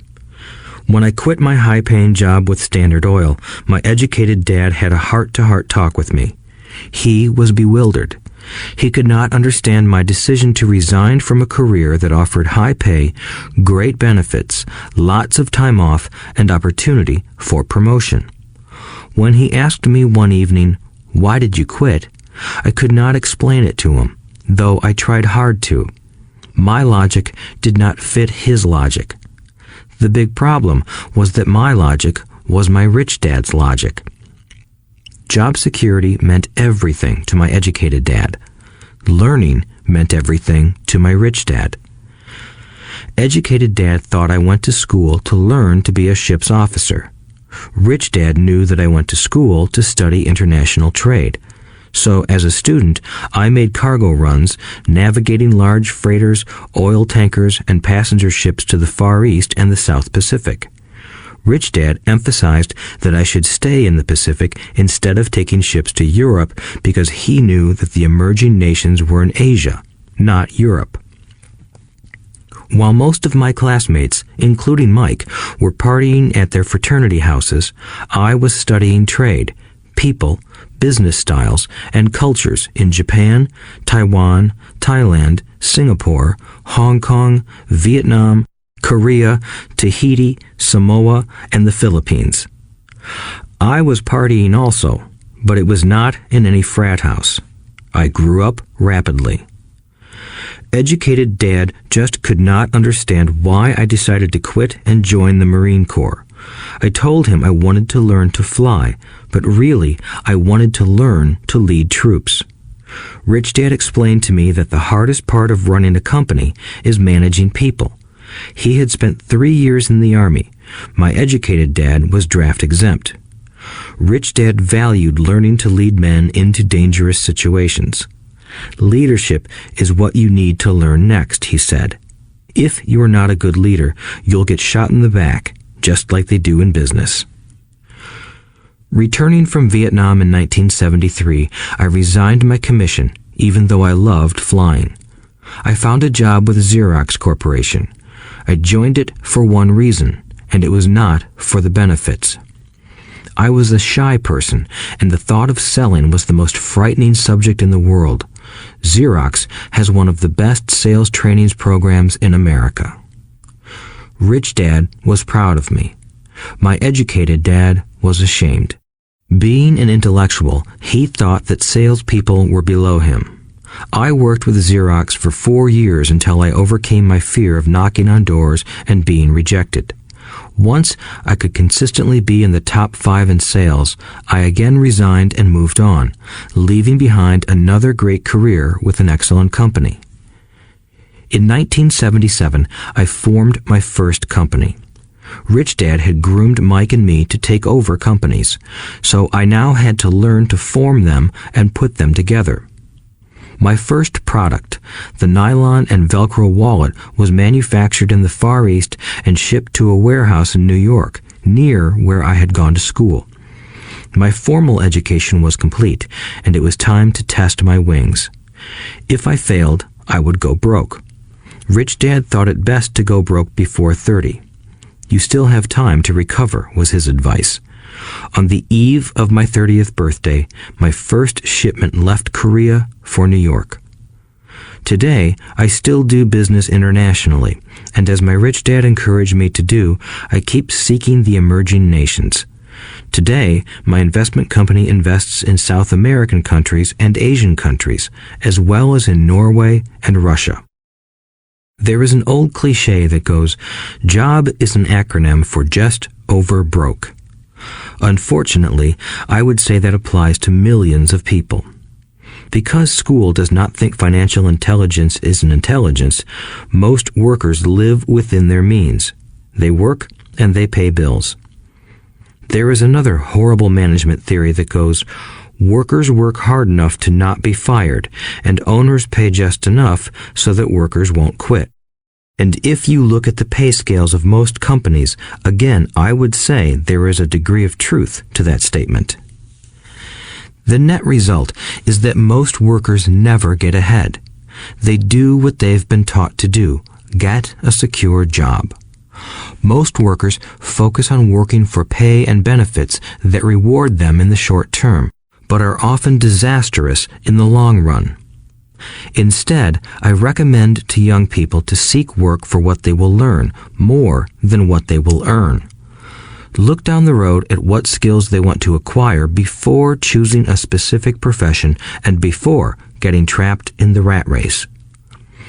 Once people are trapped in the lifelong process of bill paying, they become like those little hamsters running around in those metal wheels. Their little furry legs are spinning furiously. The wheel is turning furiously, but come tomorrow morning, they'll still be in the same cage. Great job. In the movie Jerry Maguire, starring Tom Cruise, there are many great one-liners. Probably the most memorable is, "Show me the money." But there is one line I thought most truthful. It comes from the scene where Tom Cruise is leaving the firm. He has just been fired, and he is asking the entire company, "Who wants to come with me?" And the whole place is silent and frozen.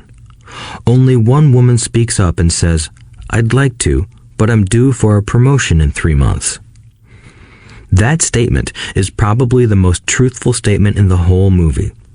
It is the type of statement that people use to keep themselves busy, working away to pay bills. I know my educated dad looked forward to his pay raise every year, and every year he was disappointed. So he would go back to school to earn more qualifications so he could get another raise. Then, once again, there would be another disappointment. The question I often ask people is, where is this daily activity taking you? Just like the little hamster, I wonder if people look at where their hard work is taking them. What does the future hold? In his book, The Retirement Myth, Craig S. Carpel writes, "I visited the headquarters of a major national pension consulting firm and met with a managing director who specializes in designing lush retirement plans for top management.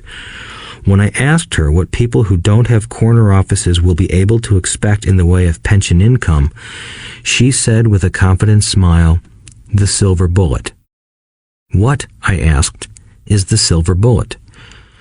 She shrugged and said, "If baby boomers discover they don't have enough money to live on when they're older, they can always blow their brains out." Carpel goes on to explain the difference between the old defined benefit retirement plans and the new 401k plans that are riskier. It is not a pretty picture for most people working today, and that is just for retirement. Add medical fees and long-term nursing home care, and the picture is frightening. Already, many hospitals in countries with socialized medicine need to make tough decisions such as who will live and who will die. They make those decisions purely on how much money they have and how old the patients are. If the patient is old, they often will give the medical care to someone younger. The older, poor patient gets put to the back of the line. Just as the rich can afford better education, the rich will be able to keep themselves alive, while those who have little wealth will die. So I wonder, are workers looking into the future or just until their next paycheck, never questioning where they are headed? When I speak to adults who want to earn more money, I always recommend the same thing. I suggest taking a long view of their life. Instead of simply working for the money and security, which I admit are important, I suggest they take a second job that will teach them a second skill. Often I recommend joining a network marketing company, also called multi-level marketing, if they want to learn sales skills. Some of these companies have excellent training programs that help people get over their fear of failure and rejection, which are the main reasons people are unsuccessful. Education is more valuable than money in the long run. When I offer this suggestion, I often hear in response, "Oh, that is too much hassle," or "I only want to do what I am interested in." If they say it's too much of a hassle, I ask, so you would rather work all your life giving 50% of what you earn to the government?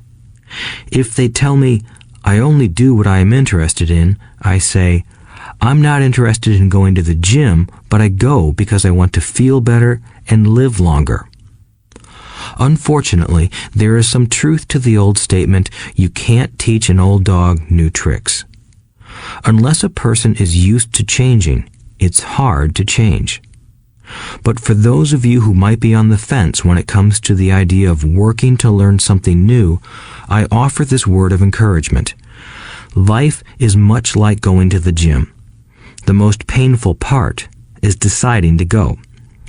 Once you get past that, it's easy.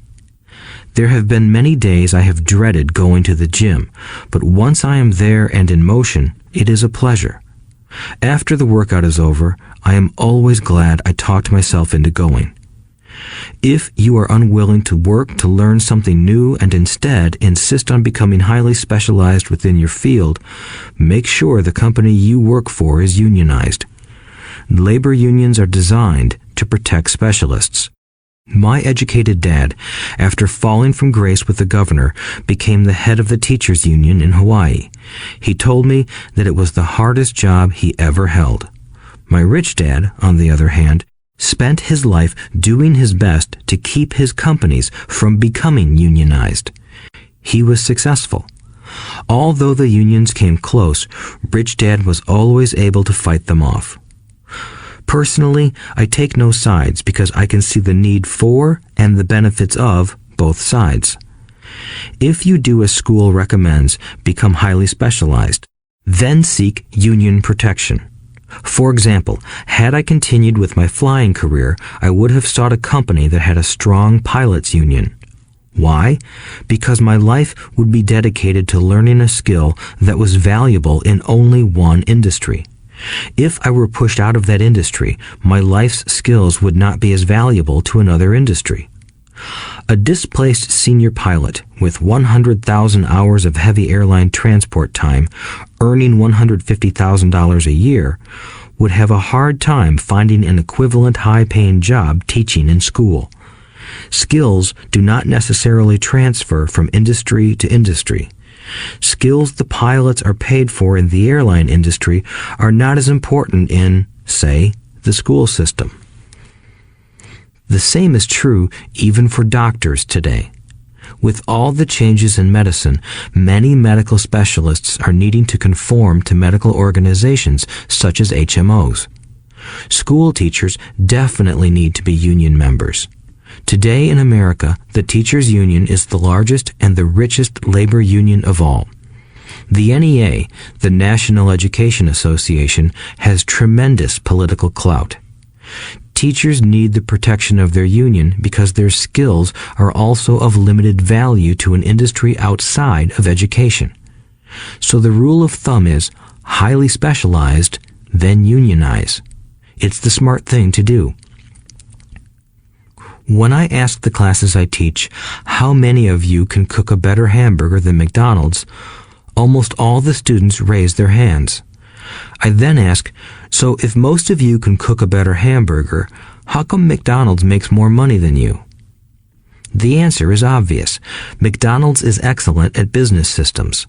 The reason so many talented people are poor is because they focus on building a better hamburger and know little to nothing about business systems. A friend of mine in Hawaii is a great artist. He makes a sizable amount of money. One day, his mother's attorney called to tell him that she had left him $35,000. That is what was left of her estate after the attorney and the government took their shares. Immediately, he saw an opportunity to increase his business by using some of this money to advertise. 2 months later, his first 4-color full-page ad appeared in an expensive magazine that targeted the very rich. The ad ran for 3 months. He received no replies from the ad, and all of his inheritance is now gone. He now wants to sue the magazine for misrepresentation. This is a common case of someone who can build a beautiful hamburger but knows little about business. When I asked him what he learned, his only reply was, "Advertising salespeople are crooks." I then asked him if he would be willing to take a course in sales and a course in direct marketing. His reply, "I don't have the time, and I don't want to waste my money." The world is filled with talented poor people. All too often, they're poor or struggle financially or earn less than they are capable of, not because of what they know, but because of what they do not know. They focus on perfecting their skills at building a better hamburger rather than the skills of selling and delivering the hamburger. Maybe McDonald's does not make the best hamburger, but they are the best at selling and delivering a basic average burger. Poor Dad wanted me to specialize. That was his view on how to be paid more. Even after being told by the governor of Hawaii that he could no longer work in state government, my educated dad continued to encourage me to get specialized. Educated Dad then took up the cause of the teachers' union, campaigning for further protection and benefits for these highly skilled and educated professionals. We argued often, but I know he never agreed that over-specialization is what caused the need for union protection. He never understood that the more specialized you become, the more you are trapped and dependent on that specialty. Richdad advised that Mike and I groom ourselves. Many corporations do the same thing. They find a young, bright student just out of business school and begin grooming that person to someday take over the company. So these bright young employees do not specialize in one department. They are moved from department to department to learn all the aspects of business systems. The rich often groom their children or the children of others. By doing so, their children gain an overall knowledge of the operations of the business and how the various departments interrelate. For the World War II generation, it was considered bad to skip from company to company. Today, it is considered smart. Since people will skip from company to company rather than seek greater specialization in skills, why not seek to learn more than to earn? In the short term, it may earn you less, but it will pay dividends in the long term. The main management skills needed for success are 1. Management of cash flow, 2. Management of systems, 3. Management of people. The most important specialized skills are sales and marketing. The ability to sell, to communicate to another human being, be it a customer, employee, boss, spouse, or child, is the base skill of personal success. Communication skills such as writing, speaking, and negotiating are crucial to a life of success. These are skills I work on constantly, attending courses or buying educational resources to expand my knowledge. As I have mentioned, my educated dad worked harder and harder the more competent he became. He also became more trapped the more specialized he got. Although his salary went up, his choices diminished. Soon after he was locked out of government work, he found out how vulnerable he really was professionally. It is like professional athletes who suddenly are injured or are too old to play. Their once high-paying position is gone, and they have limited skills to fall back on. I think that is why my educated dad sided so much with the unions after that. He realized how much a union would have benefited him. Richdad encouraged Mike and me to know a little about a lot. He encouraged us to work with people smarter than we were and to bring smart people together to work as a team. Today, it would be called a synergy of professional specialties. Today, I meet ex-school teachers earning hundreds of thousands of dollars a year. They earn that much because they have specialized skills in their field as well as other skills. They can teach as well as sell and market. I know of no other skills to be more important than selling and marketing. The skills of selling and marketing are difficult for most people, primarily due to their fear of rejection. The better you are at communicating, negotiating, and handling your fear of rejection, the easier life is. Just as I advised that newspaper writer who wanted to become a best-selling author, I advise anyone else today. Being technically specialized has its strengths as well as its weaknesses. I have friends who are geniuses, but they cannot communicate effectively with other human beings, and, as a result, their earnings are pitiful. I advise them to just spend a year learning to sell. Even if they earn nothing, their communication skills will improve, and that is priceless. In addition to being good learners, sellers, and marketers, we need to be good teachers as well as good students. To be truly rich, we need to be able to give as well as to receive. In cases of financial or professional struggle, there is often a lack of giving and receiving. I know many people who are poor because they are neither good students nor good teachers. Both of my dads were generous men. Both made it a practice to give first.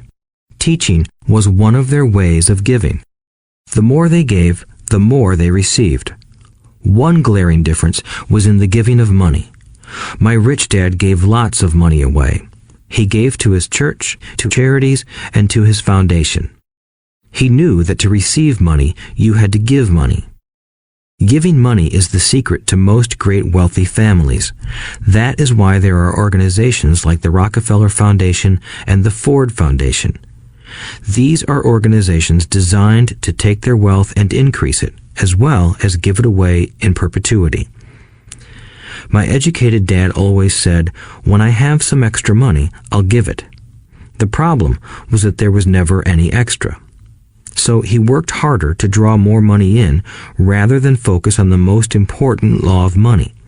Give and you shall receive. Instead, he believed in receive and then you give. In conclusion, I became both dads. One part of me is a hardcore capitalist who loves the game of money making money. The other part is a socially responsible teacher who is deeply concerned with this ever-widening gap between the haves and have-nots. I personally hold the archaic educational system primarily responsible for this growing gap. Chapter 7. Overcoming Obstacles. The primary difference between a rich person and a poor person is how they manage fear. Once people have studied and become financially literate, they may still face roadblocks to becoming financially independent. There are 5 main reasons why financially literate people may still not develop abundant asset columns that could produce a large cash flow.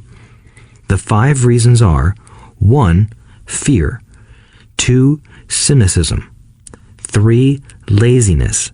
4. Bad habits. 5. Arrogance. Overcoming fear. I have never met anyone who really likes losing money. And in all my years, I have never met a rich person who has never lost money. But I have met a lot of poor people who have never lost a dime. Investing, that is. The fear of losing money is real. Everyone has it, even the rich. But it's not having fear that is the problem. It's how you handle fear. It's how you handle losing. It's how you handle failure that makes the difference in one's life. The primary difference between a rich person and a poor person is how they manage that fear. It's okay to be fearful. It's okay to be a coward when it comes to money. You can still be rich. We're all heroes at something and cowards at something else. My friend's wife is an emergency room nurse. When she sees blood, she flies into action. When I mention investing, she runs away. When I see blood, I don't run. I pass out. My rich dad understood phobias about money. Some people are terrified of snakes. Some people are terrified about losing money. Both are phobias, he would say. So his solution to the phobia of losing money was this little rhyme. If you hate risk and worry, start early. If you start young, it's easier to be rich. I won't go into it here, but there is a staggering difference between a person who starts investing at age 20 versus age 30. The purchase of Manhattan Island is said to be one of the greatest bargains of all time. New York was purchased for $24 in trinkets and beads. Yet if that $24 had been invested at 8% annually, that $24 would have been worth more than $28 trillion by 1995. Manhattan could be repurchased with money left over to buy much of Los Angeles. But what if you don't have much time left or would like to retire early? How do you handle the fear of losing money? My poor dad did nothing. He simply avoided the issue, refusing to discuss the subject. My rich dad, on the other hand, recommended that I think like a Texan. I like Texas and Texans, he used to say. In Texas, everything is bigger. When Texans win, they win big. And when they lose, it's spectacular. They like losing? I asked. That's not what I'm saying. Nobody likes losing. Show me a happy loser, and I'll show you a loser, said Richdad. It's a Texan's attitude toward risk, reward, and failure I'm talking about. It's how they handle life. They live it big. Not like most of the people around here, living like roaches when it comes to money, terrified that someone will shine a light on them and whimpering when the grocery clerk shortchanges them a quarter. Richdad went on, "What I like best is the Texas attitude. They're proud when they win, and they brag when they lose. Texans have a saying, if you're going to go broke, go big. You don't want to admit you went broke over a duplex." He constantly told Mike and me that the greatest reason for lack of financial success was because most people played it too safe. People are so afraid of losing that they lose, were his words. Fran Tarkenton, a one-time great NFL quarterback, says it still another way. Winning means being unafraid to lose. In my own life, I've noticed that winning usually follows losing. Before I finally learned to ride a bike, I first fell down many times. I've never met a golfer who has never lost a golf ball. I've never met people who have fallen in love who have never had their heart broken. And I've never met someone rich who has never lost money. So for most people, the reason they don't win financially is because the pain of losing money is far greater than the joy of being rich. Another saying in Texas is, everyone wants to go to heaven, but no one wants to die. Most people dream of being rich, but are terrified of losing money, so they never get to heaven. Richdad used to tell Mike and me stories about his trips to Texas. If you really want to learn the attitude of how to handle risk, losing, and failure, go to San Antonio and visit the Alamo. The Alamo is a great story of brave people who chose to fight, knowing there was no hope of success. They chose to die instead of surrendering. It's an inspiring story worthy of study. Nonetheless, it's still a tragic military defeat. They got their butts kicked. So, how do Texans handle failure? They still shout, "Remember the Alamo." Mike and I heard this story a lot. He always told us this story when he was about to go into a big deal and he was nervous. After he had done all his due diligence and it was time to put up or shut up, he told us this story. Every time he was afraid of making a mistake or losing money, he told us this story. It gave him strength, for it reminded him that he could always turn a financial loss into a financial win. Richdad knew that failure would only make him stronger and smarter. It's not that he wanted to lose. He just knew who he was and how he would take a loss. He would take a loss and make it a win. That's what made him a winner and others losers. It gave him the courage to cross the line when others backed out. That's why I like Texans so much, he would say. They took a great failure and turned it into inspiration, as well as a tourist destination that makes them millions. But probably his words that mean the most to me today are these. Texans don't bury their failures. They get inspired by them. They take their failures and turn them into rallying cries. Failure inspires Texans to become winners. But that formula is not just the formula for Texans. It is the formula for all winners. I've said that falling off my bike was part of learning to ride. I remember falling off only made me more determined to learn to ride, not less. I also said that I have never met a golfer who has never lost a ball. For top professional golfers, losing a ball or a tournament provides the inspiration to be better, to practice harder, to study more. That's what makes them better. For winners, losing inspires them. For losers, losing defeats them. I like to quote John D. Rockefeller, who said, "I always tried to turn every disaster into an opportunity." And being Japanese American, I can say this. Many people say that Pearl Harbor was an American mistake. I say it was a Japanese mistake. From the movie Tora, Tora, Tora, a somber Japanese admiral says to his cheering subordinates, "I am afraid we have awakened a sleeping giant." Remember Pearl Harbor became a rallying cry. It turned one of America's greatest losses into the reason to win. This great defeat gave America strength, and America soon emerged as a world power. Failure inspires winners, and failure defeats losers. It is the biggest secret of winners. It's the secret that losers do not know. The greatest secret of winners is that failure inspires winning. Thus, they're not afraid of losing. Repeating Fran Tarkenton's quote, "Winning means being unafraid to lose." People like Fran Tarkenton are not afraid of losing because they know who they are. They hate losing, so they know that losing will only inspire them to become better. There is a big difference between hating losing and being afraid to lose. Most people are so afraid of losing money that they lose. They go broke over a duplex. Financially, they play life too safe and too small. They buy big houses and big cars, but not big investments. The main reason that over 90% of the American public struggles financially is because they play not to lose. They don't play to win. They go to their financial planners or accountants or stockbrokers and buy a balanced portfolio. Most have lots of cash in CDs, low-yield bonds, mutual funds that can be traded within a mutual fund family, and a few individual stocks. It is a safe and sensible portfolio, but it is not a winning portfolio.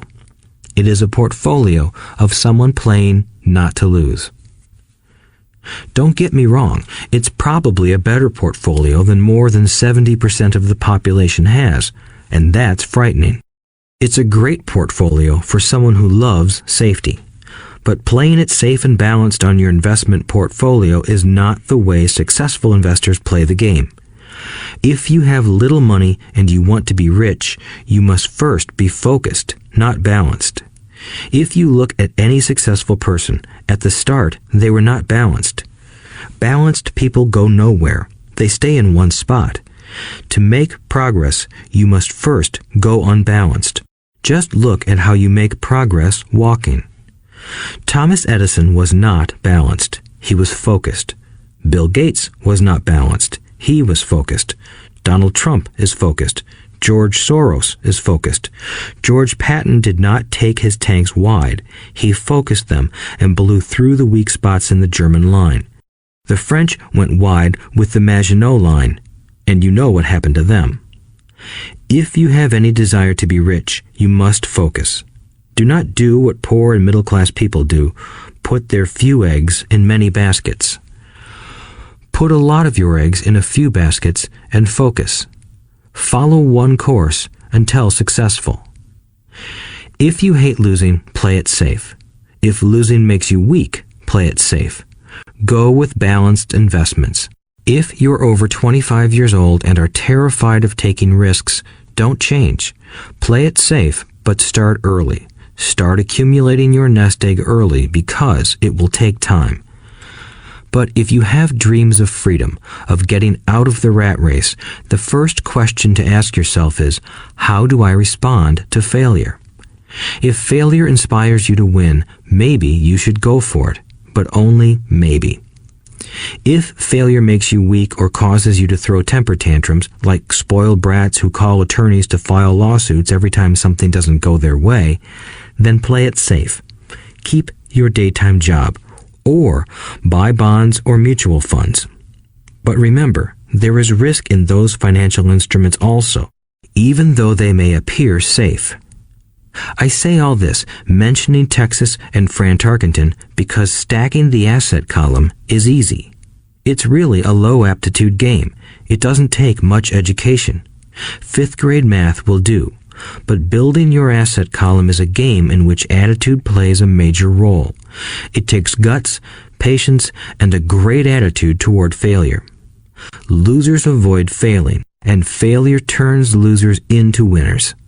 Just remember the Alamo. Overcoming cynicism.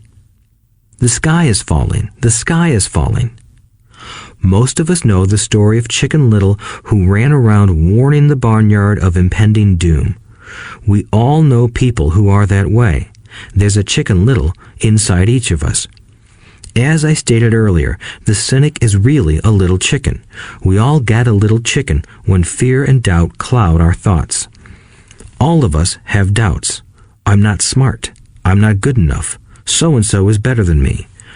Our doubts often paralyze us. We play the what-if game. What if the economy crashes right after I invest?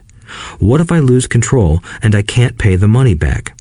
What if things don't go as I planned? Or we have friends or loved ones who will remind us of our shortcomings. They often say, "What makes you think you can do that? If it's such a good idea, how come someone else hasn't done it? That will never work. You don't know what you're talking about." These words of doubt often get so loud that we fail to act. A horrible feeling builds in our stomach. Sometimes we can't sleep. We fail to move forward.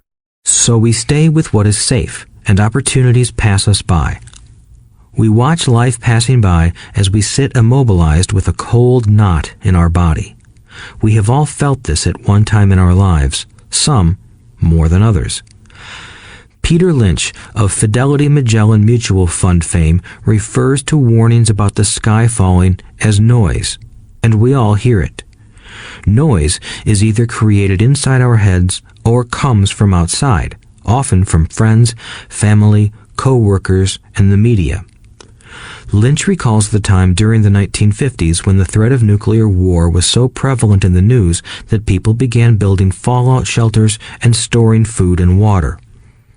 If they had invested that money wisely in the market, instead of building a fallout shelter, they'd probably be financially independent today. When violence breaks out in a city, gun sales go up all over the country. A person dies from rare hamburger meat in the state of Washington, and the Arizona Health Department orders restaurants to have all beef cooked well done. A drug company runs a TV commercial in February showing people catching the flu. Colds go up as well as sales of cold medicine. Most people are poor because when it comes to investing, the world is filled with Chicken Littles running around yelling, "The sky is falling, the sky is falling." And Chicken Littles are effective because every one of us is a little chicken. It often takes great courage to not let rumors and talk of doom and gloom affect your doubts and fears. But a savvy investor knows that the seemingly worst of times is actually the best of times to make money.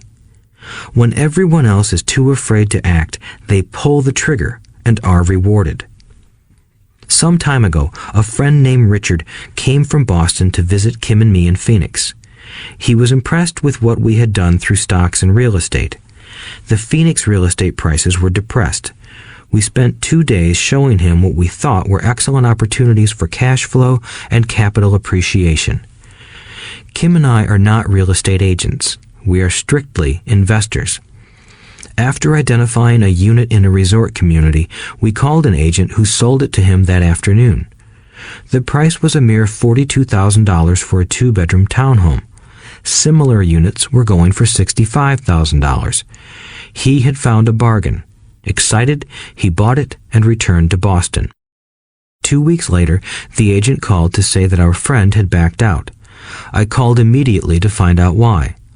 All he said was that he talked to his neighbor, and his neighbor told him it was a bad deal. He was paying too much. I asked Richard if his neighbor was an investor. Richard said he was not. When I asked why he listened to him, Richard got defensive and simply said he wanted to keep looking. The real estate market in Phoenix turned, and a few years later, that little unit was renting for $1,000 a month, $2,500 in the peak winter months. The unit was worth $95,000. All Richard had to put down was $5,000, and he would have had a start at getting out of the rat race. Today, he still has done nothing. Richard's backing out did not surprise me. It's called buyer's remorse, and it affects all of us. The little chicken won, and a chance at freedom was lost. In another example, I hold a small portion of my assets in tax lien certificates instead of CDs. I earn 16% per year on my money, which certainly beats the interest rates banks offer on CDs. The certificates are secured by real estate and enforced by state law, which is also better than most banks. The formula they're bought on makes them safe. They just lack liquidity. So I look at them as 2 to 7 year CDs. Almost every time I tell someone that I hold my money this way, especially if they have money in CDs, they will tell me it's risky. They tell me why I should not do it. When I ask them where they get their information, they say from a friend or an investment magazine. They've never done it, and they're telling someone who's doing it why they shouldn't. The lowest yield I look for is 16%, but people who are filled with doubt are willing to accept a far lower return. Doubt is expensive. My point is that it's those doubts and cynicism that keep most people poor and playing it safe. The real world is simply waiting for you to get rich. Only a person's doubts keep them poor. As I said, getting out of the rat race is technically easy.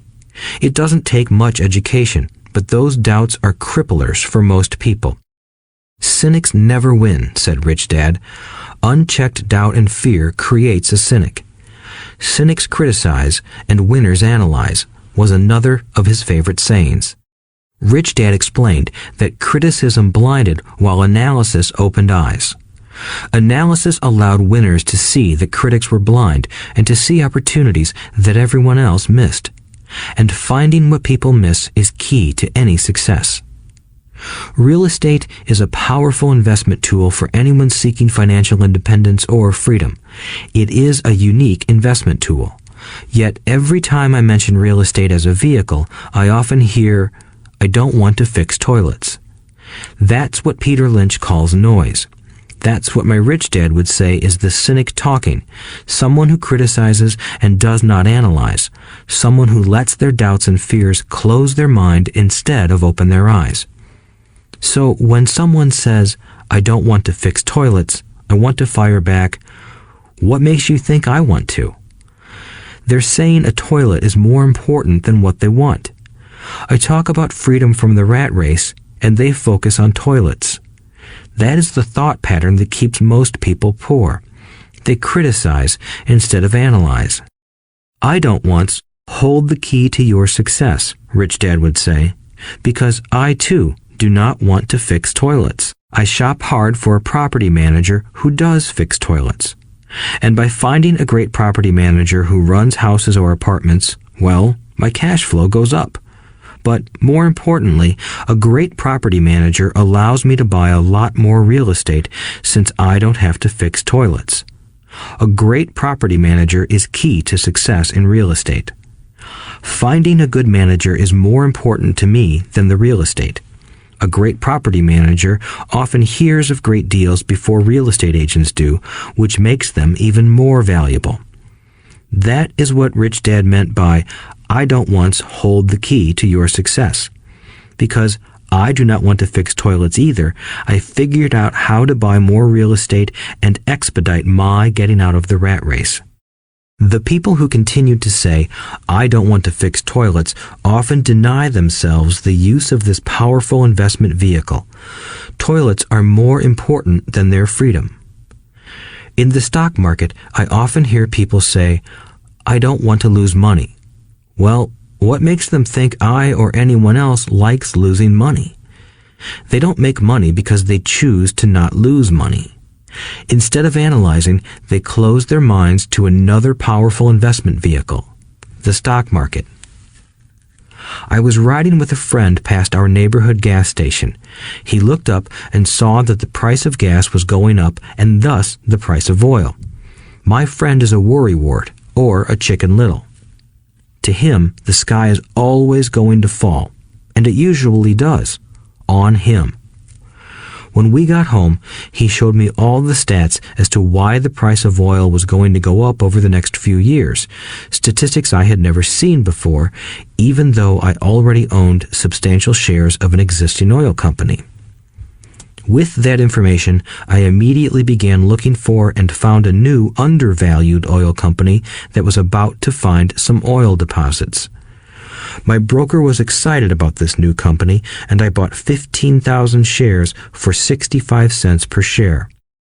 3 months later, this same friend and I drove by the same gas station, and sure enough, the price per gallon had gone up nearly 15%. Again, the Chicken Little worried and complained. I smiled, because a month earlier, that little oil company hit oil, and those 15,000 shares went up to more than $3 per share since he had first given me the tip. And the price of gas will continue to go up if what my friend says is true.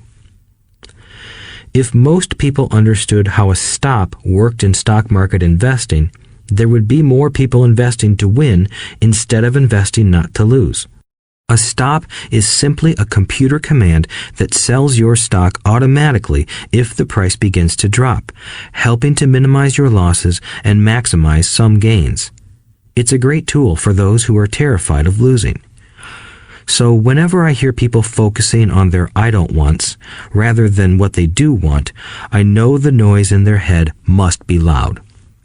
Chicken Little has taken over their brain and is yelling, "The sky is falling and toilets are breaking."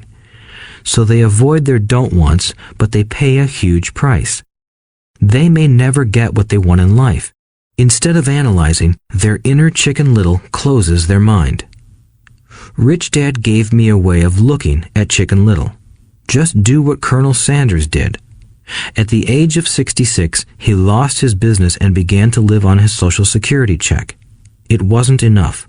He went around the country selling his recipe for fried chicken. He was turned down 1,009 times before someone said yes, and he went on to become a multimillionaire at an age when most people are quitting. He was a brave and tenacious man, Richdad said of Harlan Sanders. So when you're in doubt and feeling a little afraid, just do what Colonel Sanders did to his little chicken. He fried it. Overcoming laziness. Busy people are often the most lazy. We have all heard stories of a businessman who works hard to earn money. He works hard to be a good provider for his wife and children. He spends long hours at the office and brings work home on weekends. One day he comes home to an empty house. His wife has left with the kids. He knew he and his wife had problems, but rather than work to make the relationship strong, he stayed busy at work. Dismayed, his performance at work slips and he loses his job. Today, I often meet people who are too busy to take care of their wealth, and there are people too busy to take care of their health. The cause is the same. They're busy, and they stay busy as a way of avoiding something they do not want to face. Nobody has to tell them. Deep down, they know. In fact, if you remind them, they often respond with anger or irritation. If they aren't busy at work or with the kids, they're often busy watching TV, fishing, playing golf, or shopping. Yet deep down, they know they are avoiding something important. That's the most common form of laziness.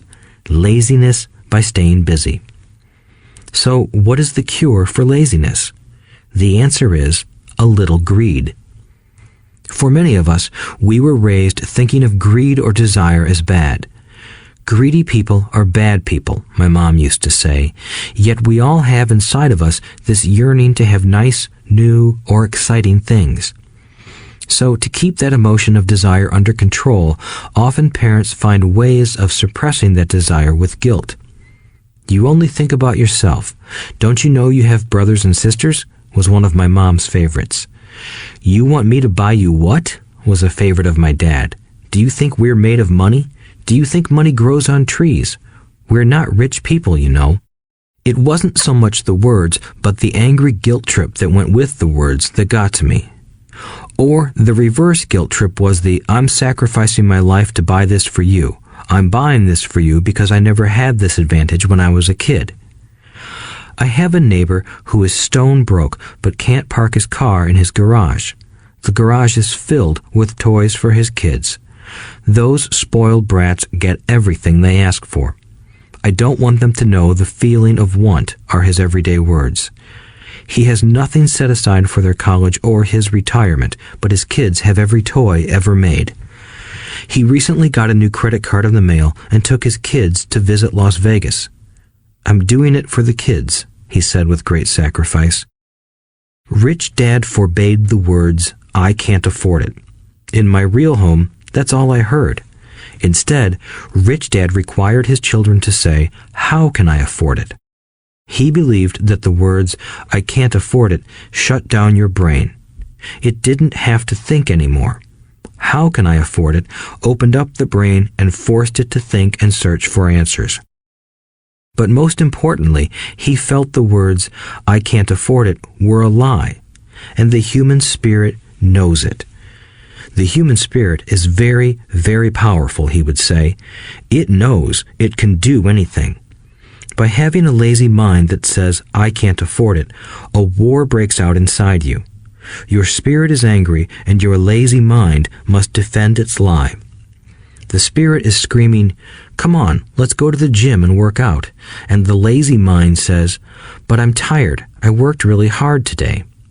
Or the human spirit says, I'm sick and tired of being poor. Let's get out there and get rich. To which the lazy mind says, rich people are greedy. Besides, it's too much bother. It's not safe. I might lose money. I'm working hard enough as it is. I've got too much to do at work anyway. Look at what I have to do tonight. My boss wants it finished by morning.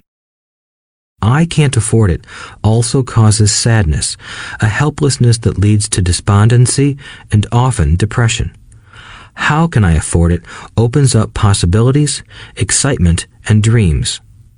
So Rich Dad was not so concerned about what we wanted to buy as long as we understood that how can I afford it creates a stronger mind and a dynamic spirit. Thus, he rarely gave Mike or me anything. He would instead ask, how can you afford it? And that included college, which we paid for ourselves. It was not the goal, but the process of attaining the goal that he wanted us to learn. The problem I see today is that there are millions of people who feel guilty about their desire or their greed. It's old conditioning from their childhood. While they desire to have the finer things that life offers, most have been conditioned subconsciously to say, I can't have that, or I'll never be able to afford that. When I decided to exit the rat race, it was simply a question of how can I afford to never work again? And my mind began to kick out answers and solutions. The hardest part was fighting my real parents' dogma. We can't afford that. Stop thinking only about yourself. Why don't you think about others? And other similar sentiments designed to instill guilt to suppress my greed. So, how do you beat laziness? Once again, the answer is a little greed. It's that radio station WIIFM, which stands for What's in it for me? A person needs to sit down and ask, what would my life be like if I never had to work again? What would I do if I had all the money I needed? Without that little greed, the desire to have something better, progress is not made. Our world progresses because we all desire a better life. New inventions are made because we desire something better. We go to school and study hard because we want something better. So whenever you find yourself avoiding something you know you should be doing, then the only thing to ask yourself is, what's in it for me? Be a little greedy. It's the best cure for laziness. Too much greed, however, as anything in excess can be, is not good. But just remember what Michael Douglas said in the movie Wall Street. Greed is good. Rich Dad said it differently. Guilt is worse than greed, for guilt robs the body of its soul. I think Eleanor Roosevelt said it best. Do what you feel in your heart to be right, for you'll be criticized anyway. You'll be damned if you do, and damned if you don't. Overcoming bad habits. Our lives are a reflection of our habits more than our education. After seeing the movie Conan the Barbarian, starring Arnold Schwarzenegger, a friend said, "I'd love to have a body like Schwarzenegger." Most of the guys nodded in agreement. "I even heard he was really puny and skinny at one time," another friend added. "Yeah, I heard that too," another one said. "I heard he has a habit of working out almost every day in the gym." "Yeah, I'll bet he has to." "Nah," said the group's cynic. "I'll bet he was born that way. Besides, let's stop talking about Arnold and get some beers." This is an example of habits controlling behavior. I remember asking my rich dad about the habits of the rich. Instead of answering me outright, he wanted me to learn through example, as usual. "When does your dad pay his bills?" Rich Dad asked. "The first of the month," I said. "Does he have anything left over?" he asked. "Very little," I said.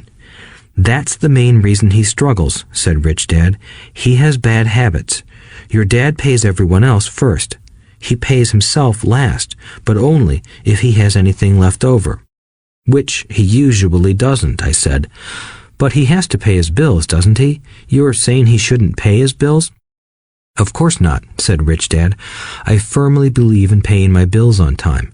I just pay myself first, before I pay even the government." "But what happens if you don't have enough money?" I asked. "What do you do then?" "The same," said Rich Dad. "I still pay myself first, even if I'm short of money. My asset column is far more important to me than the government." "But," I said, "don't they come after you?"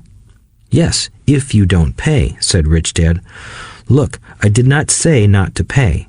I just said I pay myself first, even if I'm short of money." "But," I replied, "how do you do that?" "It's not how. The question is why," Rich Dad said. "Okay, why?" "Motivation," said Rich Dad. "Who do you think will complain louder if I don't pay them? Me or my creditors?" "Your creditors will definitely scream louder than you," I said, responding to the obvious. "You wouldn't say anything if you didn't pay yourself." So you see, after paying myself, the pressure to pay my taxes and the other creditors is so great that it forces me to seek other forms of income. The pressure to pay becomes my motivation. I've worked extra jobs, started other companies, traded in the stock market, anything, just to make sure those guys don't start yelling at me. That pressure made me work harder, forced me to think, and all in all, made me smarter and more active when it comes to money. If I had paid myself last, I would have felt no pressure, but I'd be broke.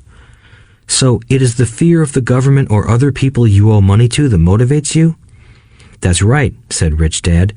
"You see, government bill collectors are big bullies. So are bill collectors in general. Most people give in to those bullies. They pay them and never pay themselves. You know the story of the 98-pound weakling who gets sand kicked in his face? I nodded. I see that ad for weightlifting and bodybuilding lessons in the comic books all the time. Well, most people let the bullies kick sand in their faces. I decided to use the fear of the bully to make me stronger. Others got weaker. Forcing myself to think about how to make extra money is like going to the gym and working out with weights. The more I work my mental money muscles out, the stronger I get. Now, I'm not afraid of those bullies. I liked what Rich Dad was saying, so If I pay myself first, I get financially stronger mentally and physically. Rich Dad nodded. And if I pay myself last, or not at all, I get weaker. So, people like bosses, managers, tax collectors, bill collectors, and landlords push me around all my life just because I don't have good money habits. Rich Dad nodded, just like the 98-pound weakling. Overcoming arrogance. What I know makes me money. What I don't know loses me money. Every time I have been arrogant, I have lost money. Because when I'm arrogant, I truly believe that what I don't know is not important, Rich Dad would often tell me. I have found that many people use arrogance to try to hide their own ignorance. It often happens when I am discussing financial statements with accountants or even other investors. They try to bluster their way through the discussion. It is clear to me that they don't know what they're talking about. They're not lying, but they are not telling the truth. There are many people in the world of money, finances, and investments who have absolutely no idea what they're talking about. Most people in the money industry are just spouting off sales pitches like used car salesmen. When you know you are ignorant in a subject, start educating yourself by finding an expert in the field or a book on the subject. Chapter 8. Getting Started. There is gold everywhere. Most people are not trained to see it. I wish I could say acquiring wealth was easy for me, but it wasn't.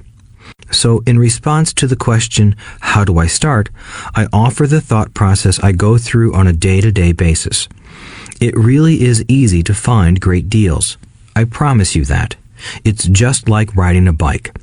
After a little wobbling, it's a piece of cake. But when it comes to money, it takes determination to get through the wobbling. That's a personal thing.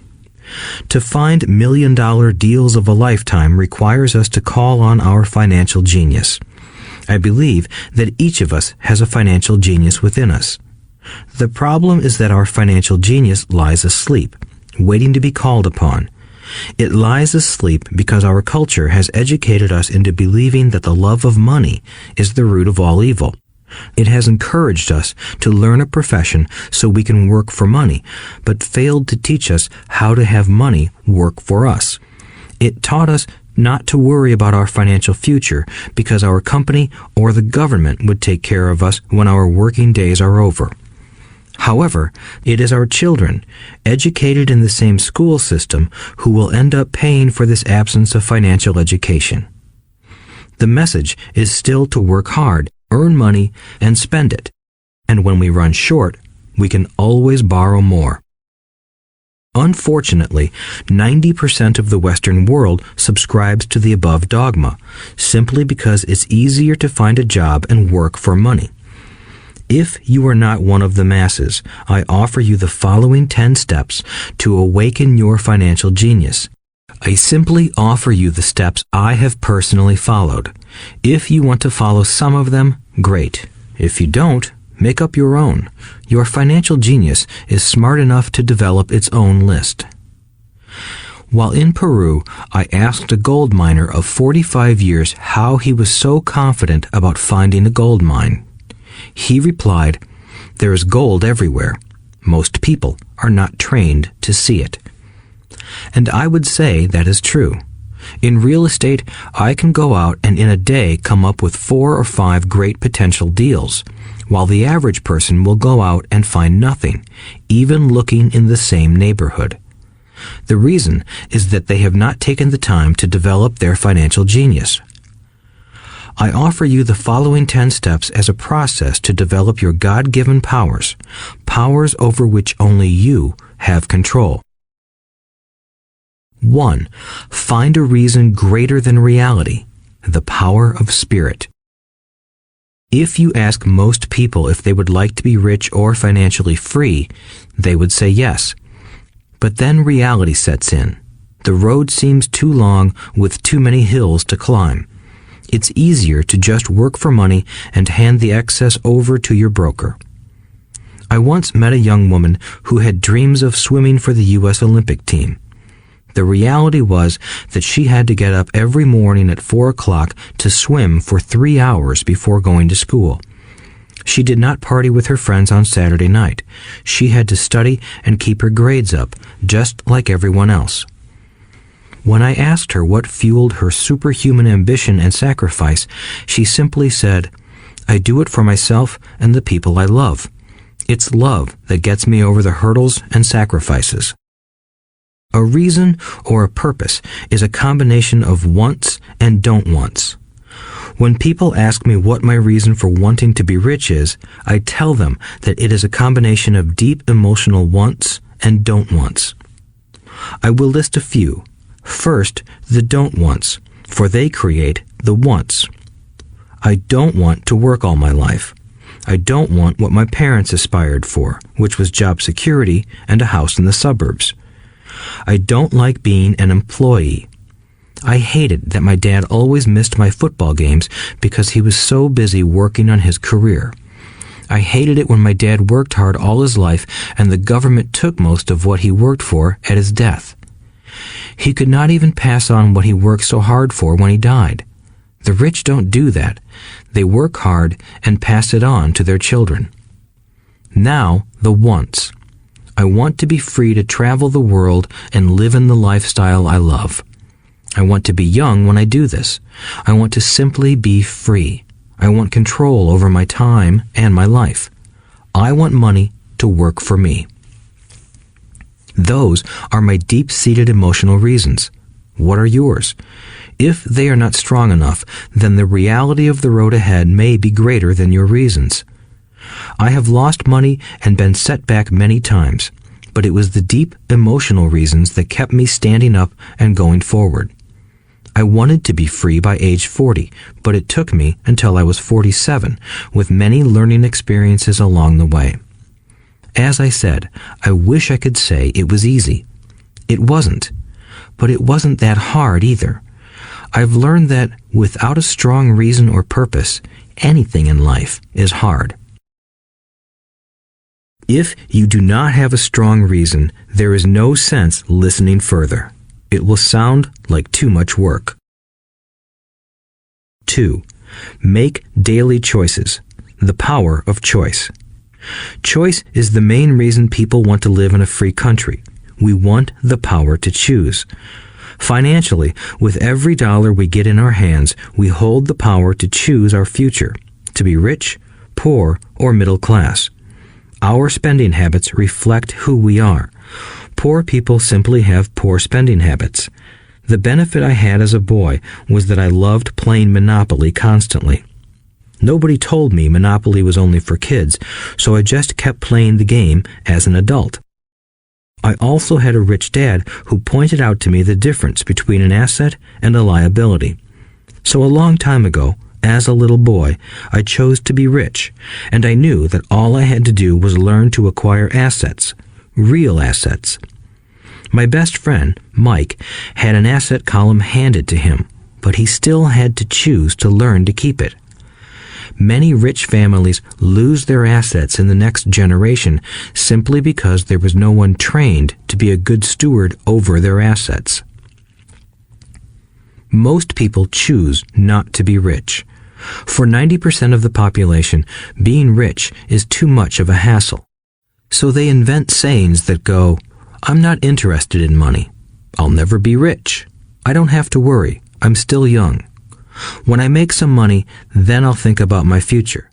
My husband or wife handles the finances." The problem with those statements is that they rob the person who chooses to think such thoughts of two things. One is time, which is your most precious asset. The second is learning. Having no money should not be an excuse to not learn, but that is a choice we all make daily. The choice of what we do with our time, our money, and what we put in our heads. That is the power of choice. All of us have choice. I just choose to be rich, and I make that choice every day. Invest first in education. In reality, the only real asset you have is your mind, the most powerful tool we have dominion over. Each of us has the choice of what we put in our brain once we're old enough. You can watch TV, read golf magazines, or go to ceramics class or a class on financial planning. You choose. Most people simply buy investments rather than first investing in learning about investing. A friend of mine recently had her apartment burglarized. The thieves took her electronics and left all the books. And we all have that same choice. 90% of the population buys TV sets, and only about 10% buy business books. So what do? I go to seminars. I like it when they are at least 2 days long because I like to immerse myself in a subject. In 1973, I was watching this guy on TV who was advertising a 3-day seminar on how to buy real estate for nothing down. I spent $385, and that course has made me at least $2 million, if not more. But more importantly, it bought me life. I don't have to work for the rest of my life because of that one course. I go to at least 2 such courses every year. I love CDs and audiobooks. The reason? I can easily review what I just heard. I was listening to an investor say something I completely disagreed with. Instead of becoming arrogant and critical, I simply listened to that 5-minute stretch at least 20 times, maybe more. But suddenly, by keeping my mind open, I understood why he said what he said. It was like magic. I felt like I had a window into the mind of one of the greatest investors of our time. I gained tremendous insight into the vast resources of his education and experience. The net result? I still have the old way I used to think, and I now have a new way of looking at the same problem or situation. I have 2 ways to analyze a problem or trend, and that is priceless. Today, I often say, how would Donald Trump do this, or Warren Buffett, or George Soros? The only way I can access their vast mental power is to be humble enough to read or listen to what they have to say. Arrogant or critical people are often people with low self-esteem who are afraid of taking risks. That's because if you learn something new, you are then required to make mistakes in order to fully understand what you have learned. If you have listened this far, arrogance is not one of your problems. Arrogant people rarely read or listen to experts. Why should they? They are the center of the universe. There are so many intelligent people who argue or defend when a new idea clashes with the way they think. In this case, their so-called intelligence combined with arrogance equals ignorance. Each of us knows people who are highly educated or believe they are smart, but their balance sheet paints a different picture. A truly intelligent person welcomes new ideas, for new ideas can add to the synergy of other accumulated ideas. Listening is more important than talking. If that were not true, God would not have given us 2 ears and only 1 mouth. Too many people think with their mouth instead of listening in order to absorb new ideas and possibilities. They argue instead of asking questions. I take a long view on my wealth. I do not subscribe to the get-rich-quick mentality most lottery players or casino gamblers have. I may go in and out of stocks, but I am long on education. If you want to fly an airplane, I advise taking lessons first. I am always shocked at people who buy stocks or real estate but never invest in their greatest asset, their mind. Just because you bought a house or 2 does not make you an expert at real estate. 3. Choose friends carefully. The power of association. First of all, I do not choose my friends by their financial statements. I have friends who have actually taken a vow of poverty, as well as friends who earn millions every year. The point is that I learn from all of them. Now, I will admit that there are people I have actually sought out because they had money. But I was not after their money. I was seeking their knowledge. In some cases, these people who had money have become dear friends. I've noticed that my friends with money talk about money. They don't do it to brag. They're interested in the subject. So I learn from them, and they learn from me. My friends who are in dire financial straits do not like talking about money, business, or investing. They often think it rude or unintellectual. So I also learn from my friends who struggle financially. I find out what not to do. I have several friends who have generated over $1 billion in their short lifetimes. The three of them report the same phenomenon. Their friends who have no money have never come to them to ask them how they did it, but they do come asking for one of two things, or both, a loan or a job. Warning: don't listen to poor or frightened people. I have such friends, and while I love them dearly, they are the Chicken Littles of life. To them, when it comes to money, especially investments, it's always, the sky is falling, the sky is falling. They can always tell you why something won't work. The problem is that people listen to them. But people who blindly accept doom and gloom information are also Chicken Littles. As that old saying goes, birds of a feather flock together. If you watch business channels on TV, they often have a panel of so-called experts. One expert will say the market is going to crash, and the other will say it's going to boom. If you're smart, you listen to both. Keep your mind open because both have valid points. Unfortunately, most poor people listen to Chicken Little. I have had many close friends try to talk me out of a deal or an investment. Not long ago, a friend told me he was excited because he found a 6% certificate of deposit. I told him I earned 16% from the state government. The next day, he sent me an article about why my investment was dangerous. I have received 16% for years now, and he still receives 6%. I would say that one of the hardest things about wealth building is to be true to yourself and to be willing to not go along with the crowd. This is because, in the market, it is usually the crowd that shows up late that is slaughtered. If a great deal is on the front page, it's too late in most instances. Look for a new deal. As we used to say as surfers, there is always another wave. People who hurry and catch a wave late usually are the ones who wipe out. Smart investors don't time the markets. If they miss a wave, they search for the next one and get themselves in position. This is hard for most investors because buying what is not popular is frightening. Timid investors are like sheep going along with the crowd. Or their greed gets them in when wise investors have already taken their profits and moved on. Wise investors buy an investment when it's not popular. They know their profits are made when they buy, not when they sell. They wait patiently. As I said, they do not time the market. Just like a surfer, they get in position for the next big swell. It's all insider trading. There are forms of insider trading that are illegal, and there are forms of insider trading that are legal. But either way, it's insider trading.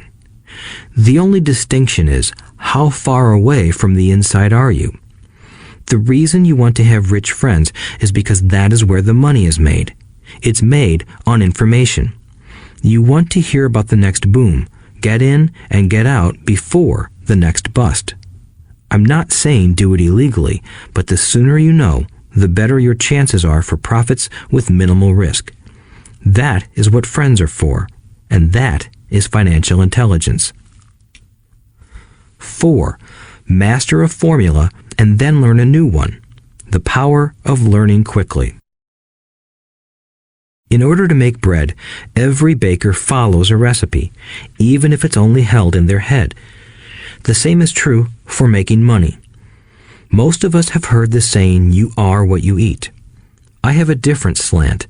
I say, you become what you study. In other words, be careful what you learn, because your mind is so powerful that you become what you put in your head. For example, if you study cooking, you then tend to cook. If you don't want to be a cook anymore, then you need to study something else. When it comes to money, the masses generally have one basic formula they learned in school, and it's this: Work for money. The predominant formula I see in the world is that every day millions of people get up, go to work, earn money, pay bills, balance checkbooks, buy some mutual funds, and go back to work. That is the basic formula, or recipe. If you're tired of what you're doing, or you're not making enough, it's simply a case of changing the formula via which you make money. Years ago, when I was 26, I took a weekend class called How to Buy Real Estate Foreclosures. I learned the formula. The next trick was to have the discipline to actually put into action what I had learned. That is where most people stop. For 3 years, while working for Xerox, I spent my spare time learning to master the art of buying foreclosures. I've made several $million using that formula. So, after I mastered that formula, I went in search of other formulas. For many of the classes, I did not directly use the information I learned, but I always learned something new.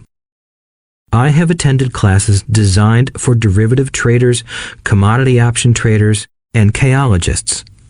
I was way out of my league, being in a room full of people with doctorates in nuclear physics and space science.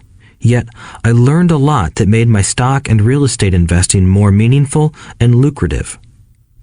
Most junior colleges and community colleges have classes on financial planning and buying traditional investments. They are good places to start, but I always search for a faster formula. That is why, on a fairly regular basis, I make more in a day than many people will make in their lifetime. Another side note, in today's fast-changing world, it's not so much what you know anymore that counts, because often what you know is old. It is how fast you learn. That skill is priceless. It's priceless in finding faster formulas, recipes, if you will, for making dough. Working hard for money is an old formula born in the day of cavemen. 5. Pay yourself first. The power of self-discipline. If you cannot get control of yourself, do not try to get rich. It makes no sense to invest, make money, and blow it. It is the lack of self-discipline that causes most lottery winners to go broke soon after winning millions. It is the lack of self-discipline that causes people who get a raise to immediately go out and buy a new car or take a cruise. It is difficult to say which of the 10 steps is the most important, but of all the steps, this step is probably the most difficult to master if it is not already a part of your makeup. I would venture to say that personal self-discipline is the number one delineating factor between the rich, the poor, and the middle class. Simply put, people who have low self-esteem and low tolerance for financial pressure can never be rich. As I have said, a lesson learned from my rich dad was that the world will push you around. The world pushes people around, not because other people are bullies, but because the individual lacks internal control and discipline. People who lack internal fortitude often become victims of those who have self-discipline. In the entrepreneur classes I teach, I constantly remind people to not focus on their product, service, or widget, but to focus on developing management skills. The 3 most important management skills necessary to start your own business are management of 1. Cash flow, 2. People, 3. Personal time. I would say the skills to manage these 3 apply to anything, not just entrepreneurs. The 3 matter in the way you live your life as an individual or as part of a family, a business, a charitable organization, a city, or a nation. Each of these skills is enhanced by the mastery of self-discipline. I do not take the saying, "pay yourself first," lightly. The statement, "pay yourself first," comes from George Clayson's book, The Richest Man in Babylon. Millions of copies have been sold. But while millions of people freely repeat that powerful statement, few follow the advice. As I said, financial literacy allows one to read numbers, and numbers tell the story.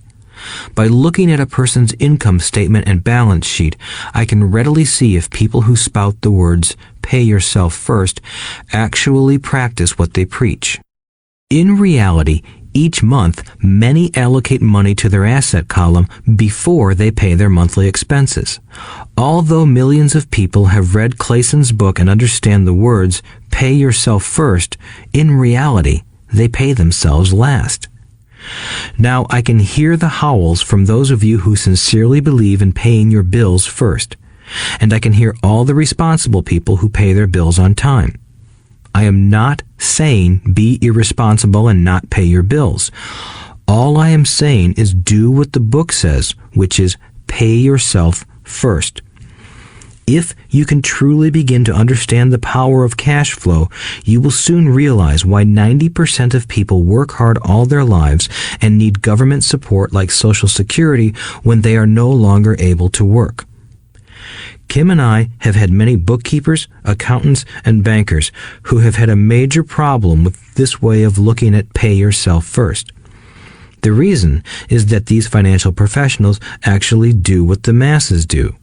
They pay themselves last. There have been times in my life when, for whatever reason, cash flow was far less than my bills. I still paid myself first. My accountant and bookkeeper screamed in panic. "They're going to come after you. The IRS is going to put you in jail. You're going to ruin your credit rating. They'll cut off the electricity." I still paid myself first. Why, you ask? Because that's what the story, The Richest Man in Babylon, was all about. The power of self-discipline and the power of internal fortitude. As my rich dad taught me the first month I worked for him, most people allow the world to push them around. A bill collector calls and you pay or else. A sales clerk says, "Oh, just put it on your charge card." Your real estate agent tells you, "Go ahead. The government allows you a tax deduction on your home." That is what the book is really about. Having the guts to go against the tide and get rich. You may not be weak, but when it comes to money, many people get wimpy. I am not saying be irresponsible. The reason I don't have high credit card debt and doodad debt is because I pay myself first. The reason I minimize my income is because I don't want to pay it to the government. That is why my income comes from my asset column through a Nevada corporation. If I work for money, the government takes it. Although I pay my bills last, I am financially astute enough to not get into a tough financial situation. I don't like consumer debt. I actually have liabilities that are higher than 99% of the population, but I don't pay for them. Other people pay for my liabilities. They're called tenants. So rule number 1 in paying yourself first is don't get into debt in the first place. Although I pay my bills last, I set it up to have only small, unimportant bills that are due. When I occasionally come up short, I still pay myself first. I let the creditors and even the government scream. I like it when they get tough. Why? Because those guys do me a favor. They inspire me to go out and create more money. So I pay myself first, invest the money, and let the creditors yell. I generally pay them right away anyway. Kim and I have excellent credit. We just don't cave into pressure and spend our savings or liquidate stocks to pay for consumer debt. That is not too financially intelligent.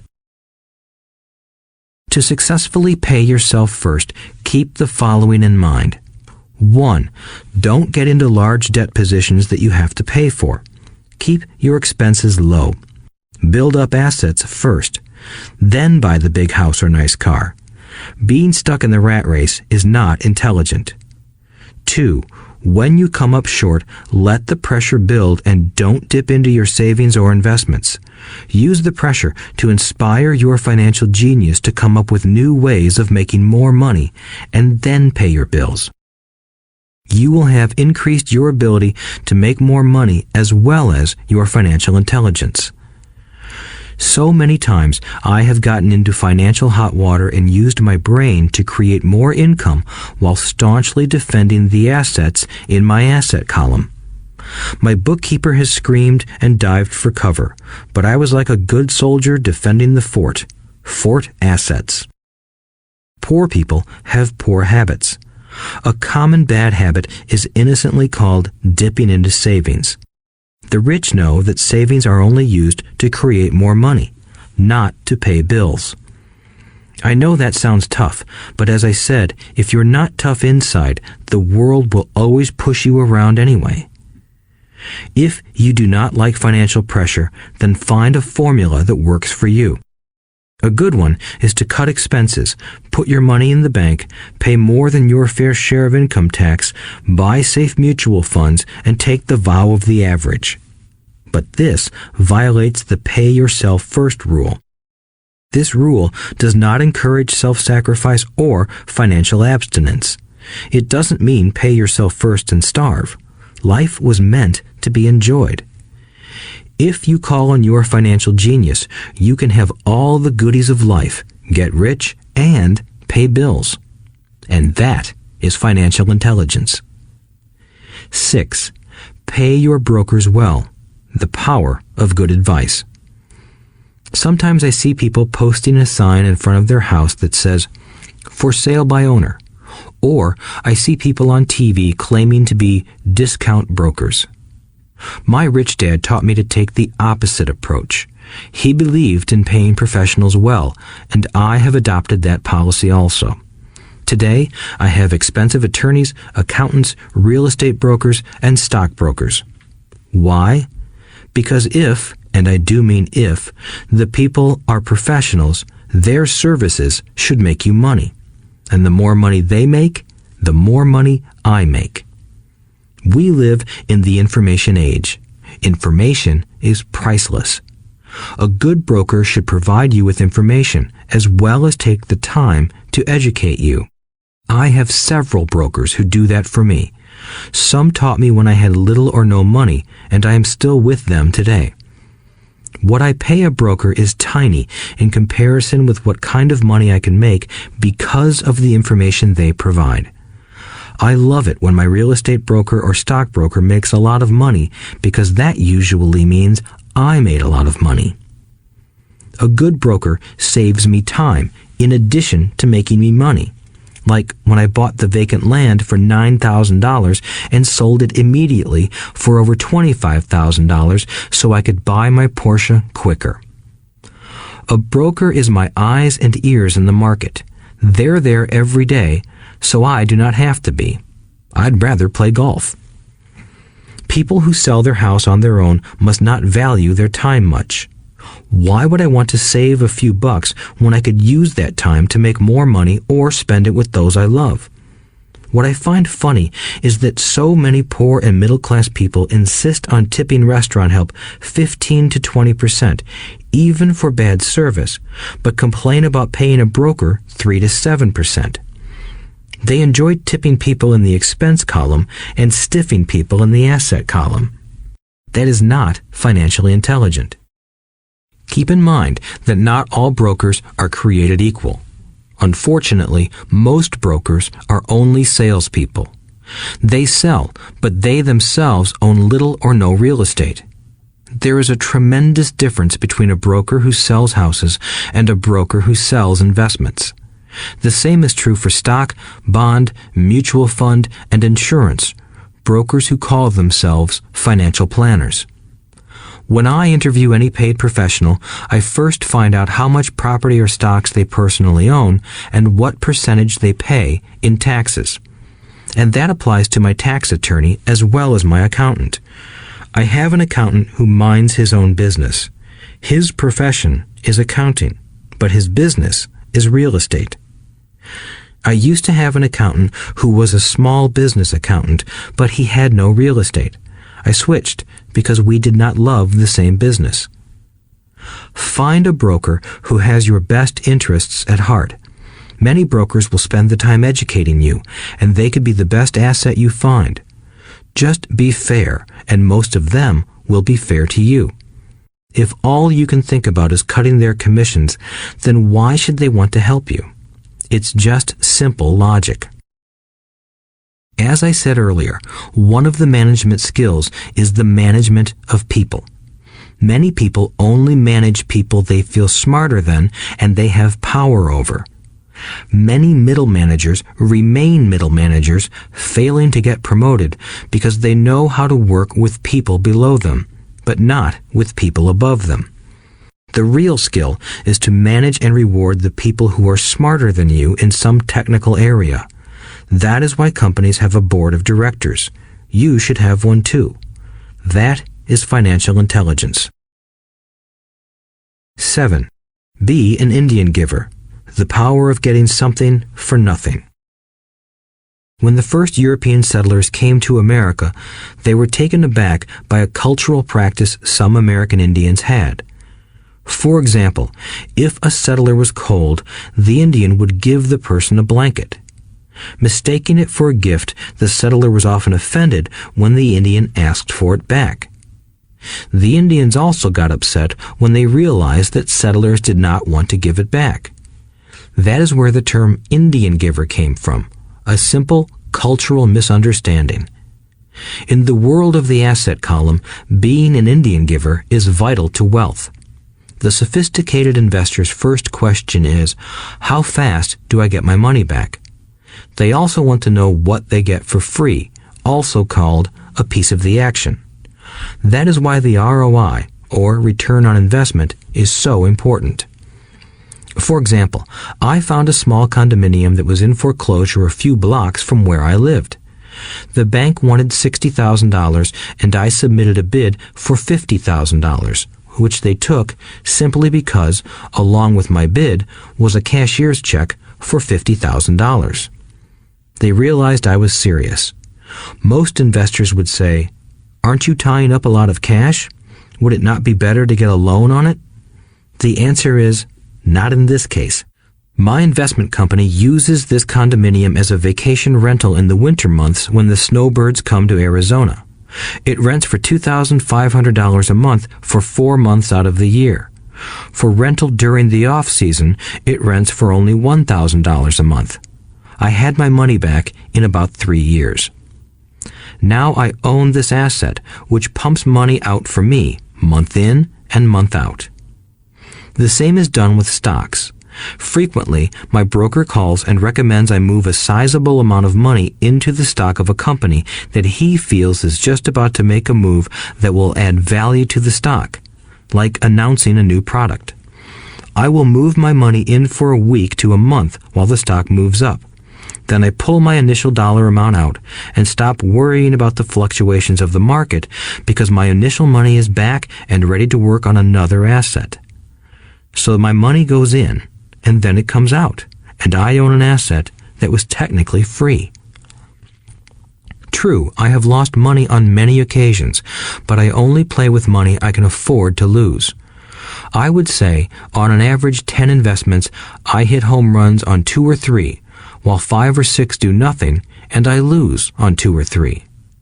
But I limit my losses to only the money I have in at that time. People who hate risk put their money in the bank. In the long run, safe savings are better than no savings.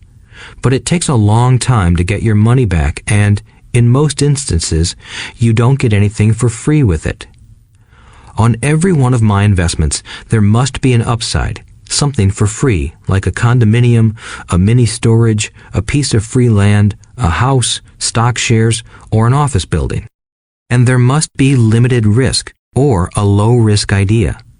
There are books devoted entirely to this subject, so I will not talk about it here.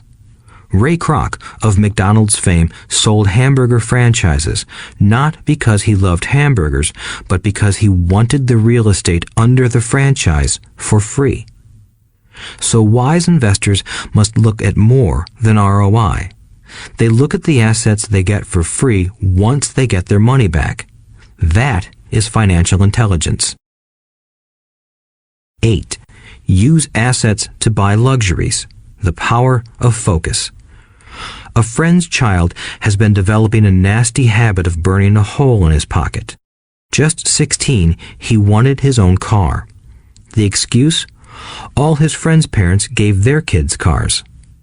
The child wanted to go into his savings and use it for a down payment.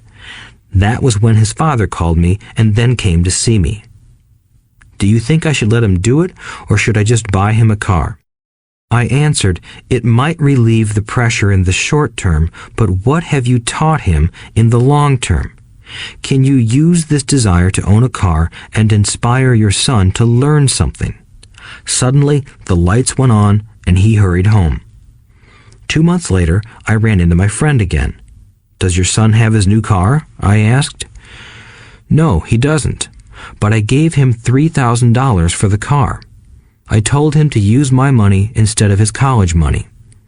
Well, that's generous of you, I said. Not really. The money came with a hitch. So what was the hitch? I asked.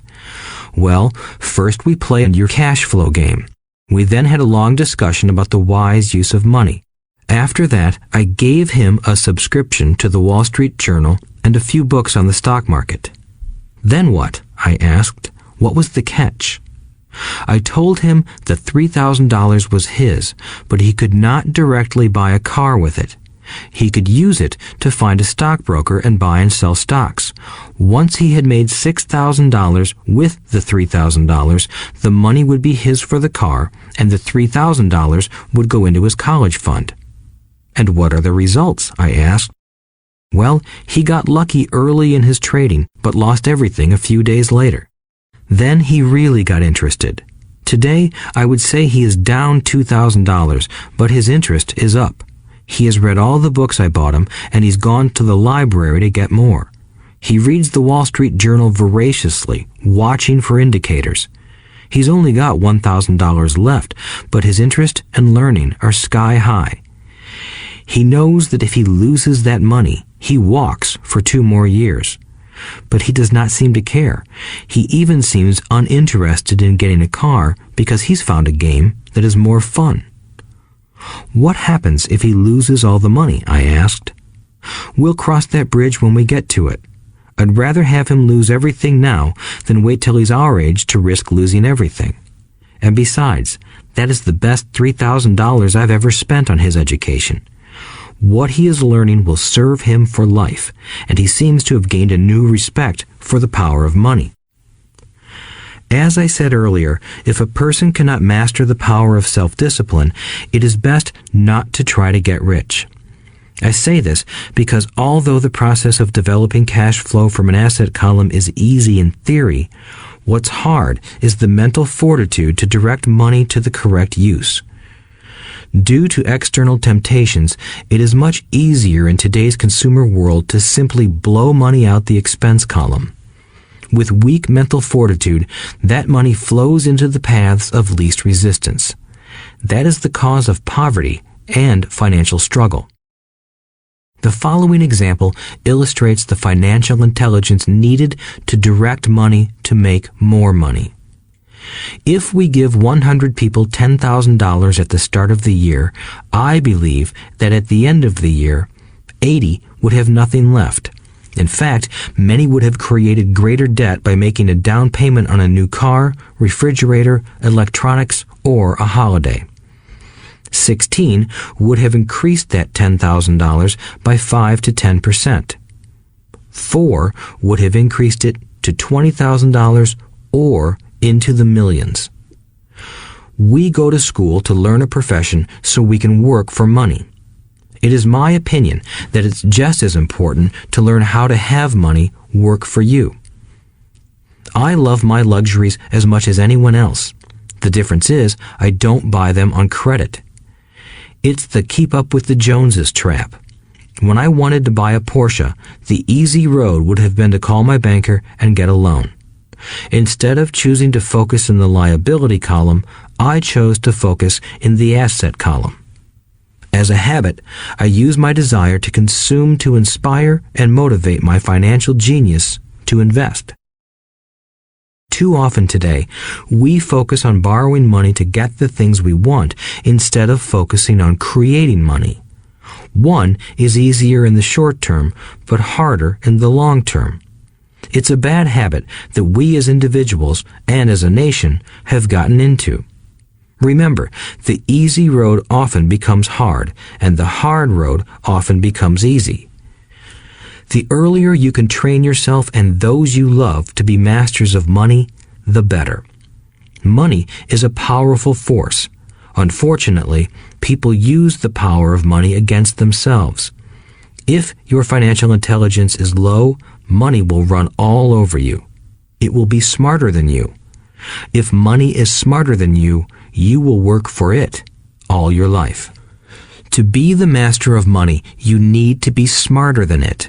Then money will do as it is told. It will obey you. Instead of being a slave to it, you will be the master of it. That is financial intelligence. 9. Choose heroes. The power of myth. When I was a kid, I greatly admired Willie Mays, Hank Aaron, and Yogi Berra. They were my heroes, and I wanted to be just like them. I treasured their baseball cards. I knew their stats, the RBIs, the ERAs, their batting averages, how much they got paid, and how they came up from the minor leagues. As a 9-year-old kid, when I stepped up to bat or played first base or catcher, I wasn't me. I pretended I was a famous baseball player. It's one of the most powerful ways we learn, and we often lose that as adults. We lose our heroes. Today, I watch young kids playing basketball near my home. On the court, they're not little Johnny. They're pretending to be their favorite basketball hero. Copying or emulating heroes is true power learning. I have new heroes as I grow older. I have golf heroes, and I copy their swings and do my best to read everything I can about them. I also have heroes such as Donald Trump, Warren Buffett, Peter Lynch, George Soros, and Jim Rogers. I know their stats just like I knew the ERAs and RBIs of my childhood baseball heroes. I follow what Warren Buffett invests in, and I read anything I can about his point of view on the market and how he chooses stocks. And I read about Donald Trump, trying to find out how he negotiates and puts deals together. Just as I was not me when I was up to bat, when I'm in the market or I'm negotiating a deal, I am subconsciously acting with the bravado of Trump. Or, when analyzing a trend, I look at it as though Warren Buffett were doing it. By having heroes, we tap into a tremendous source of raw genius. But heroes do more than simply inspire us. Heroes make things look easy. Making it look easy convinces us to want to be just like them. If they can do it, so can I. When it comes to investing, too many people make it sound hard. Instead, find heroes who make it look easy. 10. Teach and you shall receive. The power of giving. Both of my dads were teachers. My rich dad taught me a lesson I have carried all my life, the necessity of being charitable or giving. My educated dad gave a lot of his time and knowledge, but almost never gave away money. He usually said that he would give when he had some extra money, but of course, there was rarely any extra. My rich dad gave money as well as education. He believed firmly in tithing. If you want something, you first need to give, he would always say. When he was short of money, he gave money to his church or to his favorite charity. If I could leave one single idea with you, it is that idea. Whenever you feel short or in need of something, give what you want first, and it will come back in buckets. That is true for money, a smile, love, or friendship. I know it is often the last thing a person may want to do, but it has always worked for me. I trust that the principle of reciprocity is true, and I give what I want. I want money, so I give money, and it comes back in multiples. I want sales, so I help someone else sell something, and sales come to me. I want contacts, and I help someone else get contacts. Like magic, contacts come to me. I heard a saying years ago that went, God does not need to receive, but humans need to give. My rich dad would often say, poor people are more greedy than rich people. He would explain that if a person was rich, that person was providing something that other people wanted.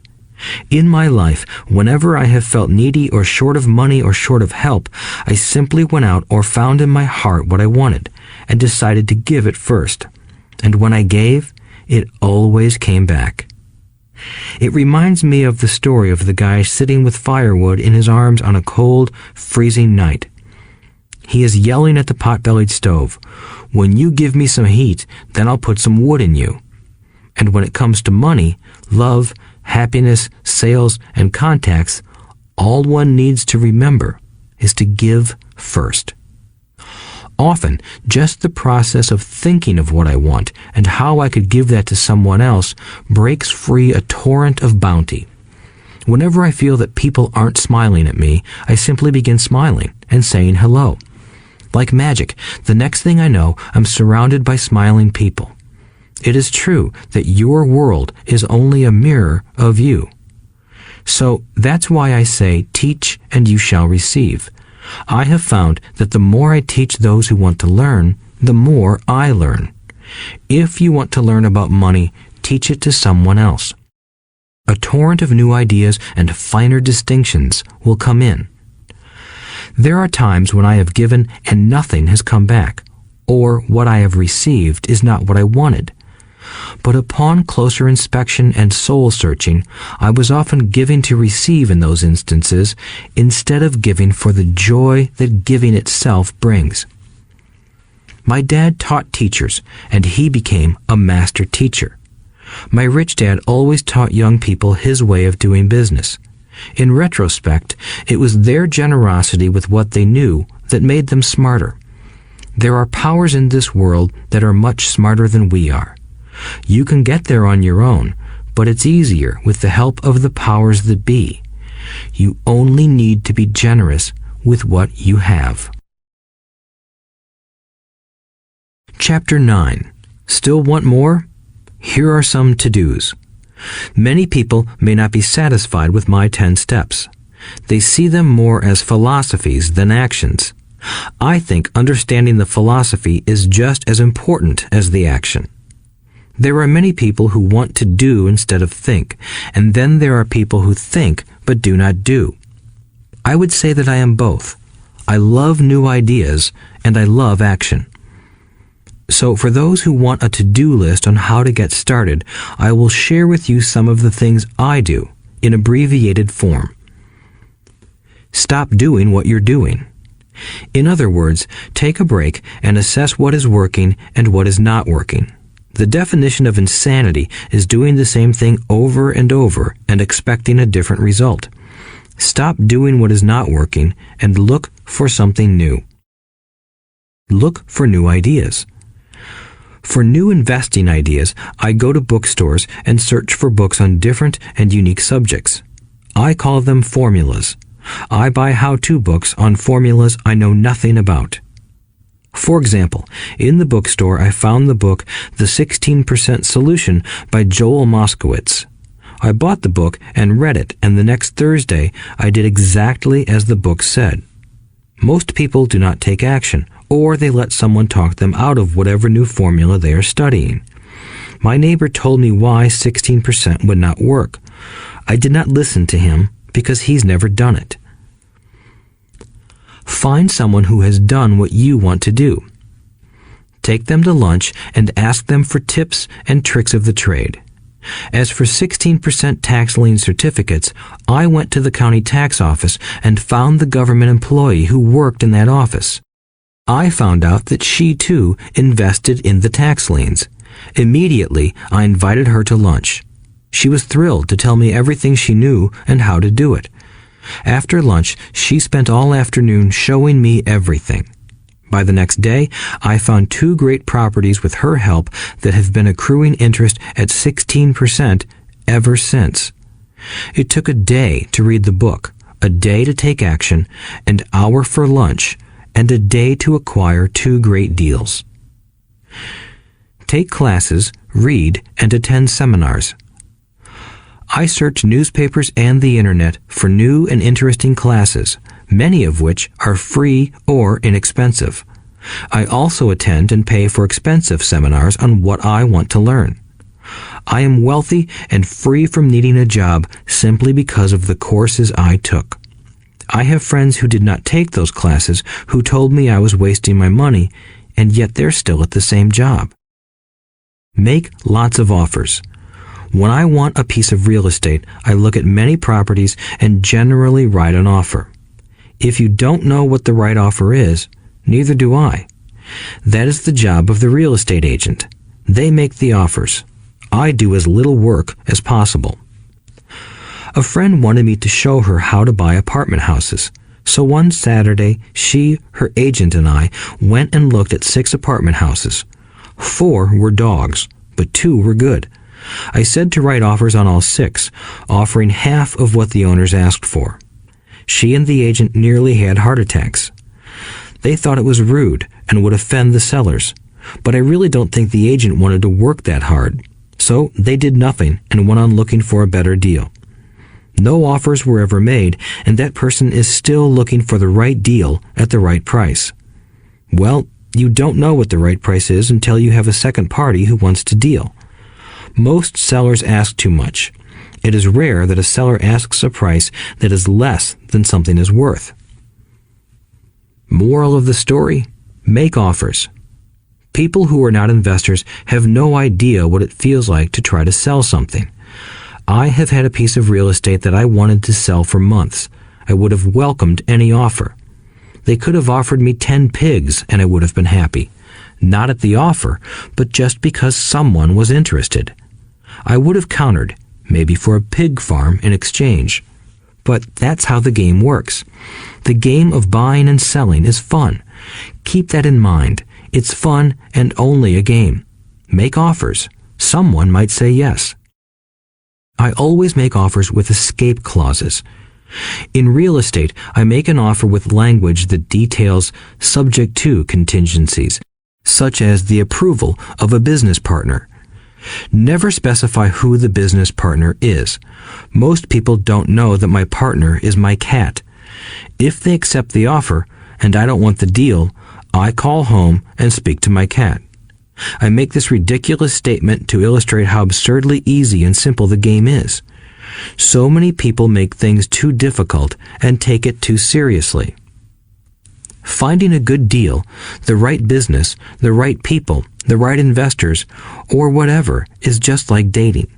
You must go to the market and talk to a lot of people, make a lot of offers, counter-offers, negotiate, reject, and accept. I know single people who sit at home and wait for the phone to ring, but it's better to go to the market, even if it's only the supermarket. Search, offer, reject, negotiate, and accept are all parts of the process of almost everything in life. Jog, walk, or drive a certain area once a month for 10 minutes. I have found some of my best real estate investments doing this. I will jog a certain neighborhood for a year and look for change. For there to be profit in a deal, there must be 2 elements, a bargain and change. There are lots of bargains, but it's change that turns a bargain into a profitable opportunity. So when I jog a neighborhood I might like to invest in. It is the repetition that causes me to notice slight differences. I notice real estate signs that are up for a long time. That means the seller might be more agreeable to deal. I watch for moving trucks going in or out. I stop and talk to the drivers. I talk to the postal carriers. It's amazing how much information they acquire about an area. I find a bad area, especially an area that the news has scared everyone away from. I drive it for sometimes a year, waiting for signs of something changing for the better. I talk to retailers, especially new ones, and find out why they're moving in. It takes only a few minutes a month, and I do it while doing something else, like exercising or going to and from the store. Shop for bargains in all markets. Consumers will always be poor. When the supermarket has a sale, say on toilet paper, the consumer runs in and stocks up. But when the housing or stock market has a sale, most often called a crash or correction, the same consumer often runs away from it. When the supermarket raises its prices, the consumer shops somewhere else. But when housing or the stock market raises their prices, the same consumer often rushes in and starts buying. Always remember, profits are made in the buying, not in the selling. Look in the right places. A neighbor bought a condominium for $100,000. I bought the identical condo next door for $50,000. He told me he's waiting for the price to go up. I told him that profit is made when you buy, not when you sell. He shopped with a real estate broker who owns no property of her own. I shopped at the foreclosure auction. I paid $500 for a class on how to do this. My neighbor thought that the $500 for a real estate investment class was too expensive. He said he could not afford the money or the time. So he waits for the prices to go up. Look for people who want to buy first, then look for someone who wants to sell. A friend was looking for a certain piece of land. He had the money, but did not have the time. I found a large piece of land, larger than what my friend wanted to buy, tied it up with an option, called my friend, and he said he wanted a piece of it. So I sold the piece to him and then bought the land. I kept the remaining land as mine for free. Moral of the story: buy the pie and cut it in pieces. Most people look for what they can afford, so they look too small. They buy only a piece of the pie, so they end up paying more for less.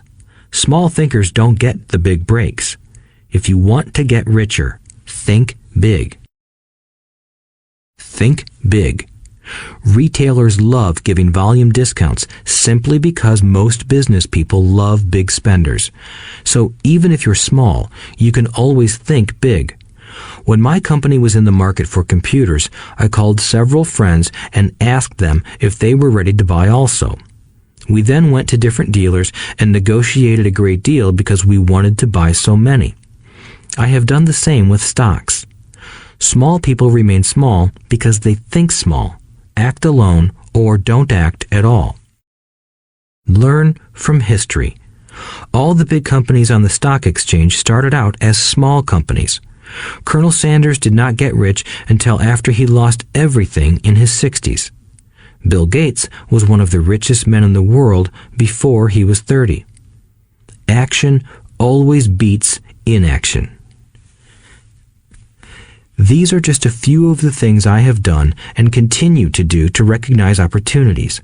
The important words are have done and do. As repeated many times throughout this audiobook, you must take action before you can receive the financial rewards. Act now. Final thoughts. I would like to share some final thoughts with you. The main reason I wrote this book, and the reason it has remained a bestseller since 2000, was to share insights into how increased financial intelligence can be used to solve many of life's common problems. Without financial training, we all too often use the standard formulas to get through life. Work hard, save, borrow, and pay excessive taxes. Today, more than ever, we need better information. I use the following story as an example of a financial problem that confronts many young families today. How do you afford a good education for your children and provide for your own retirement? It requires using financial intelligence instead of hard work. A friend of mine was griping one day about how hard it was to save money for his 4 children's college educations. He was putting $300 away in a college fund each month and had so far accumulated only about $12,000. He had about 12 more years to save for college since his oldest child was then 6 years old. At the time, the real estate market in Phoenix was terrible. People were giving houses away. I suggested to my friend that he buy a house with some of the money in his college fund. The idea intrigued him, and we began to discuss the possibility. His primary concern was that he did not have credit with the bank to buy another house since he was so overextended. I assured him that there were other ways to finance a property rather than through the bank. We looked for a house for 2 weeks, a house that would fit all our criteria. There were plenty to choose from, so shopping was fun. Finally, we found a 3-bedroom, 2-bath home in a prime neighborhood. The owner had been downsized and needed to sell that day because he and his family were moving to California where another job waited.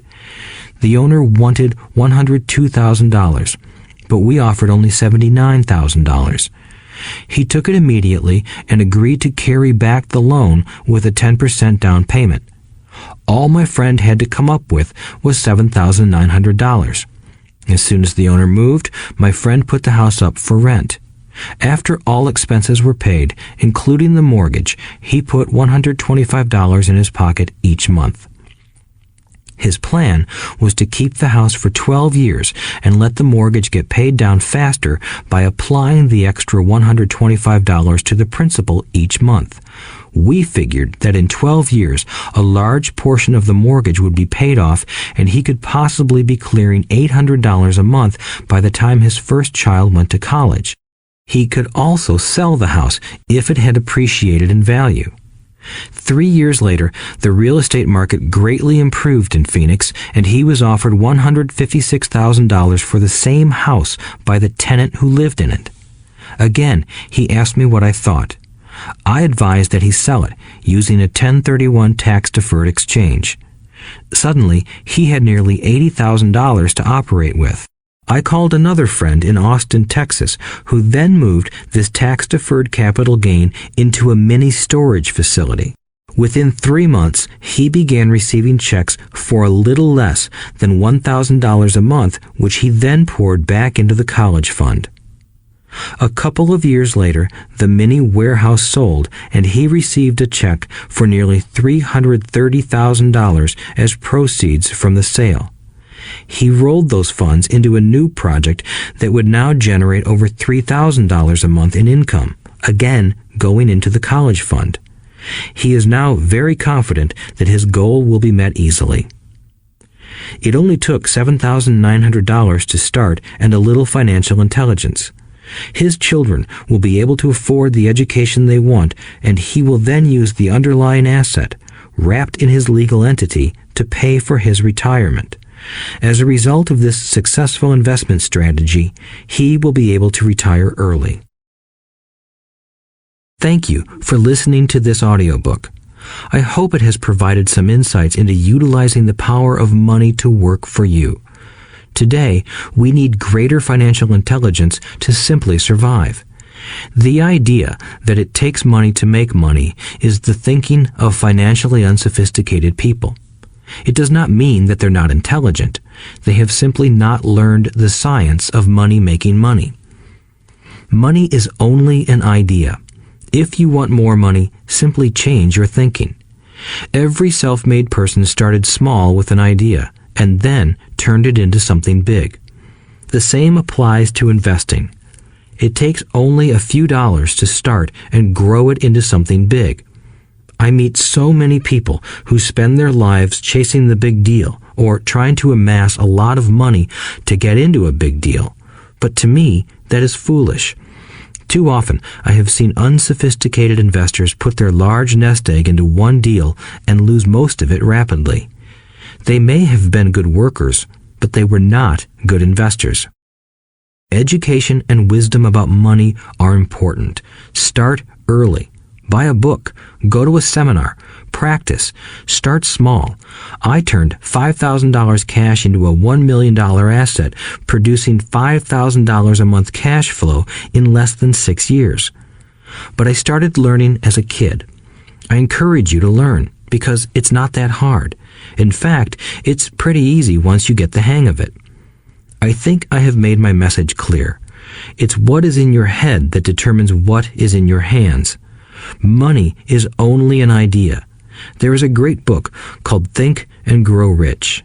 The title is not Work Hard and Grow Rich. Learn to have money work hard for you, and your life will be easier and happier. Today, don't play it safe. Play it smart. The three incomes. In the world of accounting, there are three different types of income. 1. Ordinary earned. 2. Portfolio. 3. Passive. When my poor dad said to me, "Go to school, get good grades, and find a safe, secure job," he was recommending I work for earned income.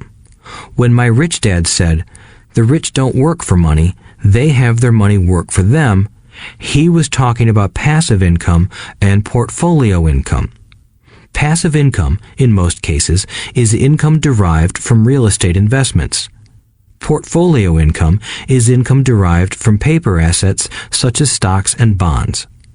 Portfolio income is the income that makes Bill Gates the richest man in the world, not earned income.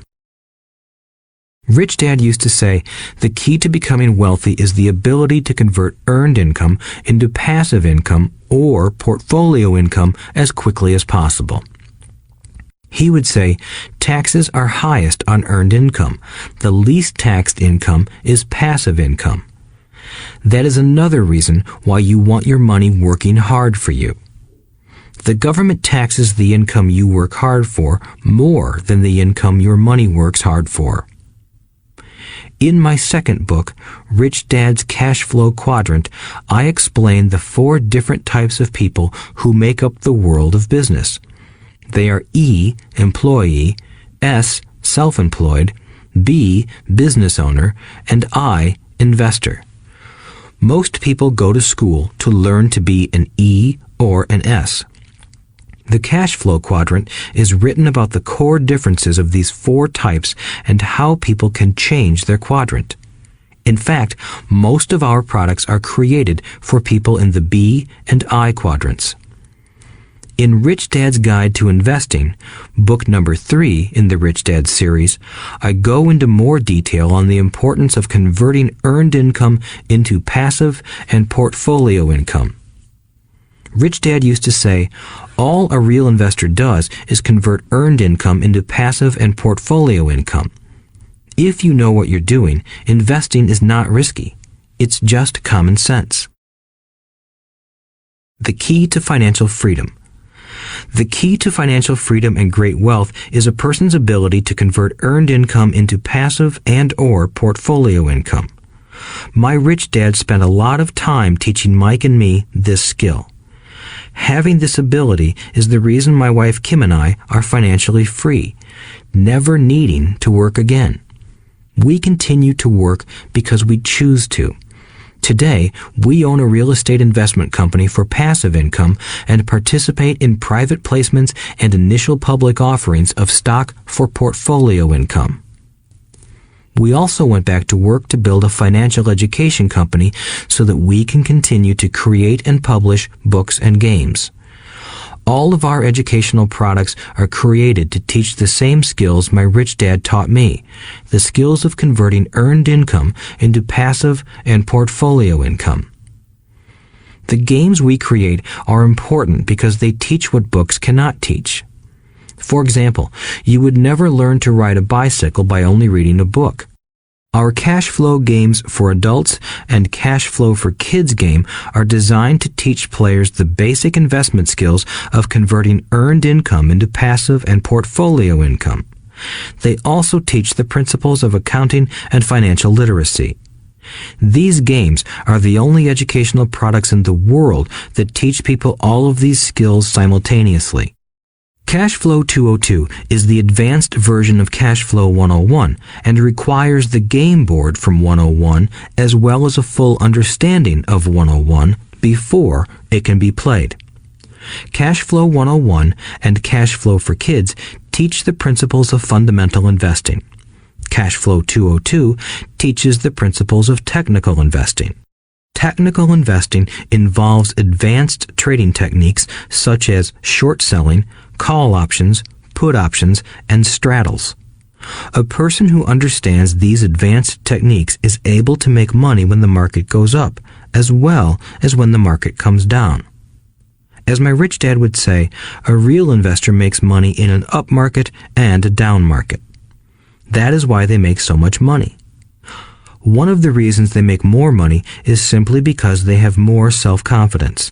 Rich Dad would say they have more self-confidence because they are less afraid of losing. In other words, the average investor does not make as much money because they are so afraid of losing money. The average investor does not know how to protect themselves from losses, and that is what Cash Flow 202 teaches. Average investors think investing is risky because they have not been formally trained to be professional investors. As Warren Buffett, America's richest investor, says, risk comes from not knowing what you're doing. My board games teach the simple basics of fundamental investing and technical investing while people are having fun. I occasionally hear someone say, your educational games are expensive, which poses the question of ROI, the return on investment, or the value returned for the price paid. I nod my head and reply, yes, they may be expensive, especially when compared to entertainment board games. But my games are not as expensive as a college education, working hard all your life for earned income, paying excessive taxes, and then living in terror of losing all of your money in the investment markets. When someone walks away mumbling about the price, I can hear my rich dad saying, if you want to be rich, you must know what kind of income to work hard for, how to keep it, and how to protect it from loss. That is the key to great wealth. Rich Dad would also say, if you do not understand the differences in those three incomes and do not learn the skills on how to acquire and protect those incomes, you will probably spend your life earning less than you could and working harder than you should. My poor dad thought a good education, a good job, and years of hard work were all you needed to be successful. My rich dad also thought a good education was important. But to him, it was also important that Mike and I know the differences in the three incomes and what kind of income to work hard for. To him, that was basic financial education. Knowing the differences in the three incomes and learning the investment skills of how to acquire the different incomes is basic education for anyone who strives to acquire great wealth and achieve financial freedom, a special kind of freedom that only a few will ever know. As Rich Dad states in lesson number 1, the rich do not work for money. They know how to have money work hard for them. Rich Dad said, earned income is money you work for, and passive and portfolio income is money working for you. Knowing that little difference has been significant in my life. Or, as Robert Frost ends his poem, and that has made all the difference. Take action. All of you were given two great gifts, your mind and your time. It is up to you to do what you please with both. With each dollar bill that enters your hand, you and only you have the power to determine your destiny. Spend it foolishly, and you choose to be poor. Spend it on liabilities, and you join the middle class. Invest it in your mind and learn how to acquire assets, and you will be choosing wealth as your goal and your future. The choice is yours, and only yours. Every day, with every dollar, you decide to be rich, poor, or middle class. Choose to share this knowledge with your children, and you choose to prepare them for the world that awaits. No one else will. You and your children's future will be determined by choices you make today, not tomorrow. I wish you great wealth and much happiness with this fabulous gift called life. Robert Kiyosaki.